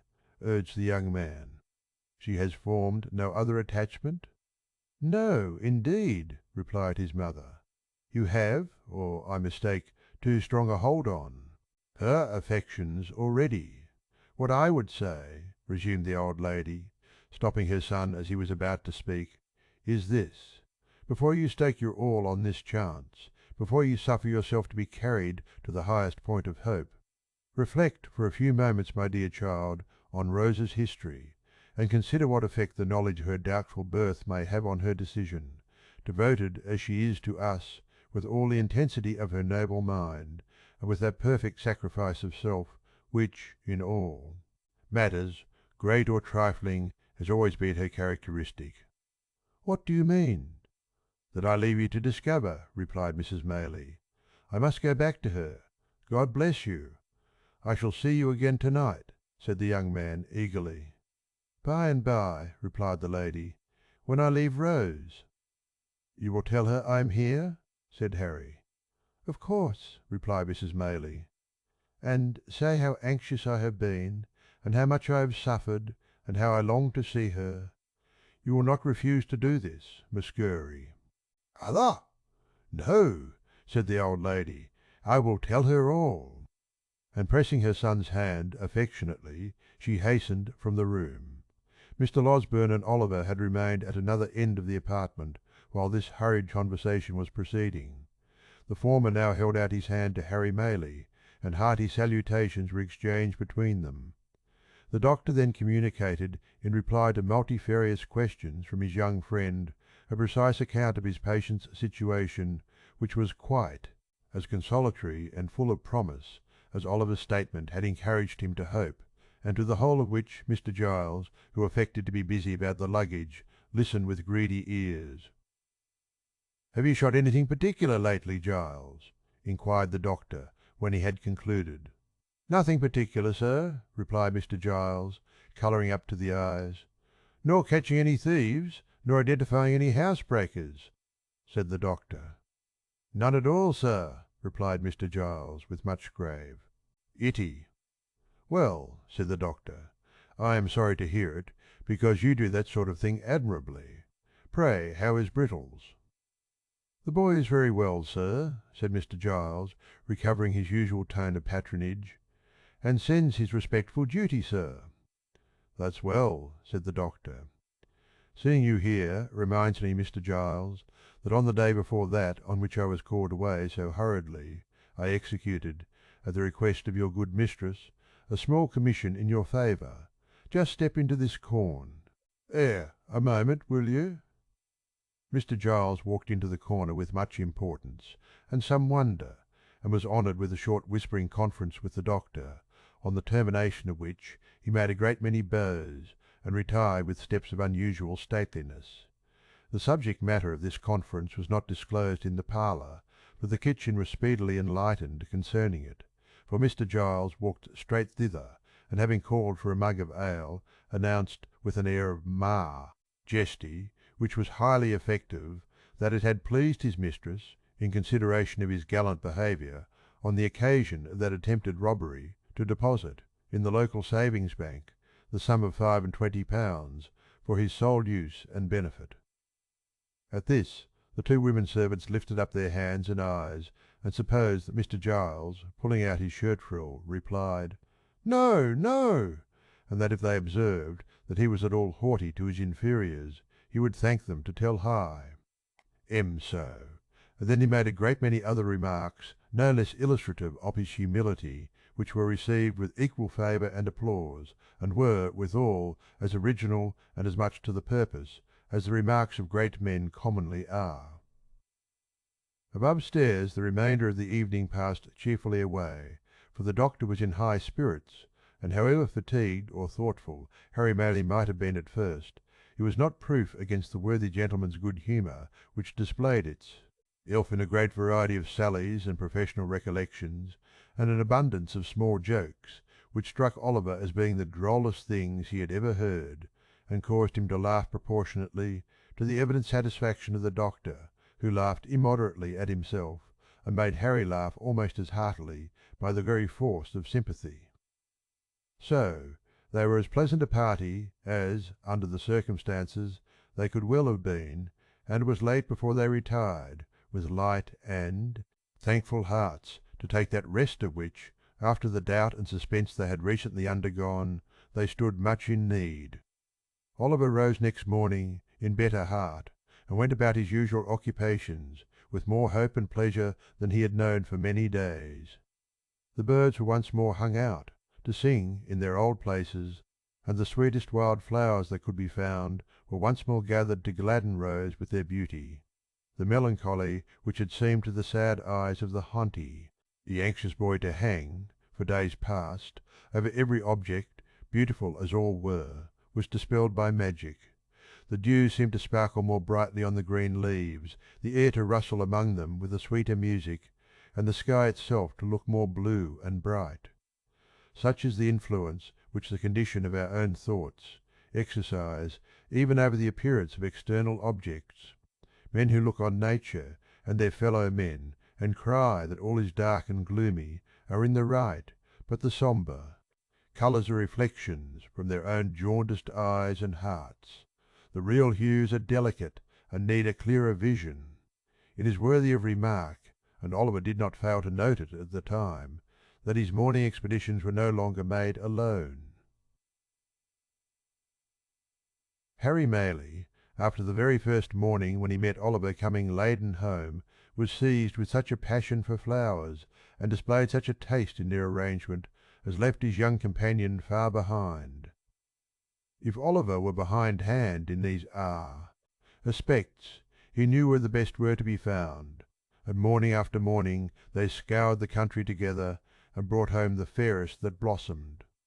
The window of the young lady's chamber was opened now, for she loved to feel the rich summer air stream in and revive her with its freshness, but there always stood in water, just inside the lattice, one particular little bunch, which was made up with great care every morning.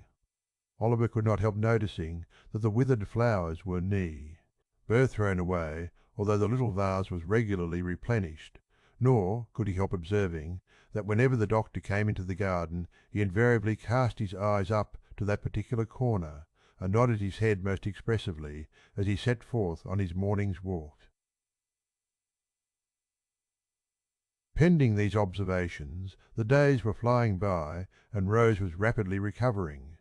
Nor did Oliver's time hang heavy on his hands, although the young lady had not yet left her chamber, and there were no evening walks, save now and then for a short distance with Mrs. Maylie. He applied himself with redoubled assiduity to the instructions of the white-headed old gentleman, and laboured so hard that his quick progress surprised even himself. It was while he was engaged in this pursuit that he was greatly startled and distressed by a most unexpected occurrence. The little room in which he was accustomed to sit when busy at his books was on the ground floor at the back of the house. It was quite a cot, age room, with a lattice window, around which were clusters of jessamine and honeysuckle that crept over the casement and filled the place with their delicious perfume. It looked into a garden whence a wicket gate opened into a small paddock. All beyond was fine meadow land and wood. There was no other dwelling near in that direction, and the prospect it commanded was very extensive. One beautiful evening, when the first shades of twilight were beginning to settle upon the earth, Oliver saw at this window, intent upon his books. He had been poring over them for some time, and, as the day had been uncommonly sultry, and he had exerted himself a great deal, it is no disparagement to the authors, whoever they may have been, to say that gradually and by slow degrees he fell asleep. There is a kind of sleep that steals upon us sometimes, which, while it holds the body prisoner, does not free the mind from a sense of things about it, and enable it to ramble at its pleasure. So far an overpowering heaviness, a prostration of strength, and an utter inability to control our thoughts or power of motion, can be called sleep. This is it. And yet we have a consciousness of all that is going on about us, and, if we dream at such a time, words which are really spoken, or sounds which really exist at the moment, accommodate themselves with surprising readiness to our visions, until reality and imagination become so strangely blended that it is afterwards almost matter of impossibility to separate the two. Nor is this the most striking phenomenon incidental to such a state. It is an undoubted fact that although our senses of touch and sight be for the time dead, yet our sleeping thoughts and the visionary scenes that pass before us will be influenced and materially influenced by the mere silent presence of some external object which may not have been near us when we closed our eyes, and of whose vicinity we have had no waking consciousness. Oliver knew, perfect, lie well, that he was in his own little room, that his books were lying on the table before him, that the sweet air was stirring among the creeping plants outside. And yet he was asleep. Suddenly the scene changed, the air became close and confined, and he thought with a glow of terror that he was in the Jew's house again. There sat the hideous old man in his accustomed corner, pointing at him and whispering to another man with his face averted, who sat beside him. "Hush, my dear. He though." "Gart," he heard the Jew say, "it is he, sure enough. Come away." "He," the other man seemed to answer. "Would I mistake him, think you?" If a crowd of ghosts were to put themselves into his exact shape, and he stood amongst them, there is something that would tell me how to point him out. If he buried him 50 feet deep and took me across his grave, I fancy I should know, if there wasn't a mark above it, that he lay buried there. The man seemed to say this with such dreadful hatred that Olive awoke with the fear and started up. Good heaven! What was that which sent the blood tingling to his heart and deprived him of his voice and of power to move? There, at the window close before him, so close that he could have almost touched him before he started back, with his eyes peering into the room, and meeting his, there stood the Jew, and beside him, white with rage or fear or both, were the scowling features of the man who had accosted him in the inn-yard. It was but an inn's tant, a glance, a flash, before his eyes, and they were gone. But they had recognised him, and he them, and their look was as firmly impressed upon his memory as if it had been deeply carved in stone and set before him from his birth. He stood transfixed for a moment, then, leaping from the window into the garden, called loudly for help.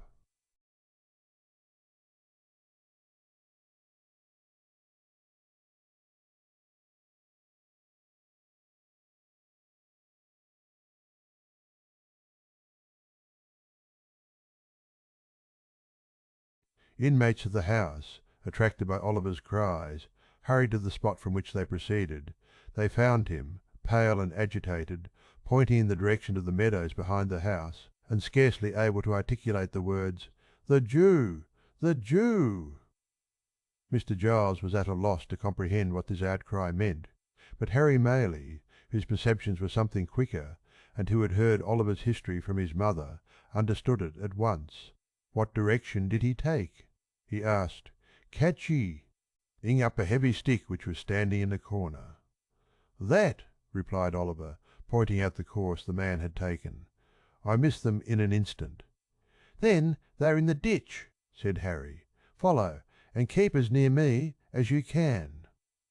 So saying, he sprang over the hedge and darted off with a speed which rendered it matter of exceeding difficulty for the others to keep near him.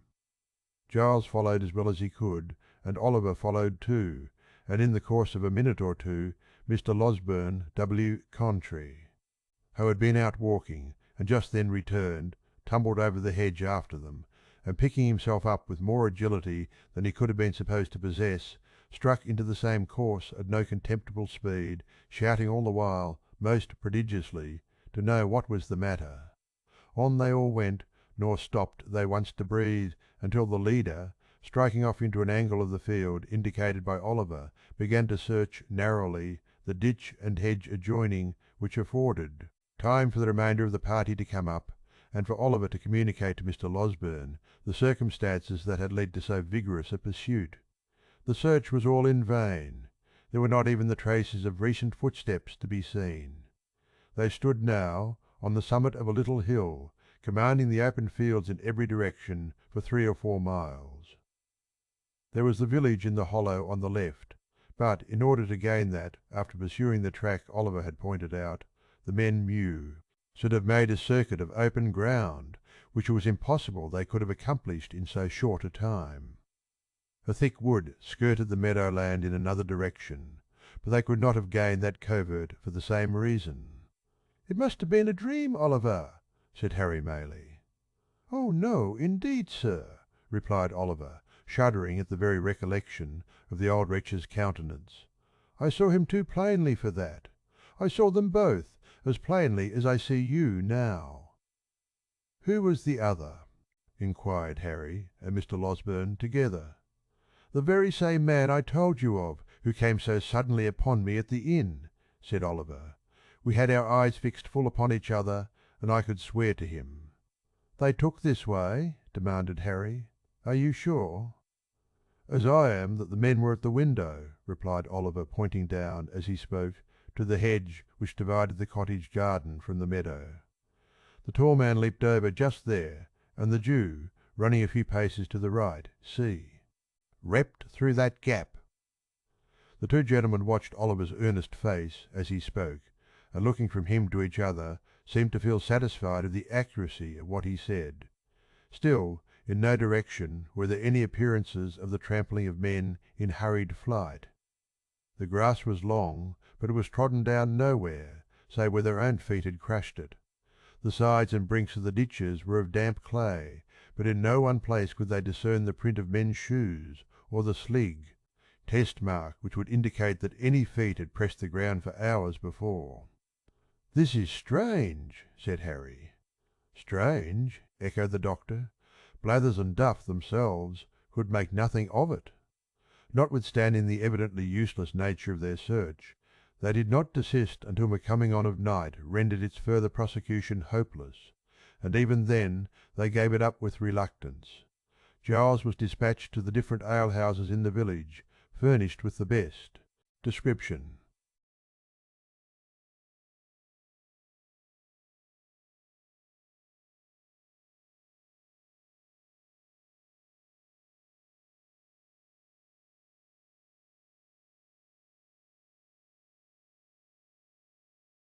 Of these the Jew was of the strangers. Of the strangers of the strangers, but the Jew was the sessionally remarkable to be remembered, but was the no better success. On the day for bout to the market town, brought out any intelligence calculated to dispel or lessen the mystery. On the next day fresh search was made, and the inquiries renewed, but with no better success. Ring something of the men there, but this effort was equally fruitless.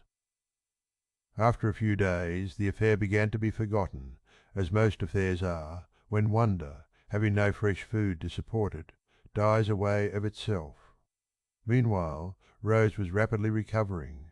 She had left her room, was able to go out, and mixing once more with the family, carried joy into the hearts of all.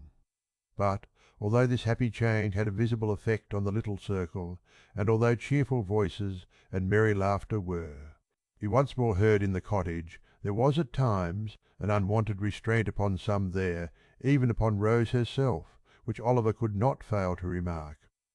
Mrs. Maylie and her son were often closeted together for a long time, and more than once Rose appeared with traces of tears upon her face. After Mr. Losberne had fixed a day for his departure to Chertsey, these symptoms increased, and it became evident that something was in progress which affected the peace of the young lady and of somebody else besides. At length, one morning, when Rose was alone in the breakfast parlour, Harry Maylie entered, and, with some hesitation, begged permission to speak with her for a few moments. A very few. "Will suffice, Rose," said the young man, drawing his chair towards her. "What I shall have to say has already presented itself to your mind. The most cherished hopes of my heart are not unknown to you, though from my lips you have not heard them stated." Rose had been very pale from the moor, meant of his entrance, but that might have been the effect of her recent illness. She merely bowed, and bending over some plants that stood near, waited in silence for him to proceed. "I ought to have left here before," said Harry. "You should indeed," replied Rose. "Forgive me for saying so, but I wish you had." "I was brought here by the most dreadful and agonizing of all apprehensions," said the young man, "the fear of losing the one dear being on whom my every wish and hope are fixed." "You had been dying, trembling between earth and heaven. We know that when the young, the beautiful, and good are visited with sickness, their pure spirits insensibly turn towards their bright home of lasting rest. We know, Heaven help us, that the best and fairest of our kind too often fade in blooming." There were tears in the eyes of the gentle girl as these words were spoken, and when one fell upon the flower over which she bent, and glistened brightly in its cup, making it more beautiful, it seemed as though the outpouring of her fresh young heart claimed kindred naturally with the loveliest things in nature. "A creature," continued the young man passionately, "a creature as fair and innocent of guile as one of God's own angels, fluttered between life and death. Oh!" Who could hope, when the distant world to which she was akin half opened to her view, that she would return to the sorrow and calamity of this? "Rose, Rose, to know that you were passing away like some soft dow, which a light from above casts upon the earth, to have no hope that you would be spared to those who linger here, hardly to know a reason why you should be, to feel that you belong to that bright sphere whither so many of the fairest and the best have winged their early flight, and yet to pray, amid all these consolations, that you might be restored to those who loved you. These were distractions almost too great to bear. They were mine by day and night, and with them came such a rush in, torrent of fears, and apprehensions, and selfish regrets lest you should die, and never know how devotedly I loved you, as almost bore down sense and reason in its course. You recovered. Day by day, and almost hour by hour, some drop of health came back, and mingling with the spent and feeble stream of life which circulated languidly within you, swelled it again to a high and rushing tide. I have watched you change almost from death to life, with eyes that turned blind with their eagerness, and deep affection. Do not tell me that you wish I had lost this, for it has softened my heart to all mankind." "I did not mean that," said Rose, weeping. "I only wish you had left here, that you might have turned to high and noble pursuits again, to pursuits well worthy of you." "There is no pursuit more worthy of me, more worthy of the highest nature that exists, than the struggle to win such a heart as yours," said the young man, taking her hand. "Rose, my own dear Rose, for years, for years, I have loved you, hoping to win my way to fame, and then come proudly home and tell you it had been pursued only for you to share, thinking in my daydreams how I would remind you, in that happy moment, of the many silent tokens I had given of a boy's attachment, and claim your hand, as in redemption of some old mute contract that had been sealed between us. That time has not arrived, but here, with not fame won, and no young vision realized, I offer you the heart so long your own, and stake all upon the words with which you greet the offer. Your behaviour has ever been kind and noble, said Rose, mastering the emotions by which she was agitated. As you believe that I am not insensible or ungrateful, so hear my answer. It is that I may endeavour to deserve you. It is, dear Rose. It is, replied Rose, that you must endeavour to forget me, not as your old and dearly attached companion, for that would wound me deeply, but as the object of your love. Look into the world. Tea. Think how many hearts you would be proud to gain, now there. Confide some other passion to me, if you will. I will be the truest, warmest, and most faithful friend you have. There was a pause, during which Rose, who had covered her face with one hand, gave free vent to her tears. Harry still retained the other. "And your reasons, Rose," he said, at length, in a low voice. "Your reasons for this decision?" "You have a right to know them," rejoined Rose. "You can say nothing to alter my resolue. Tyon, it is a duty that I must perform. I owe it alike to others and myself." "To yourself?" "Yes, Harry. I owe it to myself, that I, a friendless, portionless girl, with a blight upon my name, should not give your friends reason to suspect that I had sordidly yielded to your first passion and fastened myself, a clog, on all your hopes and projects. I owe it to you and yours to prevent you from opposing, in the warmth of your generous nature, this great obstacle to your progress in the world, if your inclinations chime with your sense of duty," Harry began. "They do not," replied Rose, colouring deeply. "Then you return my love," said Harry. "Say but that, dear Rose, say but that, and soften the bitterness of this hard disappointment. If I could have done so, without doing heavy wrong to him I loved," rejoined Rose. "I could have." "Have received this declaration very differently," said Harry. "Do not conceal that from me, at least, Rose." "I could," said Rose. "Stay! Why," she added, disengaging her hand, "why should we prolong this painful interview, most painful to me, and yet productive of lasting happiness notwithstanding, for it will be happiness to know that I once held the high place in your regard which I now occupy, and every triumph you achieve in life will animate me with new fortitude and firmness. Farewell, Harry. As we have met to-day, we meet no more. But in other relations than those in which this conversation have placed us, we may be long and happily entwined, and may every blessing that the prayers of a true and earnest heart can call down from the source of all truth and sincerity cheer and prosper you." "Another word, Rose," said Harry, "your reason in your own words. From your own lips let me hear it." "The prospect before you," answered Rose firmly, "is a brilliant one. All the honours to which great talents and powerful connections can help men in public life are in store for you. But those connections are proud, and I will neither mingle with such as may hold in scorn the mother who gave me life, nor bring disgrace or failure on the son of her who has so well supplied that mother's place." "In a word," said the young lady, turning away, as her temporary firmness forsook her, "there is a stain upon my name which the world visits on innocent heads.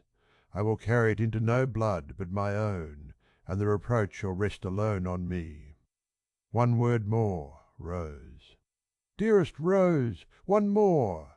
cried Harry, throwing himself beef, or her, if I had been less fortunate, the world would call it, if some obscure and peaceful life had been my destiny, if I had been poor, sick, helpless, would you have turned from me then, or has my probable advancement to riches and honour given this scruple birth?" "Do not press me to reply," answered Rose.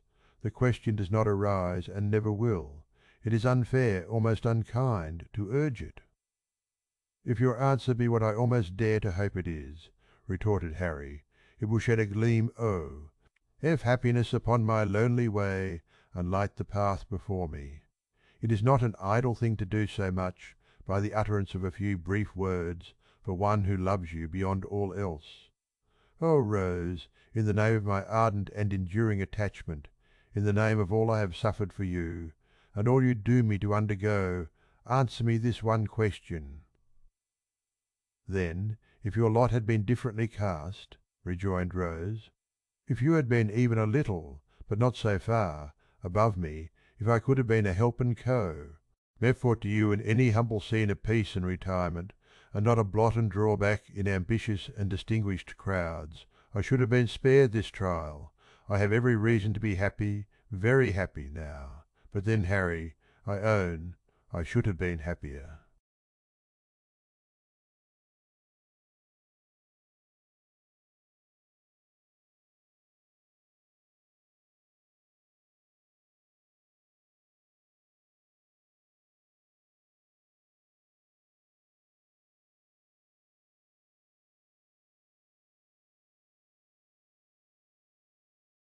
"I'd help this weakness, and it makes my purpose stronger," said Rose, extending her hand.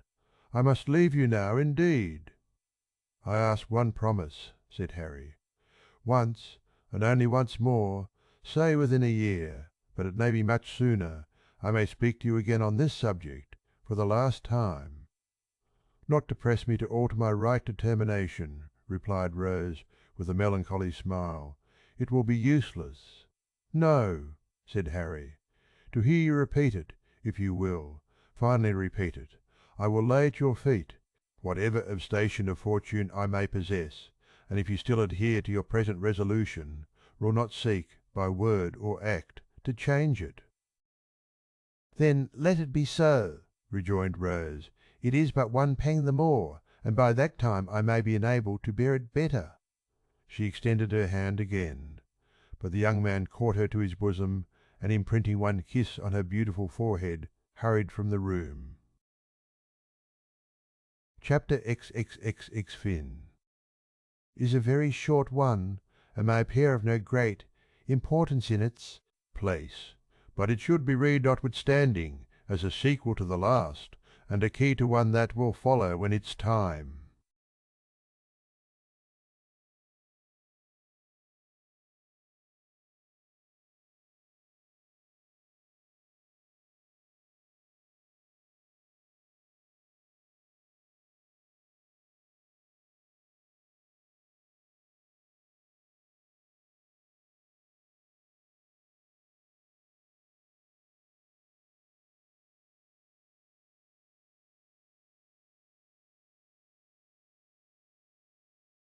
"Do so," replied Mr. Losberne, "though I confess I don't think I shall. But yesterday morning you had made up your mind in a great hurry to stay here, and to accompany your mother, like a dutiful son, to the seaside. Before noon you announced that you were going to do me the honour of accompanying me as far as I go, on your road to London. And at night you urge me, with great mystery, to start before the ladies are stirring, the consequence of which is, that young Oliver here is pinned down to his breakfast when he ought to be ranging the meadows after botanical phenomena of all kinds. Too bad, isn't it, Oliver?" "I should have been very sorry not to have been at home when you and Mr. Maylie went away, sir," rejoined Oliver. "That's a fine fellow," said the doctor. "You shall come and see me when you return. But, to speak seriously, Harry, has any communication from the great Nobbs produced this sudden anxiety on your part to be gone?" "The great Nobbs," replied Harry. "Under which designation, I presume, you include my most stately uncle, have not communicated with me at all, since I have been here, nor at this time of the year is it likely that anything would occur to render necessary my immediate attendance among them." "Well," said the doctor, "you are a queer fellow. But of course they will get you into Parliament at the election before Christmas, and these sudden shiftings and changes are no bad preparation for political life. There's something in that. Good train. Ing is always desirable. whether the race be for place, cup, or sweepstakes. Harry Maylie looked as if he could have followed up this short dialogue by one or two remarks that would have staggered the doctor not a little, but he contented himself with saying, "We shall see," and pursued the subject no farther. The post chaise drove up to the door shortly afterwards, and Giles coming in for the luggage, the good doctor bustled out to see it packed. "Oliver," said Harry Maylie, in a low voice, "let me speak a word with you." Oliver walked into the window recess to which Mr. Maylie beckoned him, much surprised at the mixture of sadness and boisterous spirits which his whole behaviour displayed. "You can write well now?" said Harry, laying his hand upon his arm. "I hope so, sir," replied Oliver. "I shall not be at home again, perhaps for some time. I wish you would write to me, say once a fortnight, every alternate Monday, to the General Post Office in London. Will you?" "Oh, sir!" "Tainly, sir. I shall be proud to do it," exclaimed Oliver, greatly delighted with the commission. "I should like to know how my mother and Miss Maylie are," said the young man, "and you can fill up a sheet by telling me what walks you take, and what you talk about, and whether they, I mean, seem happy and quite well." "You understand me?" "Oh, quite, sir, quite," replied Oliver. "I would rather you did not mention it to them," said Harry, hurrying over his words, "because it might make must. My mother anxious to write to me oftener, and it is a trouble and worry to her. Let it be a secret between you and me, and mind you tell me everything. I depend upon you."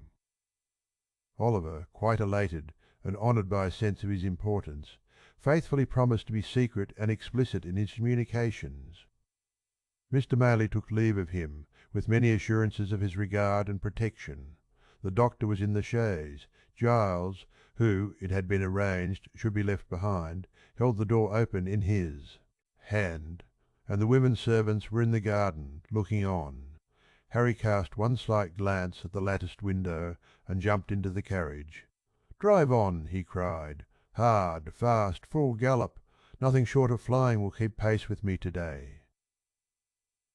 "Halloa!" cried the doctor, letting down the front glass in a great hurry, and shouting to the postillion, "Something very short of flying will keep pace with me. Do you hear?" Jingling and clattering till distance rendered its noise inaudible. "Ah!" In its rapid progress, only perceptible to the eye, the vehicle wound its way along the road, almost hidden in a cloud of dust, now wholly disappearing, and now becoming visible again as intervening objects, or the intricacies of the way, permitted. It was not until even the dusty cloud was no longer to be seen that the gazers dispersed. And there was one looker on, who remained with eyes fixed upon the spot where the carriage had disappeared, long after it was many miles away, for, behind the white curtain which had shrouded her from view when Harry raised his eyes towards the window, sat Rose herself. "He seems in high spirits and happy," she said at length. "I feared for a time he might be otherwise. I was mistaken. I am very, very glad."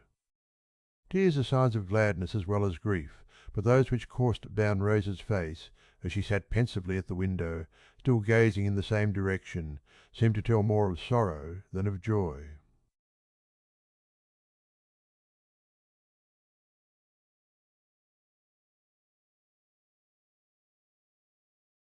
May perceive.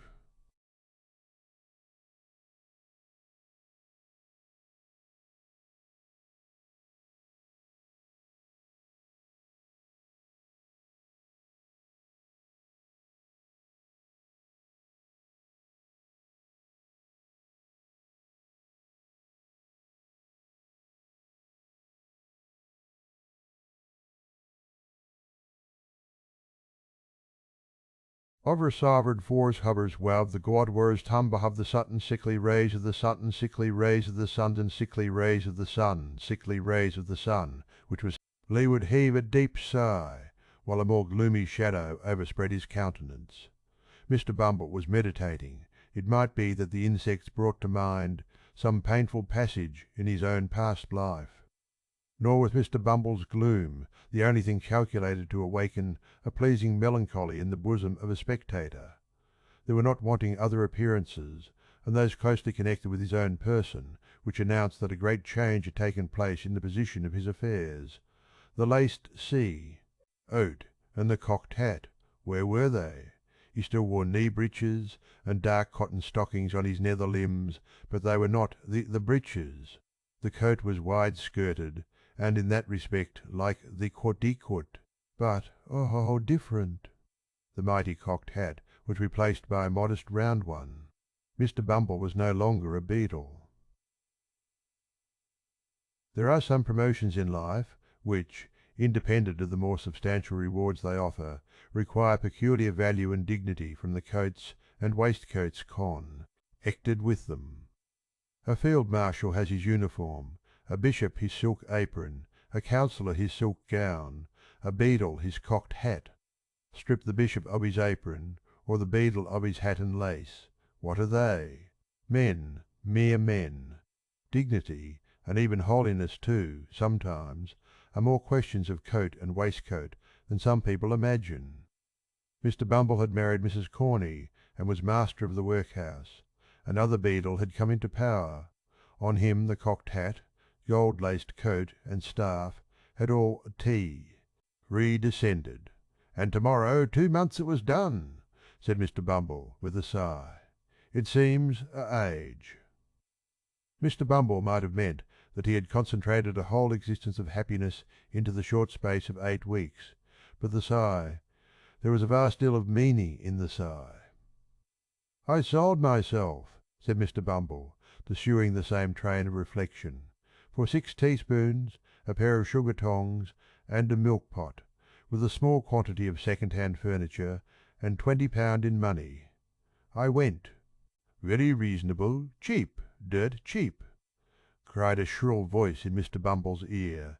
"You would have been dear at any price, and dear enough I paid for you, Lord above knows that." Mr. Bumble turned and encountered the face of his interesting consort, who, imperfectly comprehending the few words she had overheard of his complaint, had hazarded the foregoing remark at a venture. "Mrs. Bumble, ma'am?" said Mr. Bumble with a sentimental sternness. "Well," cried the lady. "Have the goodness to look at me," said Mr. Bumble, fixing his eyes upon her. "If she stands such a eye as that," said Mr. Bumble to himself, "she can stand anything. It is a eye I never knew to fail with paupers. If it fails with her, my power is gone." Whether an exceedingly small expansion of eye be sufficient to quell paupers, who, being lightly fed, are in no very high condition, or whether the late Mrs. Corney was particularly proof against eagle glances, are matters of opinion. The matter of fact is Hat.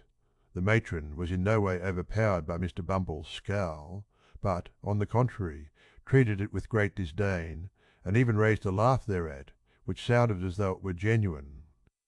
On hearing this most unexpected sound, Mr. Bumble looked, first incredulous and afterwards amazed. He then relapsed into his former state, nor did he rouse himself until his attention was again awakened by the voice of his partner. "Are you going to sit snoring there all day?" inquired Mrs. Bumble. "Mem going to sit here as long as I think proper, ma'am," rejoined Mr. Bumble, "and although I was not snoring, I shall snore, gape, sneeze, laugh, or cry, as the humour strikes me, such being my prerogative." "Your prerogative?" sneered Mrs. Bumble, with ineffable contempt. "I said the word, ma'am," said Mr. Bumble. "The prerogative of a man is to command." "And what's the prerogative of a woman, in the name of goodness?" cried the relict of Mr. Corney deceased. "To obey, ma'am, thunder. Mr. Bumble, your late unfortunate husband should have taught it you, and then, perhaps, he might have been alive now. I wish he was, poor man." Mrs. Bumble, seeing at a glance that the decisive moment had now arrived, and that a blow struck for the mastership on one side or other must necessarily be final and conclusive, no sooner heard this allusion to the dead and gone, Then she dropped into a chair, and with a loud scream that Mr. Bumble was a hard-hearted brute, fell into a paroxysm of tears. But tears were not the things to find their way to Mr. Bumble's soul. His heart was waterproof. Like washable beaver hats that improve with rain, his nerves were rendered stouter and more vigorous by showers of tears which, being tokens of weakness, and so far tacit admissions of his own power, pleased and exalted him. He eyed his good lady with looks of great satisfaction, and begged, in an encouraging manner, that she should cry her hardest, the exercise being looked upon by the occulti as strongly conducive to health. It opens the lungs, washes the countenance, exercises the eyes, and softens down the temper, said Mr. Bumble. So cry away. As he discharged himself of this pleasantry, Mr. Bumble took his hat from a peg, and putting it on, rather rakishly, on one side, as a man might who felt he had asserted his superiority in a becoming manner, thrust his hands into his pockets, and sauntered towards the door with much ease and waggishness depicted in his whole appearance. Now Mrs. Corney, that was, had tried the tears, because they were less troublesome than a manual assault, but she was quite prepared to make trial of the latter mode of proceeding, as Mr. Bumble was not long in discovering. The first proof he experienced of the fact was conveyed in a hollow sound, immediately succeeded by the sudden flying off of his hat to the opposite end of the room. This preliminary proceeding laying bare his head, the expert lady, clasping him tightly round he throat with one hand, inflicted a shower of blows dealt with singular vigour and dexterity upon it with the other. This done, she created a little variety by scratching his face and tearing his hair, and having by this time inflicted as much punishment as she deemed necessary for the offence, she pushed him over a chair, which was luckily well situated for the purpose, and defied him to talk about his prerogative again, if he dared. "Get up!" said Mrs. Bumble, in a voice of command. "Ay, and take yourself away from here, unless you want me to do something desperate." Mr. Bumble rose with a very rueful countenance, wondering much what something desperate might be. Picking up his hat, he looked towards the door. "Are you going?" demanded Mrs. Bumble. "Certainly, my dear, certainly," rejoined Mr. Bumble, making a quicker motion towards the door. "I didn't intend to. I'm going, my dear. You are so very violent that really I—" At this instant Mrs. Bumble stepped hastily forward. O replaced the carpet, which had been kicked up in the scuffle. Mr. Bumble immediately darted out of the room, without bestowing another thought on his unfinished sentence, leaving the late Mrs. Corney in full possession of the field. Mr. Bumble was fairly taken by surprise, and fairly beaten. He had a decided propensity for bullying, derived no inconsiderable pleasure from the exercise of petty cruelty, and, consequently, was, it is needless to say, a coward. This is by no means a disparagement to his character, for many official personages, who are held in high respect and admiration, are the victims of similar infirmities. The remark is made, indeed, rather in his favour than otherwise, and with the view of impressing the reader with a just sense of his qualifications for office. But the measure of his degradation was not yet full. After making a tour of the house, and thinking, for the first time, that the poor laws really were too hard on people, and that men who ran away from the higher wives, leaving them chargeable to the parish, ought in justice to be visited with no punishment at all, but rather rewarded as meritorious individuals who had suffered much, Mr. Bumble came to a room where some of the female paupers were usually employed in washing the parish linen, when the sound of voices in conversation now proceeded. "Hem!" said Mr. Bumble, summoning up all his native dignity. "These women, at least, shall continue to respect the prerogative. Hallo! Hallo there! What do? You mean by this noise, you hussies?"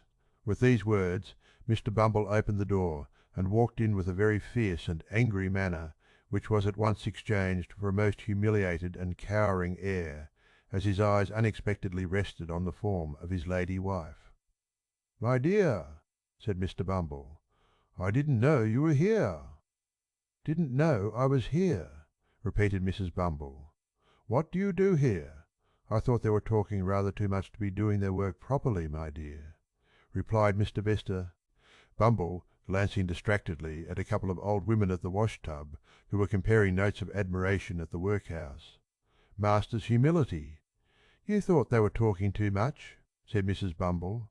"What business is it of yours?" "Why, my dear," urged Mr. Bumble submissively. "What business is it of yours?" demanded Mrs. Bumble again. "It's very true, you're matron here, my dear," submitted Mr. Bumble. "But I thought you mightn't be in the way just then." "I'll tell you what, M. Stye." "Ah, Bumble," returned his lady, "we don't want any of your interference.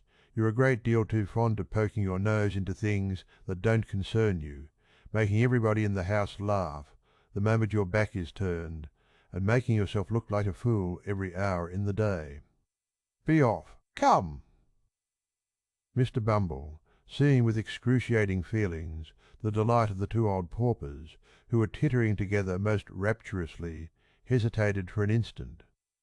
Mrs. Bumble, whose patience brooked no Della, caught up a bowl of soap-suds, and motioning him towards the door, ordered him instantly to depart on pain of receiving the contents upon his portly person.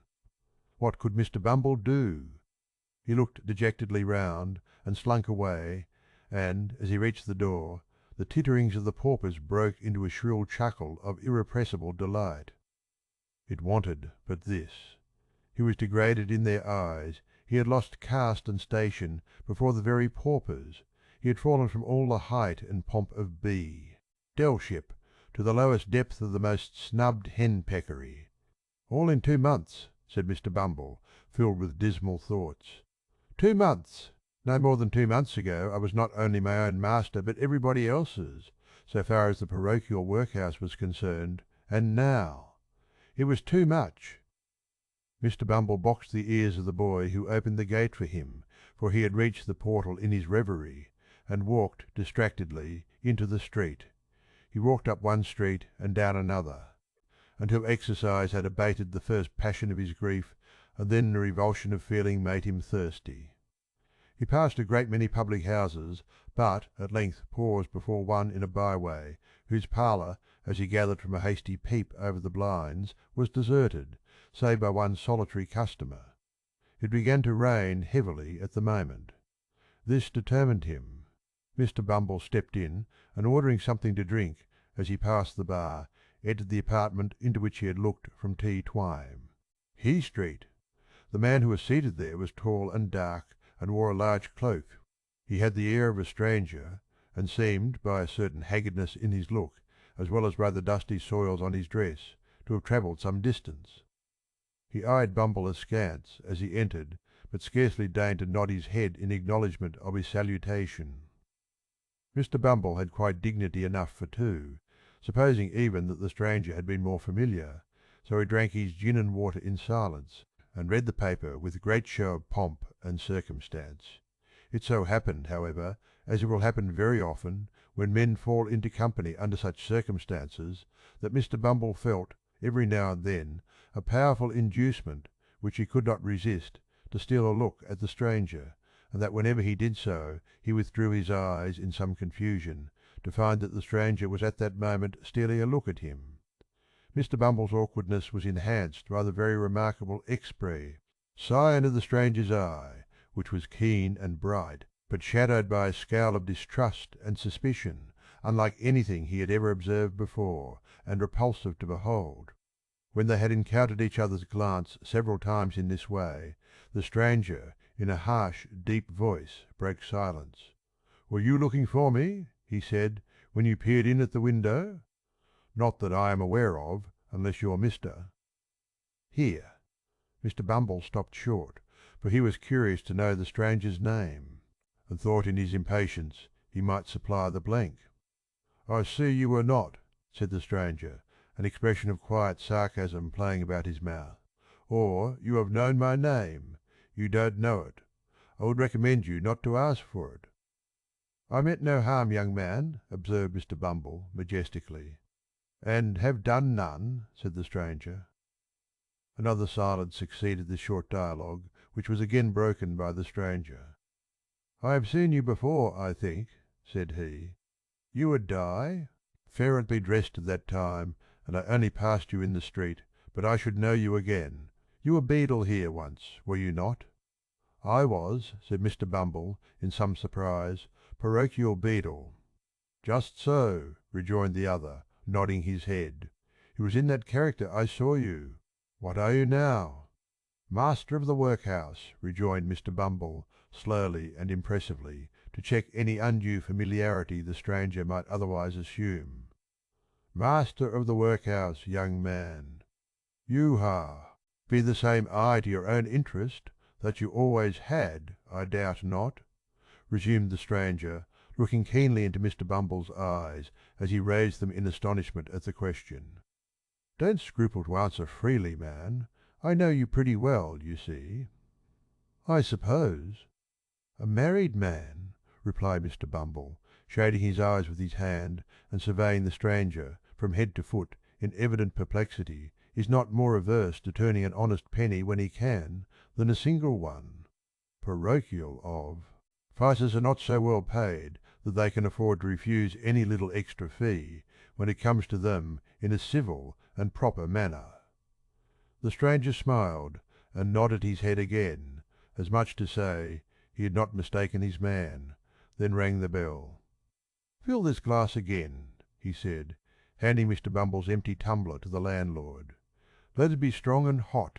You like it so, I suppose?" "Not too strong," replied Mr. Bumble, with a delicate cough. "You understand what that means, landlord?" Sigh. "D," the stranger, dryly. The host smiled, disappeared, and shortly afterwards returned with a steaming jorum, of which the first gulp brought the water into Mr. Bumble's eyes. "Now listen to me," said the stranger, after closing the door and window. "I came down to this place to day to find you out, and, by one of those chances which the devil throws in the way of his friends sometimes, you walked into the very room I was sitting in, while you were uppermost in my mind. I want some information from you. I don't ask you to give it for nothing, slight as it is. Put up that, to begin with." As he spoke he pushed a couple of sovereigns across the table to his companion, carefully, as though unwilling that the chinking of money should be heard without. When Mr. Bumble had scrupulously examined the coins, to see that they were genuine, and had put them up, with much satisfaction, in his waistcoat pocket, he went on, "Carry your memory back, let me see, 12 years last winter?" "It's a long time," said Mr. Bumble. "Very good. I've done it.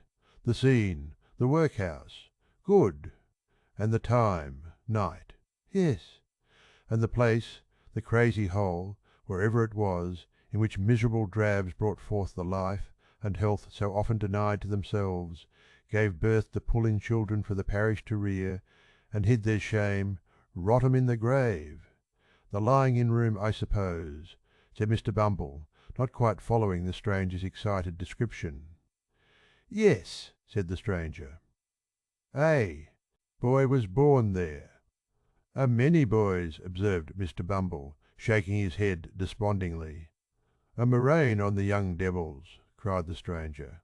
"I speak of one, a meek‐looking, pale‐faced boy, who was apprenticed down here to a coffin‐maker. I wish he had made his coffin, and screwed his body in it, and who afterwards ran away to London, as it was supposed." "Why, you mean Oliver?" "Young Twist," said Mr. Bumble. "I remember him, of course. There wasn't a obstinater young rascal. It's not of high—" "I want to hear. I've heard enough of him," said the stranger, stopping Mr. Bumble in the outset of a tirade on the subject of poor Oliver's vices. "It's of a woman, the hag that nursed his mother—" "Where is she? Where is she?" said Mr. Bumble, whom the gin and water had rendered facetious. "It would be hard to tell. There's no midwifery there, whichever place she's gone to, so I suppose she's out of employment anyway." "What do you mean?" demanded the stranger sternly. "That she died last—" "Winter," rejoined Mr. Bumble. The man looked fixedly at him when he had given this information, and although he did not withdraw his eyes for some time afterwards, his gaze gradually became vacant and abstracted, and he seemed lost in thought. For some time he appeared doubtful whether he ought to be relieved or disappointed by the intelligence, but at length he breathed more freely, and withdrawing his eyes, observed that it was no great matter. With that he rose, as if to depart. But Mr. Bumble was cunning enough, and he at once saw that an opportunity was opened for the lucrative disposal of some secret in the possession of his better half. He well remembered the night of old Sally's death, which the occurrences of that day had given him good reason to recollect as the occasion on which he had proposed to Mrs. Corney, and although that lady had never confided to him the disclosure of which he had been the solitary witness, he had heard enough to know that it related to something that had occurred in the old woman's attendance as workhouse nurse upon the young mother of Oliver Twist. Hastily calling this circumstance to mind, he informed the stranger, with an air of mystery, that one woman had been closeted with the old harridan shortly before she died, and that she could, as he had reason to believe, throw some light on the subject of his inquiry. "How can I find her?" said the stranger, thrown off his guard, and plainly showing that all his fears, whatever they were aroused afresh by the intelligence. "Only through me," rejoined Mr. Bumble. "When?" cried the stranger hastily. "To-morrow," rejoined Bumble. "At 9 in the evening," said the stranger, producing a scrap of paper, and writing down upon it an obscure address by the waterside in characters that betrayed his agitation. "At 9 in the evening, bring her to me there. I needn't tell you to be secret. It's your interest." With these words he led the way to the door, after stopping to pay for the liquor that had been drunk. Shortly remarking that their roads were different, he departed without more ceremony than an emphatic repetition of the hour of appointment for the following night. On glancing at the address, the parochial functionary observed that it contained no name. The stranger had not gone far, so he made after him to ask it. "What do you want?" cried the man, turning quickly round as Bumble touched him on the arm. "Following me? Only to ask a question," said the other, pointing to the scrap of paper. "What name am I to ask for?" "Monk's," rejoined the man, and strode hastily away. Chapter XXXV, containing an account of what passed between Mr. and Mr. S. Bumble and Mr. Monks at their nocturnal interview. It was a dull, close, overcast summer evening. The clouds, which had been threatening all day, spread out in a dense and sluggish mass of vapour, already yielded large drops of rain, and seemed to presage a violent thunderstorm, when Mr. and Mrs. Bumble, turning out of the main street of the town, directed their course towards a scattered little colony of ruinous houses, distant from it some mile and a half, or thereabouts, and erected on a low, unwholesome swamp, bordering upon the river. They were both wrapped in old and shabby outer garments, which might, perhaps, serve the double purpose of protecting their persons from the rain, and sheltering them from observation. The husband carried a lantern, from which, however, no light yet shone, and trudged on, a few paces in front, as though, the way being dirty, to give his wife the benefit of treading in his heavy footprints. They went on in profound silence. Every now and then Mr. Bumble relaxed his pace and turned his head as if to make sure that his helpmate was following. Then, discovering that she was close at his heels, he mended his rate of walking and proceeded, at a considerable increase of speed, towards their place of destination. This was far from Bye, being a place of doubtful character, for it had long been known as the residence of none but low ruffians, who, under various pretences of living by their labour, subsisted chiefly on plunder and crime. It was a collection of mere hovels, some hastily built with loose bricks, others of old worm-eaten ship-timber, jumbled together without any attempt at order or arrangement, and planted for the most part within a few feet of the river's bank, a few leaky boats drawn up on the mud and made fast. To the dwarf wall which skirted it, and here and there an oar or coil of rope appeared, at first, to indicate that the inhabitants of these miserable cottages pursued some avocation on the river, but a glance at the shattered and useless condition of the articles thus displayed would have led a passer-by, without much difficulty, to the conjecture that they were disposed there rather for the preservation of appearances than with any view to their being actually employed. "In the heart of thy cluster of huts, and skirting the river, which its upper stories overhung, stood a large building, formerly used as a manufactory of some kind. It had, in its day, probably furnished employment to the inhabitants of the surrounding tenements, but it had long since gone to ruin. The rat, the worm, and the action of the damp had weakened and rotted the piles on which it stood, and a considerable portion of the building had already sunk down into the water, while the remainder, tottering and bending over the dark stream, seemed to wait a favourable opportunity of following its old companion and involving itself in the same fate. It was before this ruinous building that the worthy couple paused, as the first peal of distant thunder reverberated in the air, and the rain commenced pouring violently down. "The place should be somewhere here," said Bumble, consulting a scrap of paper he held in his hand. "Halloa there!" cried a voice from above. Following the sound, Mr. Bumble raised H. his head, and descried a man looking out of a door, breast high, on the second story.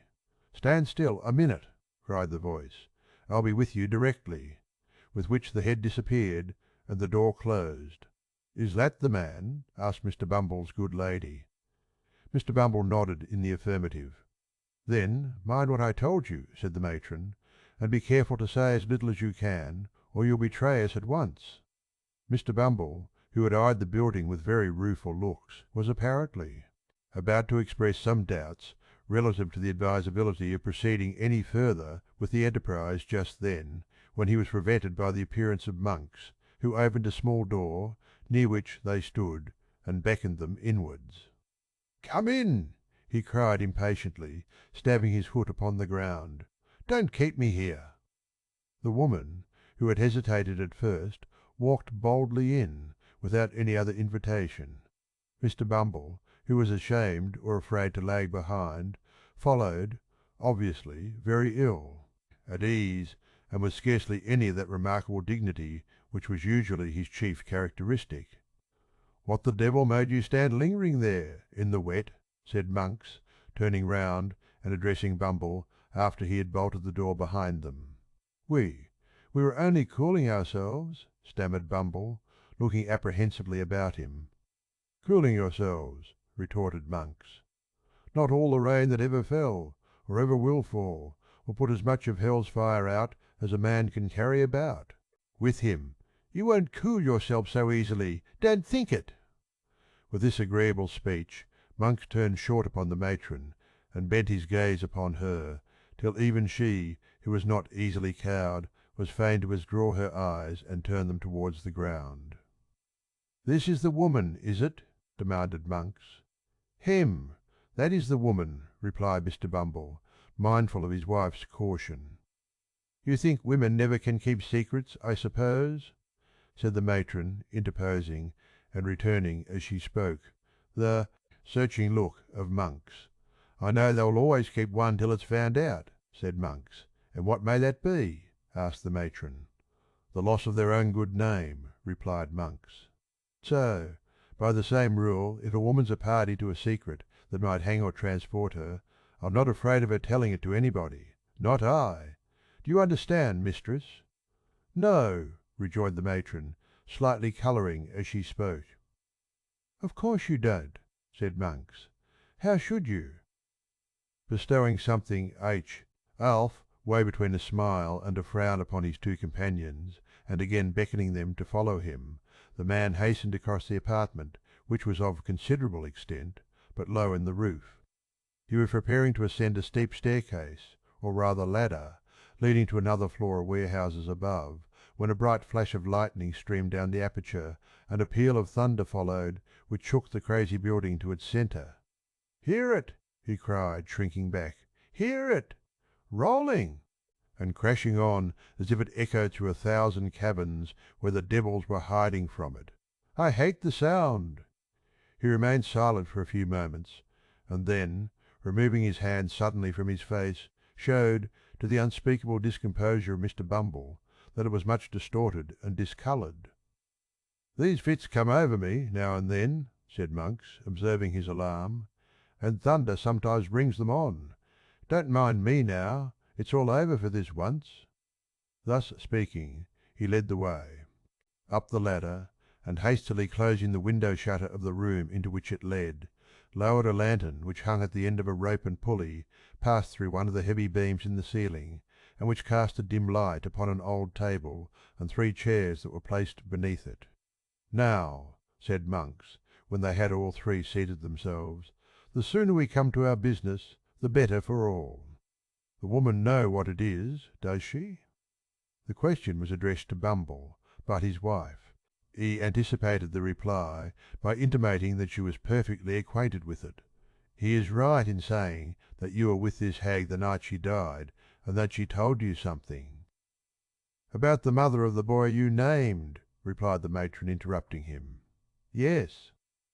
"The first question is, of what nature was her communication?" said Monks. "That's the second," observed the woman with much deliberation. "The first is, what may the communication be worth?" "Who the devil can tell that, W.?" "Without knowing what kind it is?" asked Monks. "Nobody better than you, I am persuaded," answered Mrs. Bumble, who did not want for spirit, as her yokefellow could abundantly testify. "Humph!" said Monks significantly, and with a look of eager inquiry. "There may be money's worth to get, eh?" "Perhaps there may," was the composed reply. "Something that was taken from her," said Monks. "Something that was taken from her," said Monks. "Something that—" "You had better bid," interrupted Mrs. Bumble. "I have heard. Enough already to assure me that you are the man I ought to talk to." Mr. Bumble, who had not yet been admitted by his better half into any greater share of the secret than he had originally possessed, listened to this dialogue with outstretched neck and distended eyes, which he directed towards his wife and Monks, by turns, in undisguised astonishment, increased, if possible, when the latter sternly demanded what sum was required for the disclosure. "What's it worth to you?"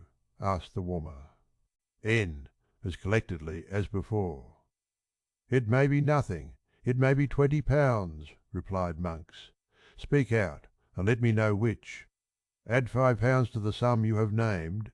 Give me £25 in gold," said the woman, "and I'll tell you all I know. Not before." "£25 exclaimed Monks, drawing back. "I spoke as plainly as I could," replied Mrs. Bumble. "It's not a large sum either." "Not a large sum for a paltry secret that may be nothing when it's told," cried Monks impatiently, "and which has been lying dead for 12 years past, or more. Such matters keep well, and, like good wine, often double their value in course of time," answered the matron, still preserving the resolute indifference she had assumed. "As to lying dead, there are those who will lie dead for 12,000 years to come, or 12,000,000, for anything you or I know, who will tell strange tales at last." "What if I pay it for nothing?" asked Monks, hesitating. "You can easy." "Lie, take it away again," replied the matron. "I am but a woman, alone here, and unprotected." "Not alone, my dear, nor unprotected neither," submitted Mr. Bumble, in a voice tremulous with fear. "I am here, my dear. And besides," said Mr. Bumble, his teeth chattering as he spoke, "Mr. Monks is too much of a gentleman to attempt any violence on parochial persons. Mr. Monks is aware that I am not a young man, my dear, and also that I am a little run to seed, as I may say, but he has heerd, I sa. Why, I have no doubt Mr. Monks has heerd, my dear, that I am a very determined officer with very uncommon strength, if I'm once roused. I only want a little rousing, that's all." As Mr. Bumble spoke, he made a melancholy feint of grasping his lantern with fierce determination, and plainly showed, by the alarmed expression of every feature, that he did want a little rousing, and not a little prior to making any very warlike demonstration, unless, indeed, against paupers or other person or pers. Ewan's trained down for the purpose. You are a fool, said Mrs. Bumble in reply, and had better hold your tongue. He had better have cut it out before he came, if he can't speak in a lower tone, said Monks grimly. So, he's your husband, eh? He my husband, tittered the matron, parrying the question.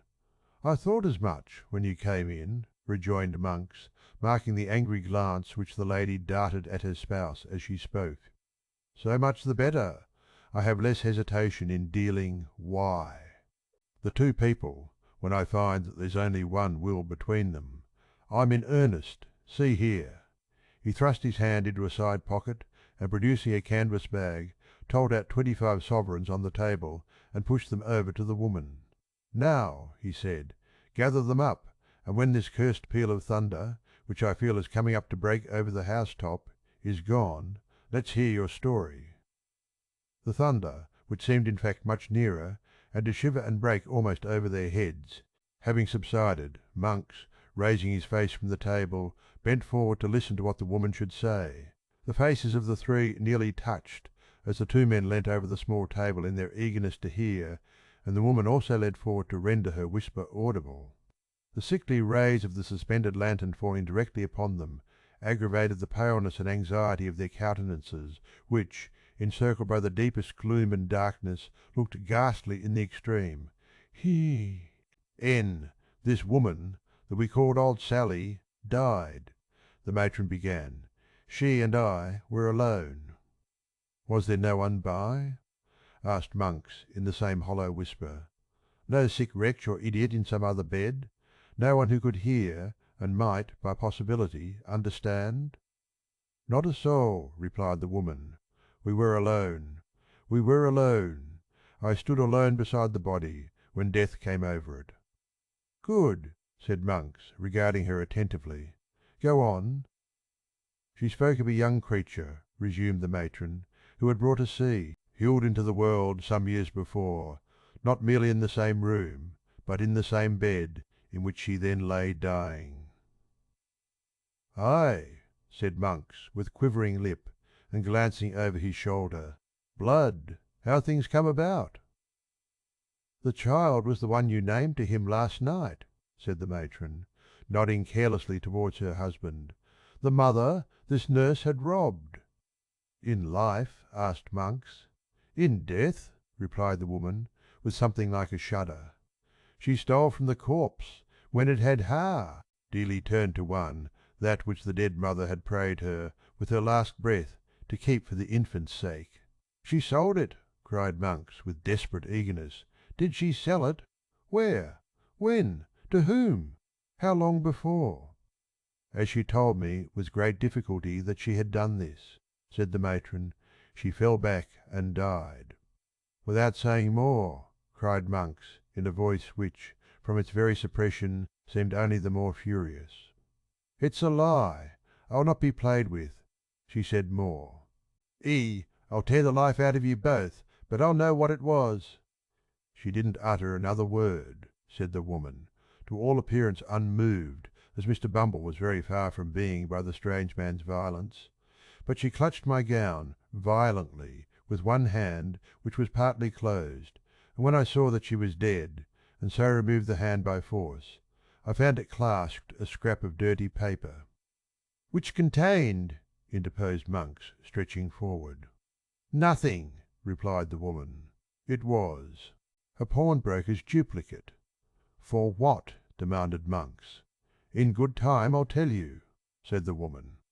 I judged that she had kept the trinket, for some time, in the hope of turning it to better account, and then had pawned it, and had saved or scraped together money to pay the pawnbroker's interest year by year, and prevent its running out, so that if anything came of it, it could still be redeemed.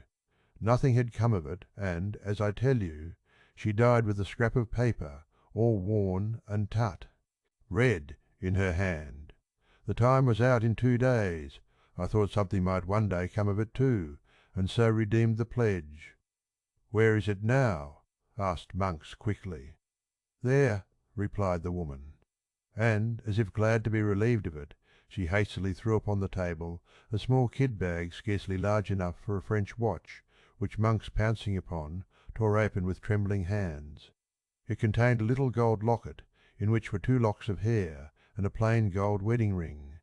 "It has the W. Haud Agnes's engraved on the inside," said the woman. "There is a blank left for the surname, and then follows the date, which is within a year before the child was born. I found out that." "And this is all?" said Monks, after a close and eager scrutiny of the contents of the little packet. "All," replied the woman. Mr. Bumble drew a long breath, as if he were glad to find that the story was over, and no mention made of taking the £25 back again, and now he took courage to wipe the perspiration which had been trickling over his nose unchecked during the whole of the previous dialogue. "I know nothing of the story, beyond what I can guess at," said his wife, addressing Monks, after a short silence. "And I want to know nothing, for it's safer not. But I may ask you 2 questions, may I?" "You may ask," said Monks, with some show of surprise. "But whether I answer or not is another question." "Which makes 3," observed Mr. Bumble, essaying a stroke of facetio. "Useness. Is that what you expected to get from me?" demanded the matron. "It is," replied Monks. "The other question, what do you propose to do with it? Can it be used against me?" "Never," rejoined Monks. "Nor against me either. See here. But don't move a step forward, or your life is not worth a bulrush." With these words he suddenly wheeled the table aside, and pulling an iron ring in the boarding, threw back a large trap door which opened close at Mr. Bumble's feet, and caused that G. Entleman to retire several paces backward with great precipitation. "Look down," said Monks, lowering the lantern into the gulf. "Don't fear me. I could have let you down, quietly enough, when you were seated over it, if that had been my game." Thus encouraged, the matron drew near to the brink, and even Mr. Bumble himself, impelled by curiosity, ventured to do the same. The turbid water, swollen by the heavy rain, was rushing rapidly on below, and all other sounds were lost in the noise of it splashing and eddying against the green and slimy piles. There had once been a water-mill beneath. The tide foaming and chafing round the few rotten stakes and fragments of machinery that yet remained, seemed to dart onward with a new impulse, when freed from the obstacles which had unavailingly attempted to stem its headlong course. "If you flung a man's body down there, where would it be to morrow morning?" said Monks, swinging the lantern to and fro in the dark well. 12 miles down." "The river, and cut to pieces besides," replied Bumble, recoiling at the thought. Monks drew the little packet from his breast, where he had hurriedly thrust it, and tying it to a leaden weight which had formed a part of some pulley and was lying on the floor, dropped it into the stream. It fell straight, and, true as a die, clove the water with a scarcely audible splash, and was gone. The 3 looking into each other's faces seemed to breathe more freely. "There," said Monks, closing the T, "rap door," which fell heavily back into its former position. "If the sea ever gives up its dead, as books say it will keep its gold and silver to itself, and that trash among it. We have nothing more to say, and may break up our pleasant party." "By all means," observed Mr. Bumble with great alacrity. "You'll keep a quiet tongue in your head, will you?" said Monks, with a threatening look. "I am not afraid of your wife. You may depend upon me, young man," answered Mr. Bumble, bowing, G himself gradually towards the ladder with excessive politeness. "On everybody's account, young man, on my own, you know, Mr. Monks." "I am glad, for your sake, to hear it," remarked Monks. "Light your lantern, and get away from here as fast as you can." It was fortunate the conversation terminated at this point, or Mr. Bumble, who had bowed himself to within 6 inches of the ladder, would infallibly have pitched headlong into the room below. He lighted his lantern from that which Monk S had detached from the rope and now carried in his hand, and making no effort to prolong the discourse, descended in silence, followed by his wife. Monks brought up the rear after pausing on the steps to satisfy himself that there were no other sounds to be heard than the beating of the rain without and the rushing of the water. They traversed the lower room slowly and with caution, for monks started at every shadow, and Mr. Bumble, holding his lantern a foot above the ground, walked not only with remarkable care, but with a marvellously light step for a gentleman of his figure looking nervously about him for hidden trap-doors. The gate at which they had entered was softly unfastened and opened by monks. Merely exchanging a nod with their mysterious acquaintance, the married couple emerged into the wet and darkness outside. They were no sooner gone than monks, who appeared to entertain an invincible repugnance to being left alone, called to a boy who had been hidden somewhere. He below. Bidding him go first and bear the light, he returned to the chamber he had just quitted. Chapter Sex Ex Six Ings introduces some respectable.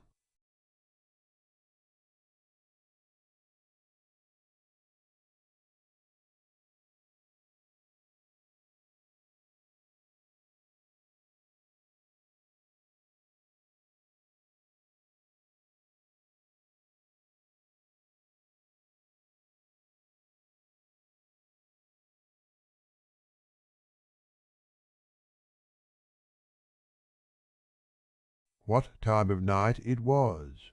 The room in which Mr. Sykes propounded this question was not one of those he had tenanted previous to the Chertsey expedition, although it was in the same quarter of the town, and was situated at no great distance from his former lodgings. It was not in appearance so desirable a habitation as his old quarters, being a mean and badly furnished apartment of very limited size, lighted only by one small window in the shelving roof, and abutting on a close and dirty ell. Nor were there wanting other indications of the good gentleman's having gone down in the world of late, for a great scarcity of furniture and total absence of comfort, together with the disappearance of all such small movables as spare clothes and linen, bespoke a state of extreme poverty, while the meagre and attenuated condition of Mr. Sykes himself would have fully confirmed these symptoms if they had stood in any need of corroboration. The housebreaker was lying on the bed, wrapped, in his white great-coat by way of dressing-gown, and displaying a set of features in no degree improved by the cadaverous hue of illness, and the addition of a soiled nightcap and a stiff black beard of a week's growth. The dog sat at the bedside, now eyeing his master with a wistful look, and now pricking his ears and uttering a low growl as some noise in the street or in the lower part of the house attracted his attention. Seated by the window, busily engaged in patching an old waistcoat, which formed a portion of the robber's ordinary dress, was a female, so pale and reduced with watching and privation that there would have been considerable difficulty in recognizing her as the same Nancy who has already figured in this tale, but for the voice in which she replied to Mr. Sykes's question. "Not long gone 7," said the girl. "How do you feel to-night, Bill?" "As weak as water," replied Mr. Sykes, with an imprecation on his eyes and limbs.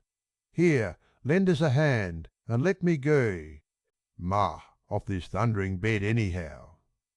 Illness had not improved Mr. Sykes's temper, for as the girl raised him up and led him to a chair, he muttered various curses on her awkwardness and struck her. "Whining, are you?" said Sykes. "Come, don't stand snivelling there. If you can't do anything better than that, cut off altogether. Do you hear me?"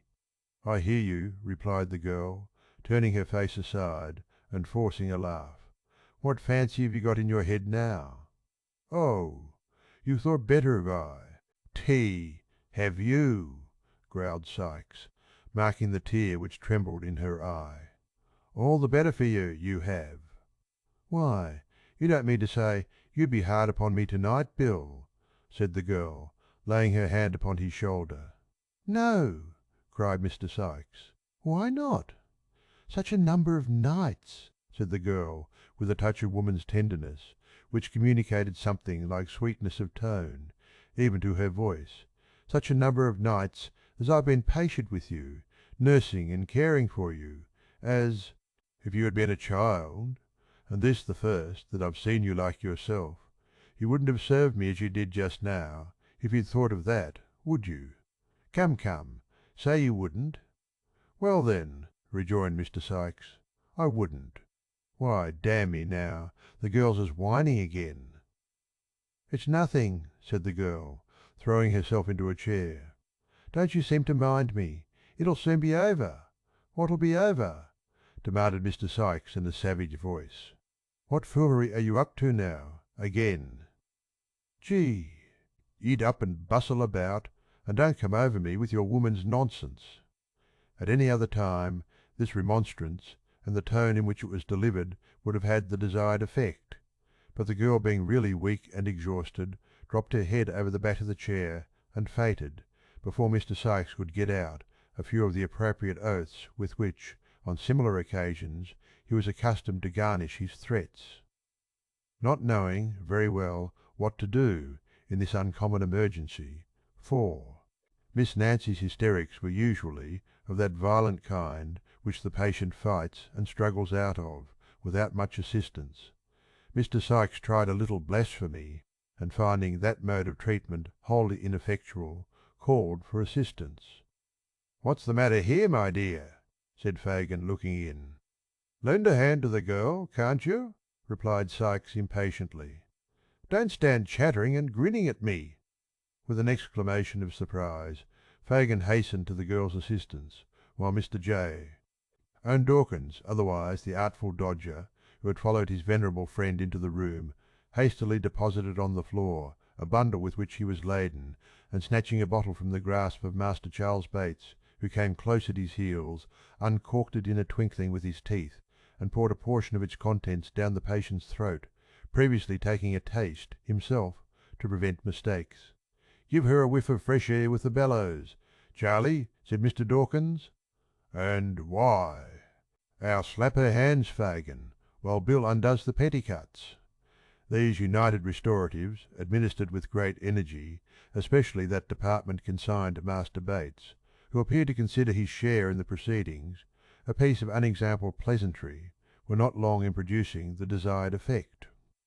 The girl gradually recovered her senses, and, staggering to a chair by the bedside, hid her face upon the pillow, leaving Mr. Sykes to confront the newcomers, in some astonishment at their unlooked-for appearance. "Why, what evil wind has blowed you here?" he asked Fagin. "No evil wind at all, my dear, for evil winds blow nobody any good, and I've brought something good with me that you'll be glad to see. Dodger, my dear, open the bundle, and give Bill the little trifles that we spent all our money on this morning." In compliance with Mr. Fagin's request, the Artful untied this bundle, which was of large size, and formed of an old tablecloth, and handed the articles id conter, ined, one by one, to Charlie Bates, who placed them on the table, with various encomiums on their rarity and excellence. "Sich a rabbit pie, Bill!" exclaimed that young gentleman, disclosing to view a huge pasty. "Sich delicate creeters, with sich tender limbs, Bill, that the werry bones melt in your mouth, and there's no occasion to pick 'em, half a pound of 7 and 6 green, so precious strong that if you mix it with biling water it'll go nigh to blow the lid of the teapot off. Pound and a half of moist sugar that the niggers didn't work at all at, afore they got it up to sich a pitch of goodness. Oh no! 2 half-quartern brands, pound of best fresh piece of double Gloucester, and, to wind up all, some of the richest sort you ever lushed." Uttering this last panegyric, Master Bates produced, from one of his extensive pockets, a full-sized wine bottle, carefully corked, while Mr. Dawkins, at the same instant, poured out a wine-glassful of raw spirits from the bottle he carried, which the invalid tossed down his throat without a moment's hesitation. "Ah!" said Fagin, rubbing his hands with great satisfaction. "You'll do, Bill, you'll do now." "Do!" exclaimed Mr. Sykes. "I might have been done for, 20 times over, afore you'd have done anything to help me." "What do you mean by leaving a man in this state 3 weeks and more, you false-hearted vagabond?" "Only hear him, boys," said Fagin, shrugging his shoulders. "And us come to bring him all these bewful things. The things is well enough in their way, observed Mr. Sykes, a little soothed as he glanced over the table. "But what have you got to say for yourself, why you should leave me here, down in the mouth, health, blunt, and everything else, and take no more notice of me, all this mortal time, than if I was that 'ere dog?" "Drive him down, Charlie." "I never see such a jolly dog as that," cried Master Bates, doing as he was desired, "smelling the grub like a old lady, a going to market.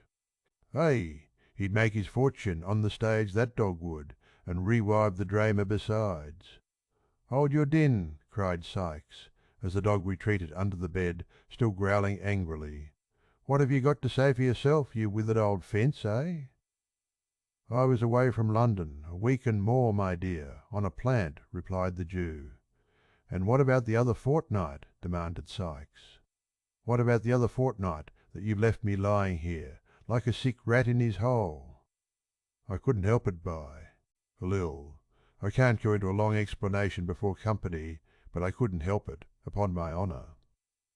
"Upon your what?" growled Sykes, with excessive disgust.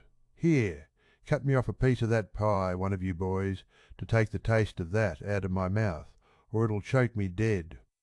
"Don't be out of temper, my dear," urged Fagin, submissively. "I've never forgot you, Bill, never once." "No, I'll pound it that you han't," replied Sykes, with a bitter grin. "You been scheming and plotting away, very hour that I've laid shivering and burning here, and Bill was to do this, and Bill was to do that, and Bill was to do it all, dirt cheap, as soon as he got well and was quite poor enough for your work. If it hadn't been for the girl, I might have died." "There now, Bill," remonstrated Fagin, eagerly catching at the word. "If it hadn't been for the girl, who but poor Wood Fagin was the means of your having such a handy girl about you?"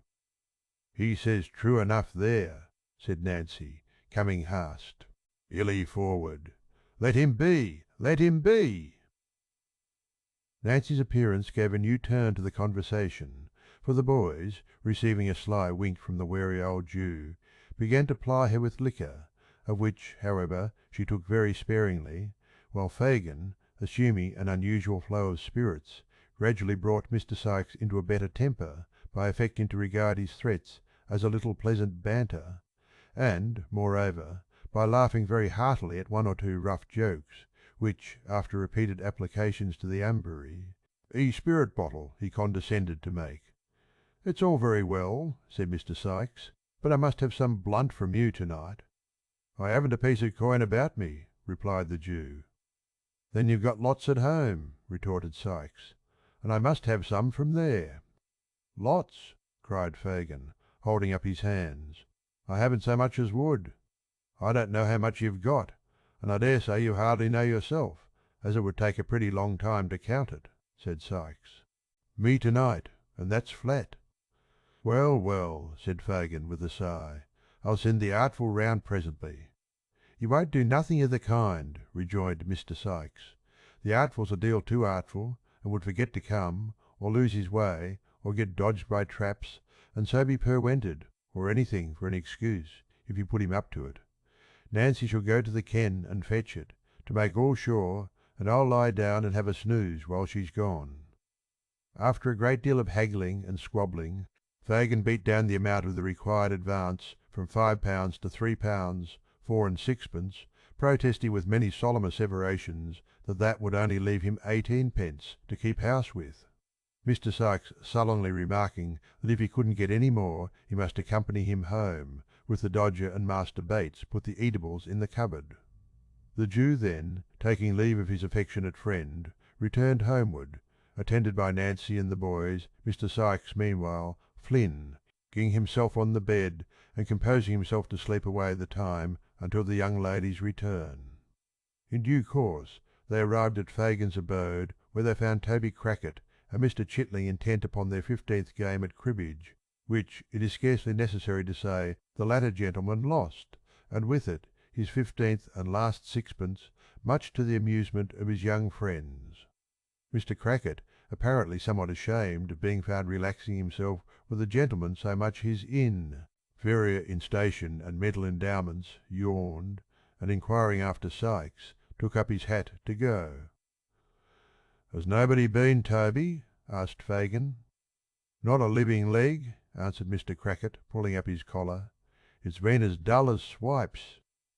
"You ought to stand something handsome, Fagin, to recompense me for keeping house so long." "Damn, I'm as flat as a juryman, and should have gone to sleep as fast as Newgate if I hadn't had the good nature to amuse this youngster. Horrid dull, I'm blessed if I ain't."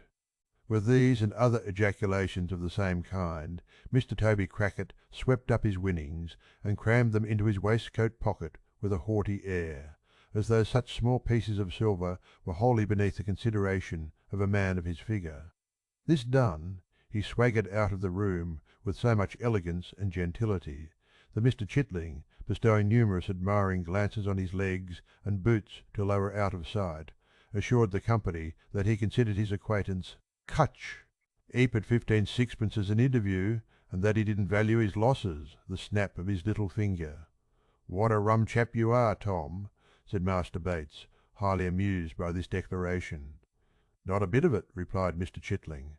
"Am I, Fagin?" "A very clever fellow, my dear," said Fagin, patting him on the shoulder and winking to his other pupils. "And Mr. Crackit is a heavy swell, ain't he, Fagin?" asked Tom. "No doubt at all of that, my dear." "And it is a creditable thing to have his acquaintance, ain't it, Fagin?" pursued Tom. "Very much so indeed, my dear. They're only jealous, Tom, because he won't give it to them." "Ah," cried Tom triumphantly, "that's where it is. He has cleaned me out. But I can go and earn some more when I like, can't I, Fagin?" "To be sure you can, and the sooner you go the better, Tom, so make up your loss at once, and don't lose any more time. Dodger, Charlie, it's time you were on the lay. Come, it's near 10, and nothing done yet."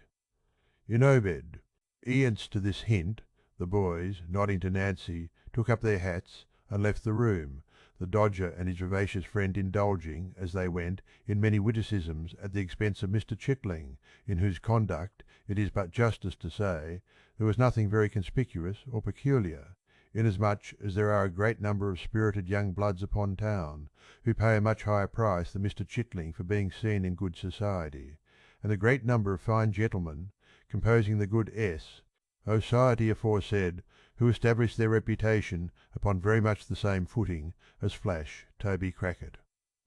"Now," said Fagin, when they had left the room, "I'll go and get you that cash, Nancy. This is only the key of a little cupboard where I keep a few odd things the boys get, my dear. I never lock up my money, for I've got none to lock up, my dear. Ha ha! Ha! None to lock up. It's a poor trade, Nancy, and no thanks. But I'm fond of seeing the young people about me, and I bear it all. Tea all! Hush!" he said, hastily concealing the key in his breast. "Who's that? Listen!" The girl, who was sitting at the table with her arms folded, appeared in no way interested in the arrival, or to care whether the person, whoever he was, came or went, until the murmur of a man's voice reached her ears. The instant she caught the sound, she tore off her bonnet and shawl with the rapidity of lightning, and thrust them under the table. The Jew, turning round immediately afterwards, she mutter, "D," a complaint of the heat, in a tone of languor that contrasted, very remarkably, with the extreme haste and violence of this action, which, however, had been unobserved by Fagin, who had his back towards her at the time. "Bah!" he whispered, as though nettled by the interruption. "It's the man I expected before. He's coming downstairs. Not a word about the money while he's here, Nance. He won't stop long. Not 10 minutes, my dear." Laying his skinny forefinger upon his lip, the Jew carried a candle to the door as a man's step was heard upon the stairs without. He reached it at the same moment as the visitor, who, coming hastily into the room, was close upon the girl before he observed her. It was Monks. "Only one of my young people," said Fagin, observing that Monks drew back on beholding a stranger. "Don't move, Nancy." The girl drew closer to the table, and glancing at Monks with an air of careless levity, withdrew her eyes, but as he turned towards Fagin she stole another. "Look, so keen and searching and full of purpose that if there had been any bystander to observe the change he could hardly have believed the two looks to have proceeded from the same person. "Any news?" inquired Fagin. "Great." "And good?" asked Fagin, hesitating as though he feared to vex the other man by being too sanguine. "Not bad, anyway," replied Monks with a smile. "I've been prompt enough this time. Let me have a word with you." The girl drew closer to the table and made. No offer to leave the room, although she could see that Monks was pointing to her. The Jew, perhaps fearing she might say something aloud about the money if he endeavoured to get rid of her, pointed upward and took Monks out of the room. "Not that infernal hole we were in before?" she could hear the man say as they went upstairs. Fagin laughed, and making some reply which did not reach her, seemed by the creaking of the boards to lead his companion to the second story. Before the sound of their footsteps had ceased to echo through the house, the girl had slipped off her shoes, and drawing her gown loosely over her head and muffling her arms in it, stood at the door listening with breathless interest. The moment the noise ceased she glided from the room, ascended the stairs with incredible softness and silence, and was lost in the gloom above. The room remained deserted for a quarter of an hour or more. The girl glided back with the same unearthly tread, and, immediately after, wards, the two men were heard descending. Monks went at once into the street, and the Jew crawled upstairs again for the money. When he returned, the girl was adjusting her shawl and bonnet, as if preparing to be gone. "Why, Nance!" exclaimed the Jew, starting back as he put down the candle. "How pale you are!" "Pale?" echoed the girl, shading her eyes with her hands, as if to look steadily at him. "Quite horrible! What have you been doing to yourself?" "Nothing that I know of, except sittin'." "Gee, in this close place for I don't know how long and all," replied the girl carelessly. "Come, let me get back, that's a dear." With a sigh for every piece of money, Fagin told the amount into her hand. They parted without more conversation, merely interchanging a "good night." When the girl got into the open street, she sat down upon a doorstep, and seemed for a few moments wholly bewildered and unable to pursue her way. Suddenly she arose, and hurrying on, in a direction quite opposite to tea. Hat, in which Sikes was awaiting her return, quickened her pace, until it gradually resolved into a violent run. After completely exhausting herself, she stopped to take breath, and, as if suddenly recollecting herself, and deploring her inability to do something she was bent upon, wrung her hands and burst into tears. It might be that her tears relieved her, or that she felt the full hopelessness of her condition, but she turned back, and hurrying with nearly as great rapidity in the contrary. Direction, partly to recover lost time, and partly to keep pace with the violent current of her own thoughts, soon reached the dwelling where she had left the housebreaker. If she betrayed any agitation when she presented herself to Mr. Sikes, he did not observe it, for merely inquiring if she had brought the money, and receiving a reply in the affirmative, he uttered a growl of satisfaction, and replacing his head upon the pillow, resumed the slumbers which her arrival had interrupted. It was fortunate for her that the possession of money occasioned him so much employment next day in the way of eating and drinking, and withal had so beneficial an effect in smoothing down the asperities of his temper, that he had neither time nor inclination to be very critical upon her behaviour and deportment.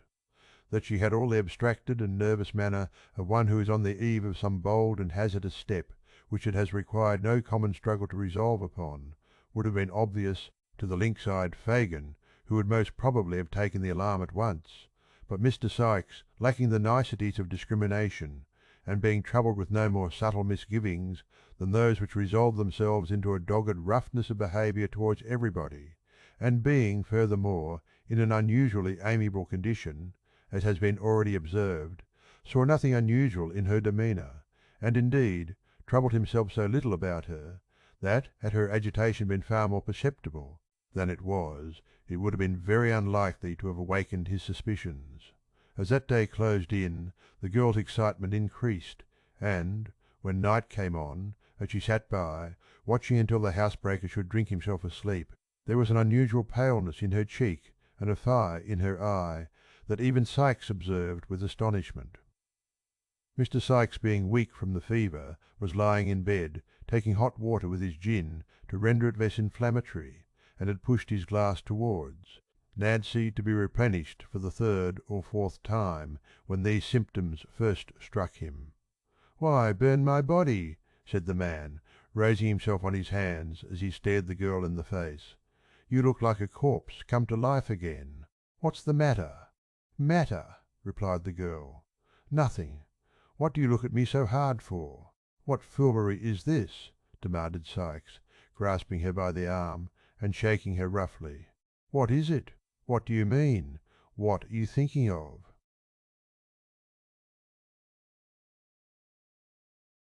"Of many things." "Bill," replied the girl, shivering, and as she did so pressing her hands upon her eyes. "But Lord, what odds in that?" The tone of forced gaiety in which the last words were spoken seemed to produce a deeper impression on Sikes than the wild and rigid look which had preceded them. "I tell you what it is," said Sikes. "If you haven't caught the fever, and got it comin' on now, there's something more than usual in the wind, and something dangerous too. You're not a going to? No, dammy!" "You "'Ull do that?" "Do what?" asked the girl. "There ain't," said Sikes, fixing his eyes upon her, and muttering the words to himself. "There ain't a stauncher hearted gal going, or I'd have cut her throat 3 months ago. She's got the fever coming on, that's it." Fortifying himself with this assurance, Sikes drained the glass to the bottom, and then, with many grumbling oaths, called for his physic. The girl jumped up with great alacrity, poured it quickly out, but with her back towards High, and held the vessel to his lips while he drank off the contents. "Now," said the robber, "come and sit aside of me, and put on your own face, or I'll alter it so that you won't know it agin when you do want it." The girl obeyed. Sikes, locking her hand in his, fell back upon the pillow, turning his eyes upon her face. They closed, opened again, closed once more, again opened. He shifted his position restlessly, and, after dozing again and again for 2 or 3 minutes, and as often spurl, inching up with a look of terror and gazing vacantly about him, was suddenly stricken, as it were, while in the very attitude of rising, into a deep and heavy sleep. The grasp of his hand relaxed, the upraised arm fell languidly by his side, and he lay like one in a profound trance. "The laudanum has taken effect at last," murmured the girl as she rose from the bedside. "I may be too late, even now." She hastily dressed herself in her bonnet and shawl, looking fearfully round from time to time, as if, despite the sleeping draught, she expected every moment to feel the pressure of Sikes's heavy hand upon her shoulder. Then, stooping softly over the bed, she kissed the robber's lips, and then opening and closing the room door with noiseless touch, hurried from the house. A watchman was crying 9:30, down a dark passage through which she had to pass in gaining the main thoroughfare. "Has it long gone the half hour?" asked the girl. "It'll strike the hour in another quart." "Ah!" said the man, raising his lantern to her face. "And I cannot get there in less than an hour or more," muttered Nancy, brushing swiftly past him and gliding rapidly down the street.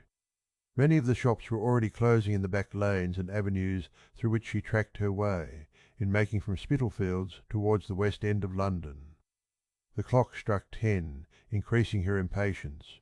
She tore along the narrow pavement, elbowing the passengers from side to side, and darting almost near the horses' heads crossed crowded streets where clusters of persons were eagerly watching their opportunity to do the like. "The woman is mad," said the people, turning to look after her as she rushed away.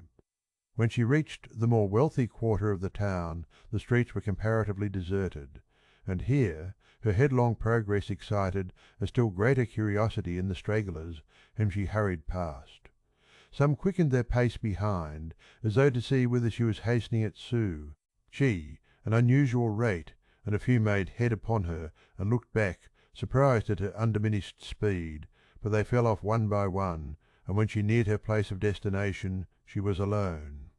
It was a family hotel in a quiet but handsome street near Hyde Park, as the brilliant light of the lamp which burnt before its door guided her to the spot, the clock struck 11. She had loitered for a few paces as though irresolute and making up her mind to advance, but the sound determined her. "An." "Dee." She stepped into the hall. The porter's seat was vacant. She looked round with an air of incertitude, and advanced towards the stairs. "Now, young woman," said a smartly dressed female, looking out from a door behind her. "Who do you want here?" "A lady who is stopping in this house," answered the girl. "A lady?" was the reply, accompanied with a scornful look. "What lady?" "Miss Maylie," said Nancy. The young woman, who had by this time noted her appearance, replied only by a look of arduous disdain, and summoned a man to answer her. To him Nancy repeated her request. "What name am I to say?" asked the waiter. "It's of no use saying any," replied Nancy. "Nor business?" said the man. "No, nor that neither," rejoined the girl. "I must see the lady." "Come," said the man, pushing her towards the door. "None of this. Take yourself off." "I shall be carried out if I go," said the girl violently. "And I can make that a job that two of you won't like to do. Isn't there anybody?" "Yea, here," she said, looking round. "That will see a simple message carried for a poor wretch like me?" This appeal produced an effect on a good-tempered faced man cook, who with some of the other servants was looking on, and who stepped forward to interfere. "Take it up for her, Joe, can't you?" said this person. "What's the good?" replied the man. "You don't suppose the young lady will see such as her, do you?" This allusion to Nancy's doubtful character raised a vast quantity of chaste wrath, though, in the bosoms of 4 housemaids, who remarked with great fervour that the creature was a disgrace to her sex, and strongly advocated her being thrown ruthlessly into the kennel. "Do what you like with me," said the girl, turning to the men again, "but do what I ask you first, and I ask you to give this message for God Almighty's sake." The soft-hearted cook added his intercession, and the result was that the man who had first appeared undertook its delivery. "What's it to be?" said the H. "A man with one foot on the stairs.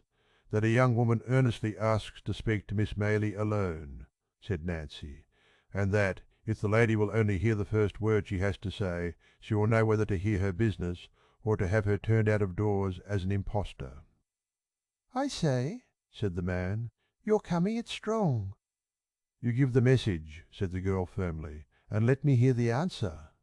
The man ran upstairs.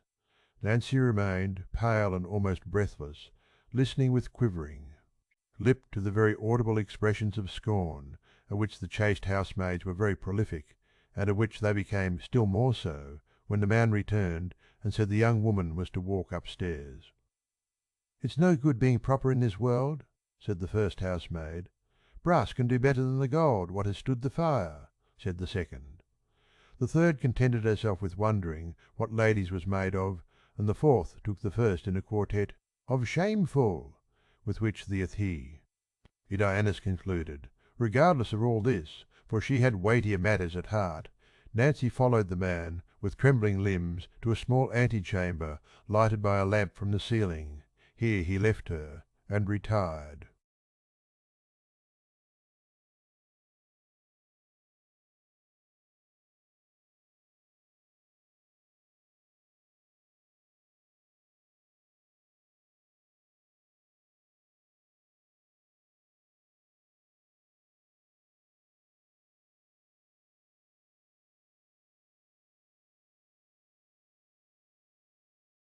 Heard a light step approaching the door opposite to that by which she had entered, and thought of the wide contrast which the small room would in another moment contain, she felt burdened with the sense of her own deep shame, and shrunk as though she could scarcely bear the presence of her with whom she had sought this interview.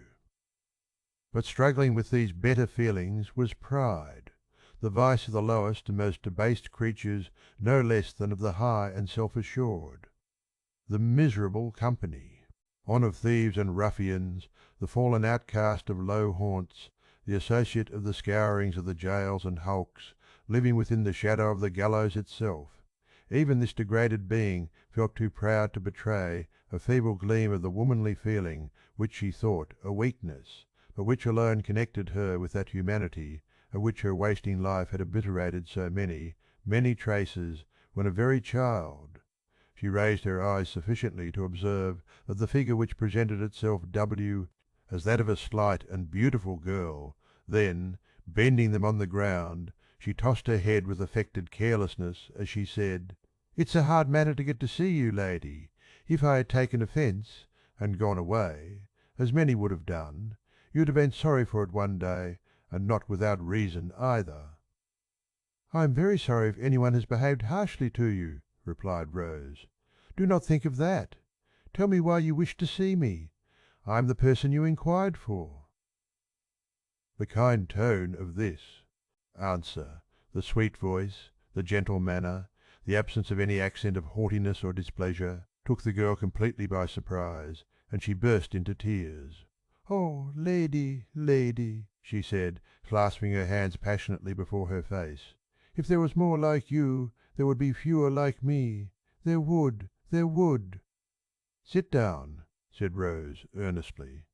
"If you are in poverty or affliction, I shall be truly glad to relieve you if I can. I shall indeed. Sit down." "Let me stand, lady, sir," hid the girl, still weeping, "and do not speak to me so kindly till you know me better. It is growing late.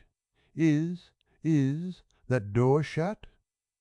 "Yes," said Rose, recoiling a few steps, as if to be nearer assistance in case she should require it. "Why?"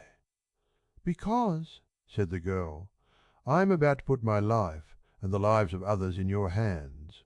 I am the girl that dragged little Oliver back to old Fagin's on the night he went out from the house in Pentonville." "You!" said Rose Maylie. "Ay, lady," replied the girl. "I am the infamous creature you have heard of, that lives among the thieves, and that never from the first moment I can recollect my eyes and senses opening on London streets have known any better life or kinder words than they have given me. So help me God! Do not mind shrinking openly from me, lady. I am younger than you would think to look at me, but I am well used to it. The poorest women fall back as I make my way along the crowded pavement." "What dreadful things are these?" sighed Rose, involuntarily falling from her strange companion. "Thank Heaven upon your knees, dear lady," cried the girl, "that you had friends to care for and keep you in your childhood, and that you were never in the midst of cold and hunger, and riot and drunkenness, and something worse than all, as I have been from my cradle. I may use the word, for the alley and the gutter were mine, as they will be my deathbed." "I pity you," said Rose in a broken voice. "It wrings my heart to hear you." "Heaven bless you for your goodness," rejoined the girl. "If you knew what I am sometimes, you would pity me indeed. But I have stolen away from those who would surely murder me if they knew I had been here to tell you what I have overheard. Do you know a man named Monks?" "No," said Rose. "He knows you," replied the girl, "and knew you were here, for it was by hearing him tell the place that I found you out." "I never heard the name," said Rose. "Then he goes by some other amongst us," rejoined the girl, "which I more than thought before." "Some time ago, and soon after Oliver was put into your house on the night of the robbery, I suspecting this man listened to a conversation held between him and Fagin in the dark. I found out, from what I heard, that Monks, the man I asked you about, you know." "Yes," said Rose, "I understand." "That Monks," pursued the girl, "had seen him accidentally with two of our boys on the day we first lost him, and had known him directly to be the same child that he was watching for, though I couldn't make out why. A bargain was struck with Fagin, that if Oliver was got back he should have a certain sum, and he was to have more for making him a thief, which this Monks wanted for some purpose of his own." "For what purpose?" asked Rose. "He caught sight of my shadow on the wall as I listened, in the hope of finding out," said the girl, "and there are not many people besides me that could have got out of their way in time to escape discovery." but I did, and I saw him no more till last night." "And what occurred then?" "I'll tell you, lady. Last night he came again. Again they went upstairs, and I, wrapping myself up so that my shadow would not betray me, again listened at the door. The first words I heard monks say were these: 'So the only proofs of the boy's identity lie at the bottom of the river, and the old hag that received them from the mother is rotting in her coffin.' They laughed, and talked of his success in doing this, and monks, talking on about the boy, and getting very wild, said that though he had got the young devil's money safely now, he'd rather have had it the other way, for what a game it would have been to have brought down the boast of the father's will by driving him through every jail in town, and then hauling him up for some capital felony which Fagin could easily manage, after having made a good profit of him besides." "What is all this?" said Rose. "The truth, lady, though it comes from my lips," replied the girl. "Then he said, with oaths common enough in my ears, but strange to yours, that if he could gratify his hatred by taking the boy's life without bringing his own neck in danger, he would, but as he couldn't, he'd be upon the watch to meet him at every turn in life, and if he took advantage of his birth and history he might harm him yet. In short, Fagin, he says, Jew as you are, you never laid such snares as I'll contrive for my young brother Oliver." "His brother!" exclaimed Rose. "Those were his words," said Nancy, glancing uneasily round, as she had scarcely ceased to do, since she began to speak, for a vision of Sikes haunted her perpetually. "And more, when he spoke of you and the other lady, and said it seemed contrived by Heaven or the devil against him, that Oliver should come into your hands, he laughed, and said there was some comfort in that too, for how many thousands and hundreds of thousands of pounds would you not give, if you had them, to know who your two-legged spaniel was?" "You do not mean," said Rose, turning very pale, "to tell me that this was said in earnest?" "He spoke in hard and angry earnest, if a man ever did," replied the girl, shaking her head. "He is an earnest man when his hatred is up. I know many who do worse things, but I'd rather listen to them all a dozen times than to that monk's once. It is growing late, and I have to reach home without suspicion of having been on such an errand as this. I must get Bar. Gay quickly." "But what can I do?" said Rose. "To what use can I turn this communication without you? Back! Why do you wish to return to companions you paint in such terrible colours? If you repeat this information to a gentleman whom I can summon in an instant from the next room, you can be consigned to some place of safety without half an hour's delay." "I wish to go back," said the girl. "I must go back because how can I tell such things to an innocent lady like you?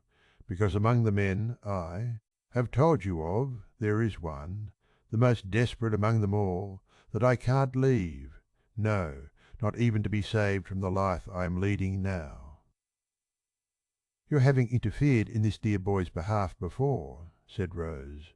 "Your coming here, at so great a risk, to tell me what you have heard, your manner, which convinces me of the truth of what you say, your evident contrition and sense of shame, all lead me to believe that you might yet be reclaimed."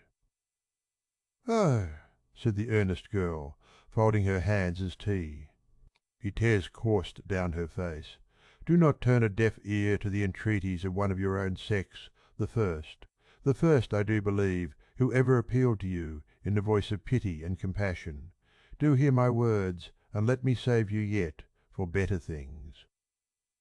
"Lady," cried the girl, sinking on her knees, "dear, sweet, angel lady, you are the first that ever blessed me with such words as these, and if I had heard them years ago they might have turned me from a life of sin and sorrow. But it is too late, it is too late."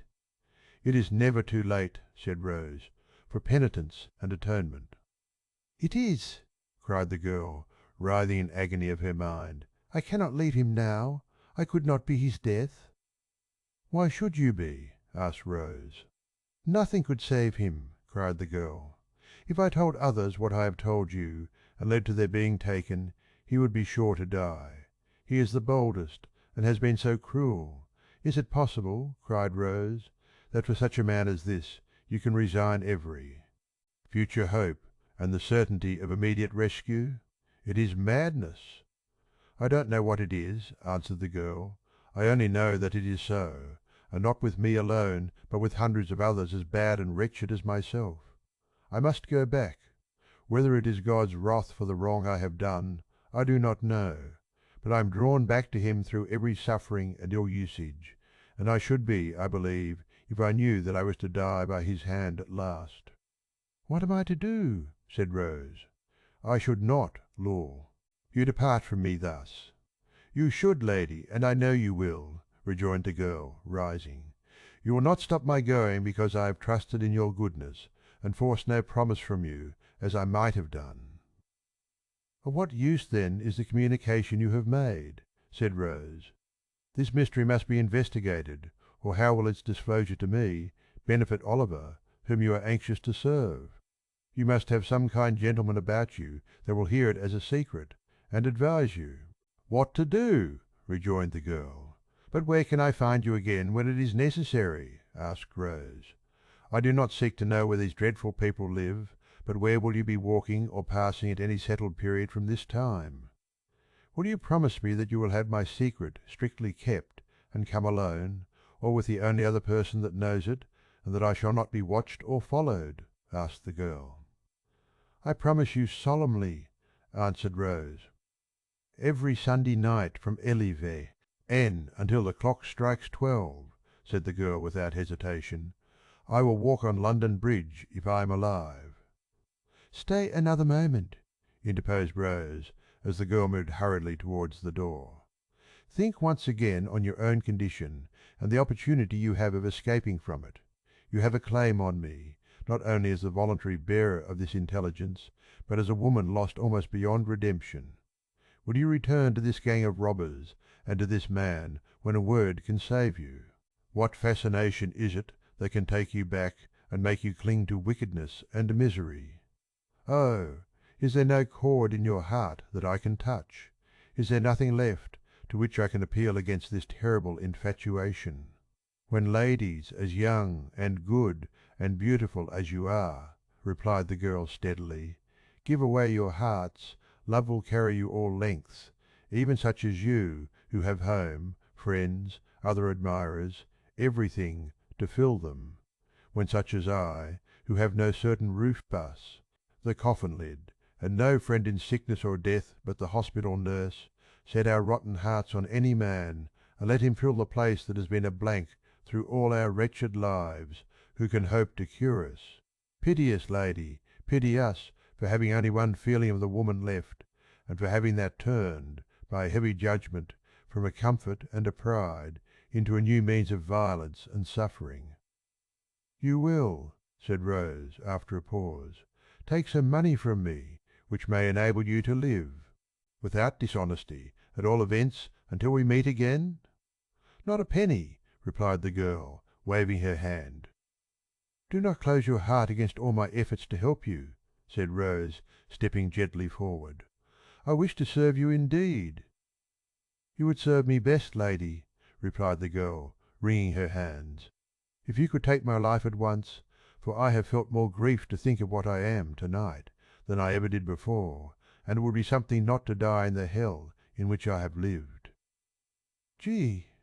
"God bless you, sweet lady, and send as much happiness on your head as I have brought shame on mine."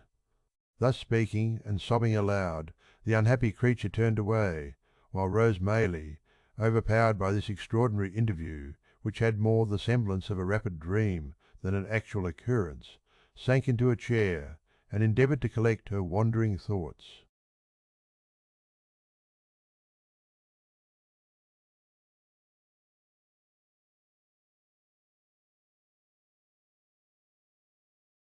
Chapter Sally. On was, indeed, one of no common trial and difficulty. While she felt the most eager and burning desire to penetrate the mystery in which Oliver's history was enveloped, she could not but hold sacred the confidence which the miserable woman with whom she had just conversed had reposed in her as a young and guileless girl. Her words and manner had touched Rose Maylie's heart, and, mingled with her love for her young charge, and scarcely less intense in its truth and fervour, was her fond wish "tai," win the outcast back to repentance and hope. They purposed remaining in London only 3 days, prior to departing for some weeks to a distant part of the coast. It was now midnight of the first day. What course of action could she determine upon, which could be adopted in 48 hours? Or how could she postpone the journey without exciting suspicion? Mr. Losberne was with them, and would be for the next 2 days, but Rose was too well acquainted with the excellent gentleman's impetuosity, and foresaw too clearly the wrath with which, in the first explosion of his indignation, he would regard the instrument of Oliver's recapture, to trust him with the secret, when her representations in the girl's behalf could be seconded by no experienced person. These were all reasons for the greatest caution and most circumspect behaviour in communicating it to Mrs. Maylie, whose first impulse would infallibly be to hold a conference with the worthy doctor on the subject. As to resorting, to any legal adviser, even if she had known how to do so, it was scarcely to be thought of for the same reason. Once the thought occurred to her of seeking assistance from Harry, but this awakened the recollection of their last parting, and it seemed unworthy of her to call him back, when— The tears rose to her eyes as she pursued this train of reflection. He might have by this time learnt to forget her, and to be happier away. Disturbed by these different reflections, inclining now to one coup, see, and then to another, and again recoiling from all, as each successive consideration presented itself to her mind, Rose passed a sleepless and anxious night. After more communing with herself next day, she arrived at the desperate conclusion of consulting Harry. "If it be painful to him," she thought, "to come back here, how painful it will be to me! But perhaps he will not come. He may write, or he may come himself, and studiously abstain from meeting me. He did when he went away. I hardly disdained from meeting. What he would, but it was better for us both." And here Rose dropped the pen, and turned away, as though the very paper which was to be her messenger should not see her weep. She had taken up the same pen and laid it down again 50 times, and had considered and reconsidered the first line of her letter without writing the first word, when Oliver, who had been walking in the streets, with Mr. Giles for a bodyguard, entered the room in such breathless haste and violent agitation as seemed to betoken some new cause of alarm. "What makes you look so flurried?" asked Rose, advancing to meet him. "I hardly know how. I feel as if I should be choked," replied the boy. "Oh dear, to think that I should see him at last, and you should be able to know that I have told you the truth." "I never thought you had told us anything but the truth," said Rose, soothing him. "But what is this? Of whom do you speak?" "I have seen the gentleman," replied Oliver, scarcely able to articulate, "the gentleman who was so good to me, Mr. Brownlow, that we have so often talked about." "Where?" asked Rose. "Getting out of a coach," replied Oliver, shedding tears of delight, "and going into a house. I didn't speak to him, I couldn't speak to him, for he didn't see me, and I trembled so that I was not able to go up to him. But Giles asked, for me, whether he lived there, and they said he did." "Look here," said Oliver, opening a scrap of paper. "Here it is. Here's where he lives. I'm going there Eckley." "Oh, dear me, dear me! What shall I do when I come to see him and hear him speak again?" With her attention not a little distracted by these and a great many other incoherent exclamations of joy, Rose read the address, which was Craven Street, in the Strand. She very soon determined upon turning the discovery to account. "Quick!" she said. "Tell them to fetch a hackney coach, and be ready to go with me. I will take you there directly, without a minute's loss of time. I will only tell my aunt that we are going out for an hour, and be ready as soon as you are." Oliver needed no prompting to dispatch, and in little more than 5 minutes they were on their way to Craven Street. When they arrived there, Rose left Oliver in the coach, under pretence of preparing the old gentleman to receive him, and sending up her card by the servant, requested to see Mr. Brownlow on very pressing business. The servant soon returned to beg that she would walk upstairs, and following him into an up. Per room Miss Maylie was presented to an elderly gentleman of benevolent appearance in a bottle green coat, at no great distance from whom was seated another old gentleman in nankeen breeches and gaiters, who did not look particularly benevolent, and who was sitting with his hands clasped on the top of a thick stick and his chin propped thereupon.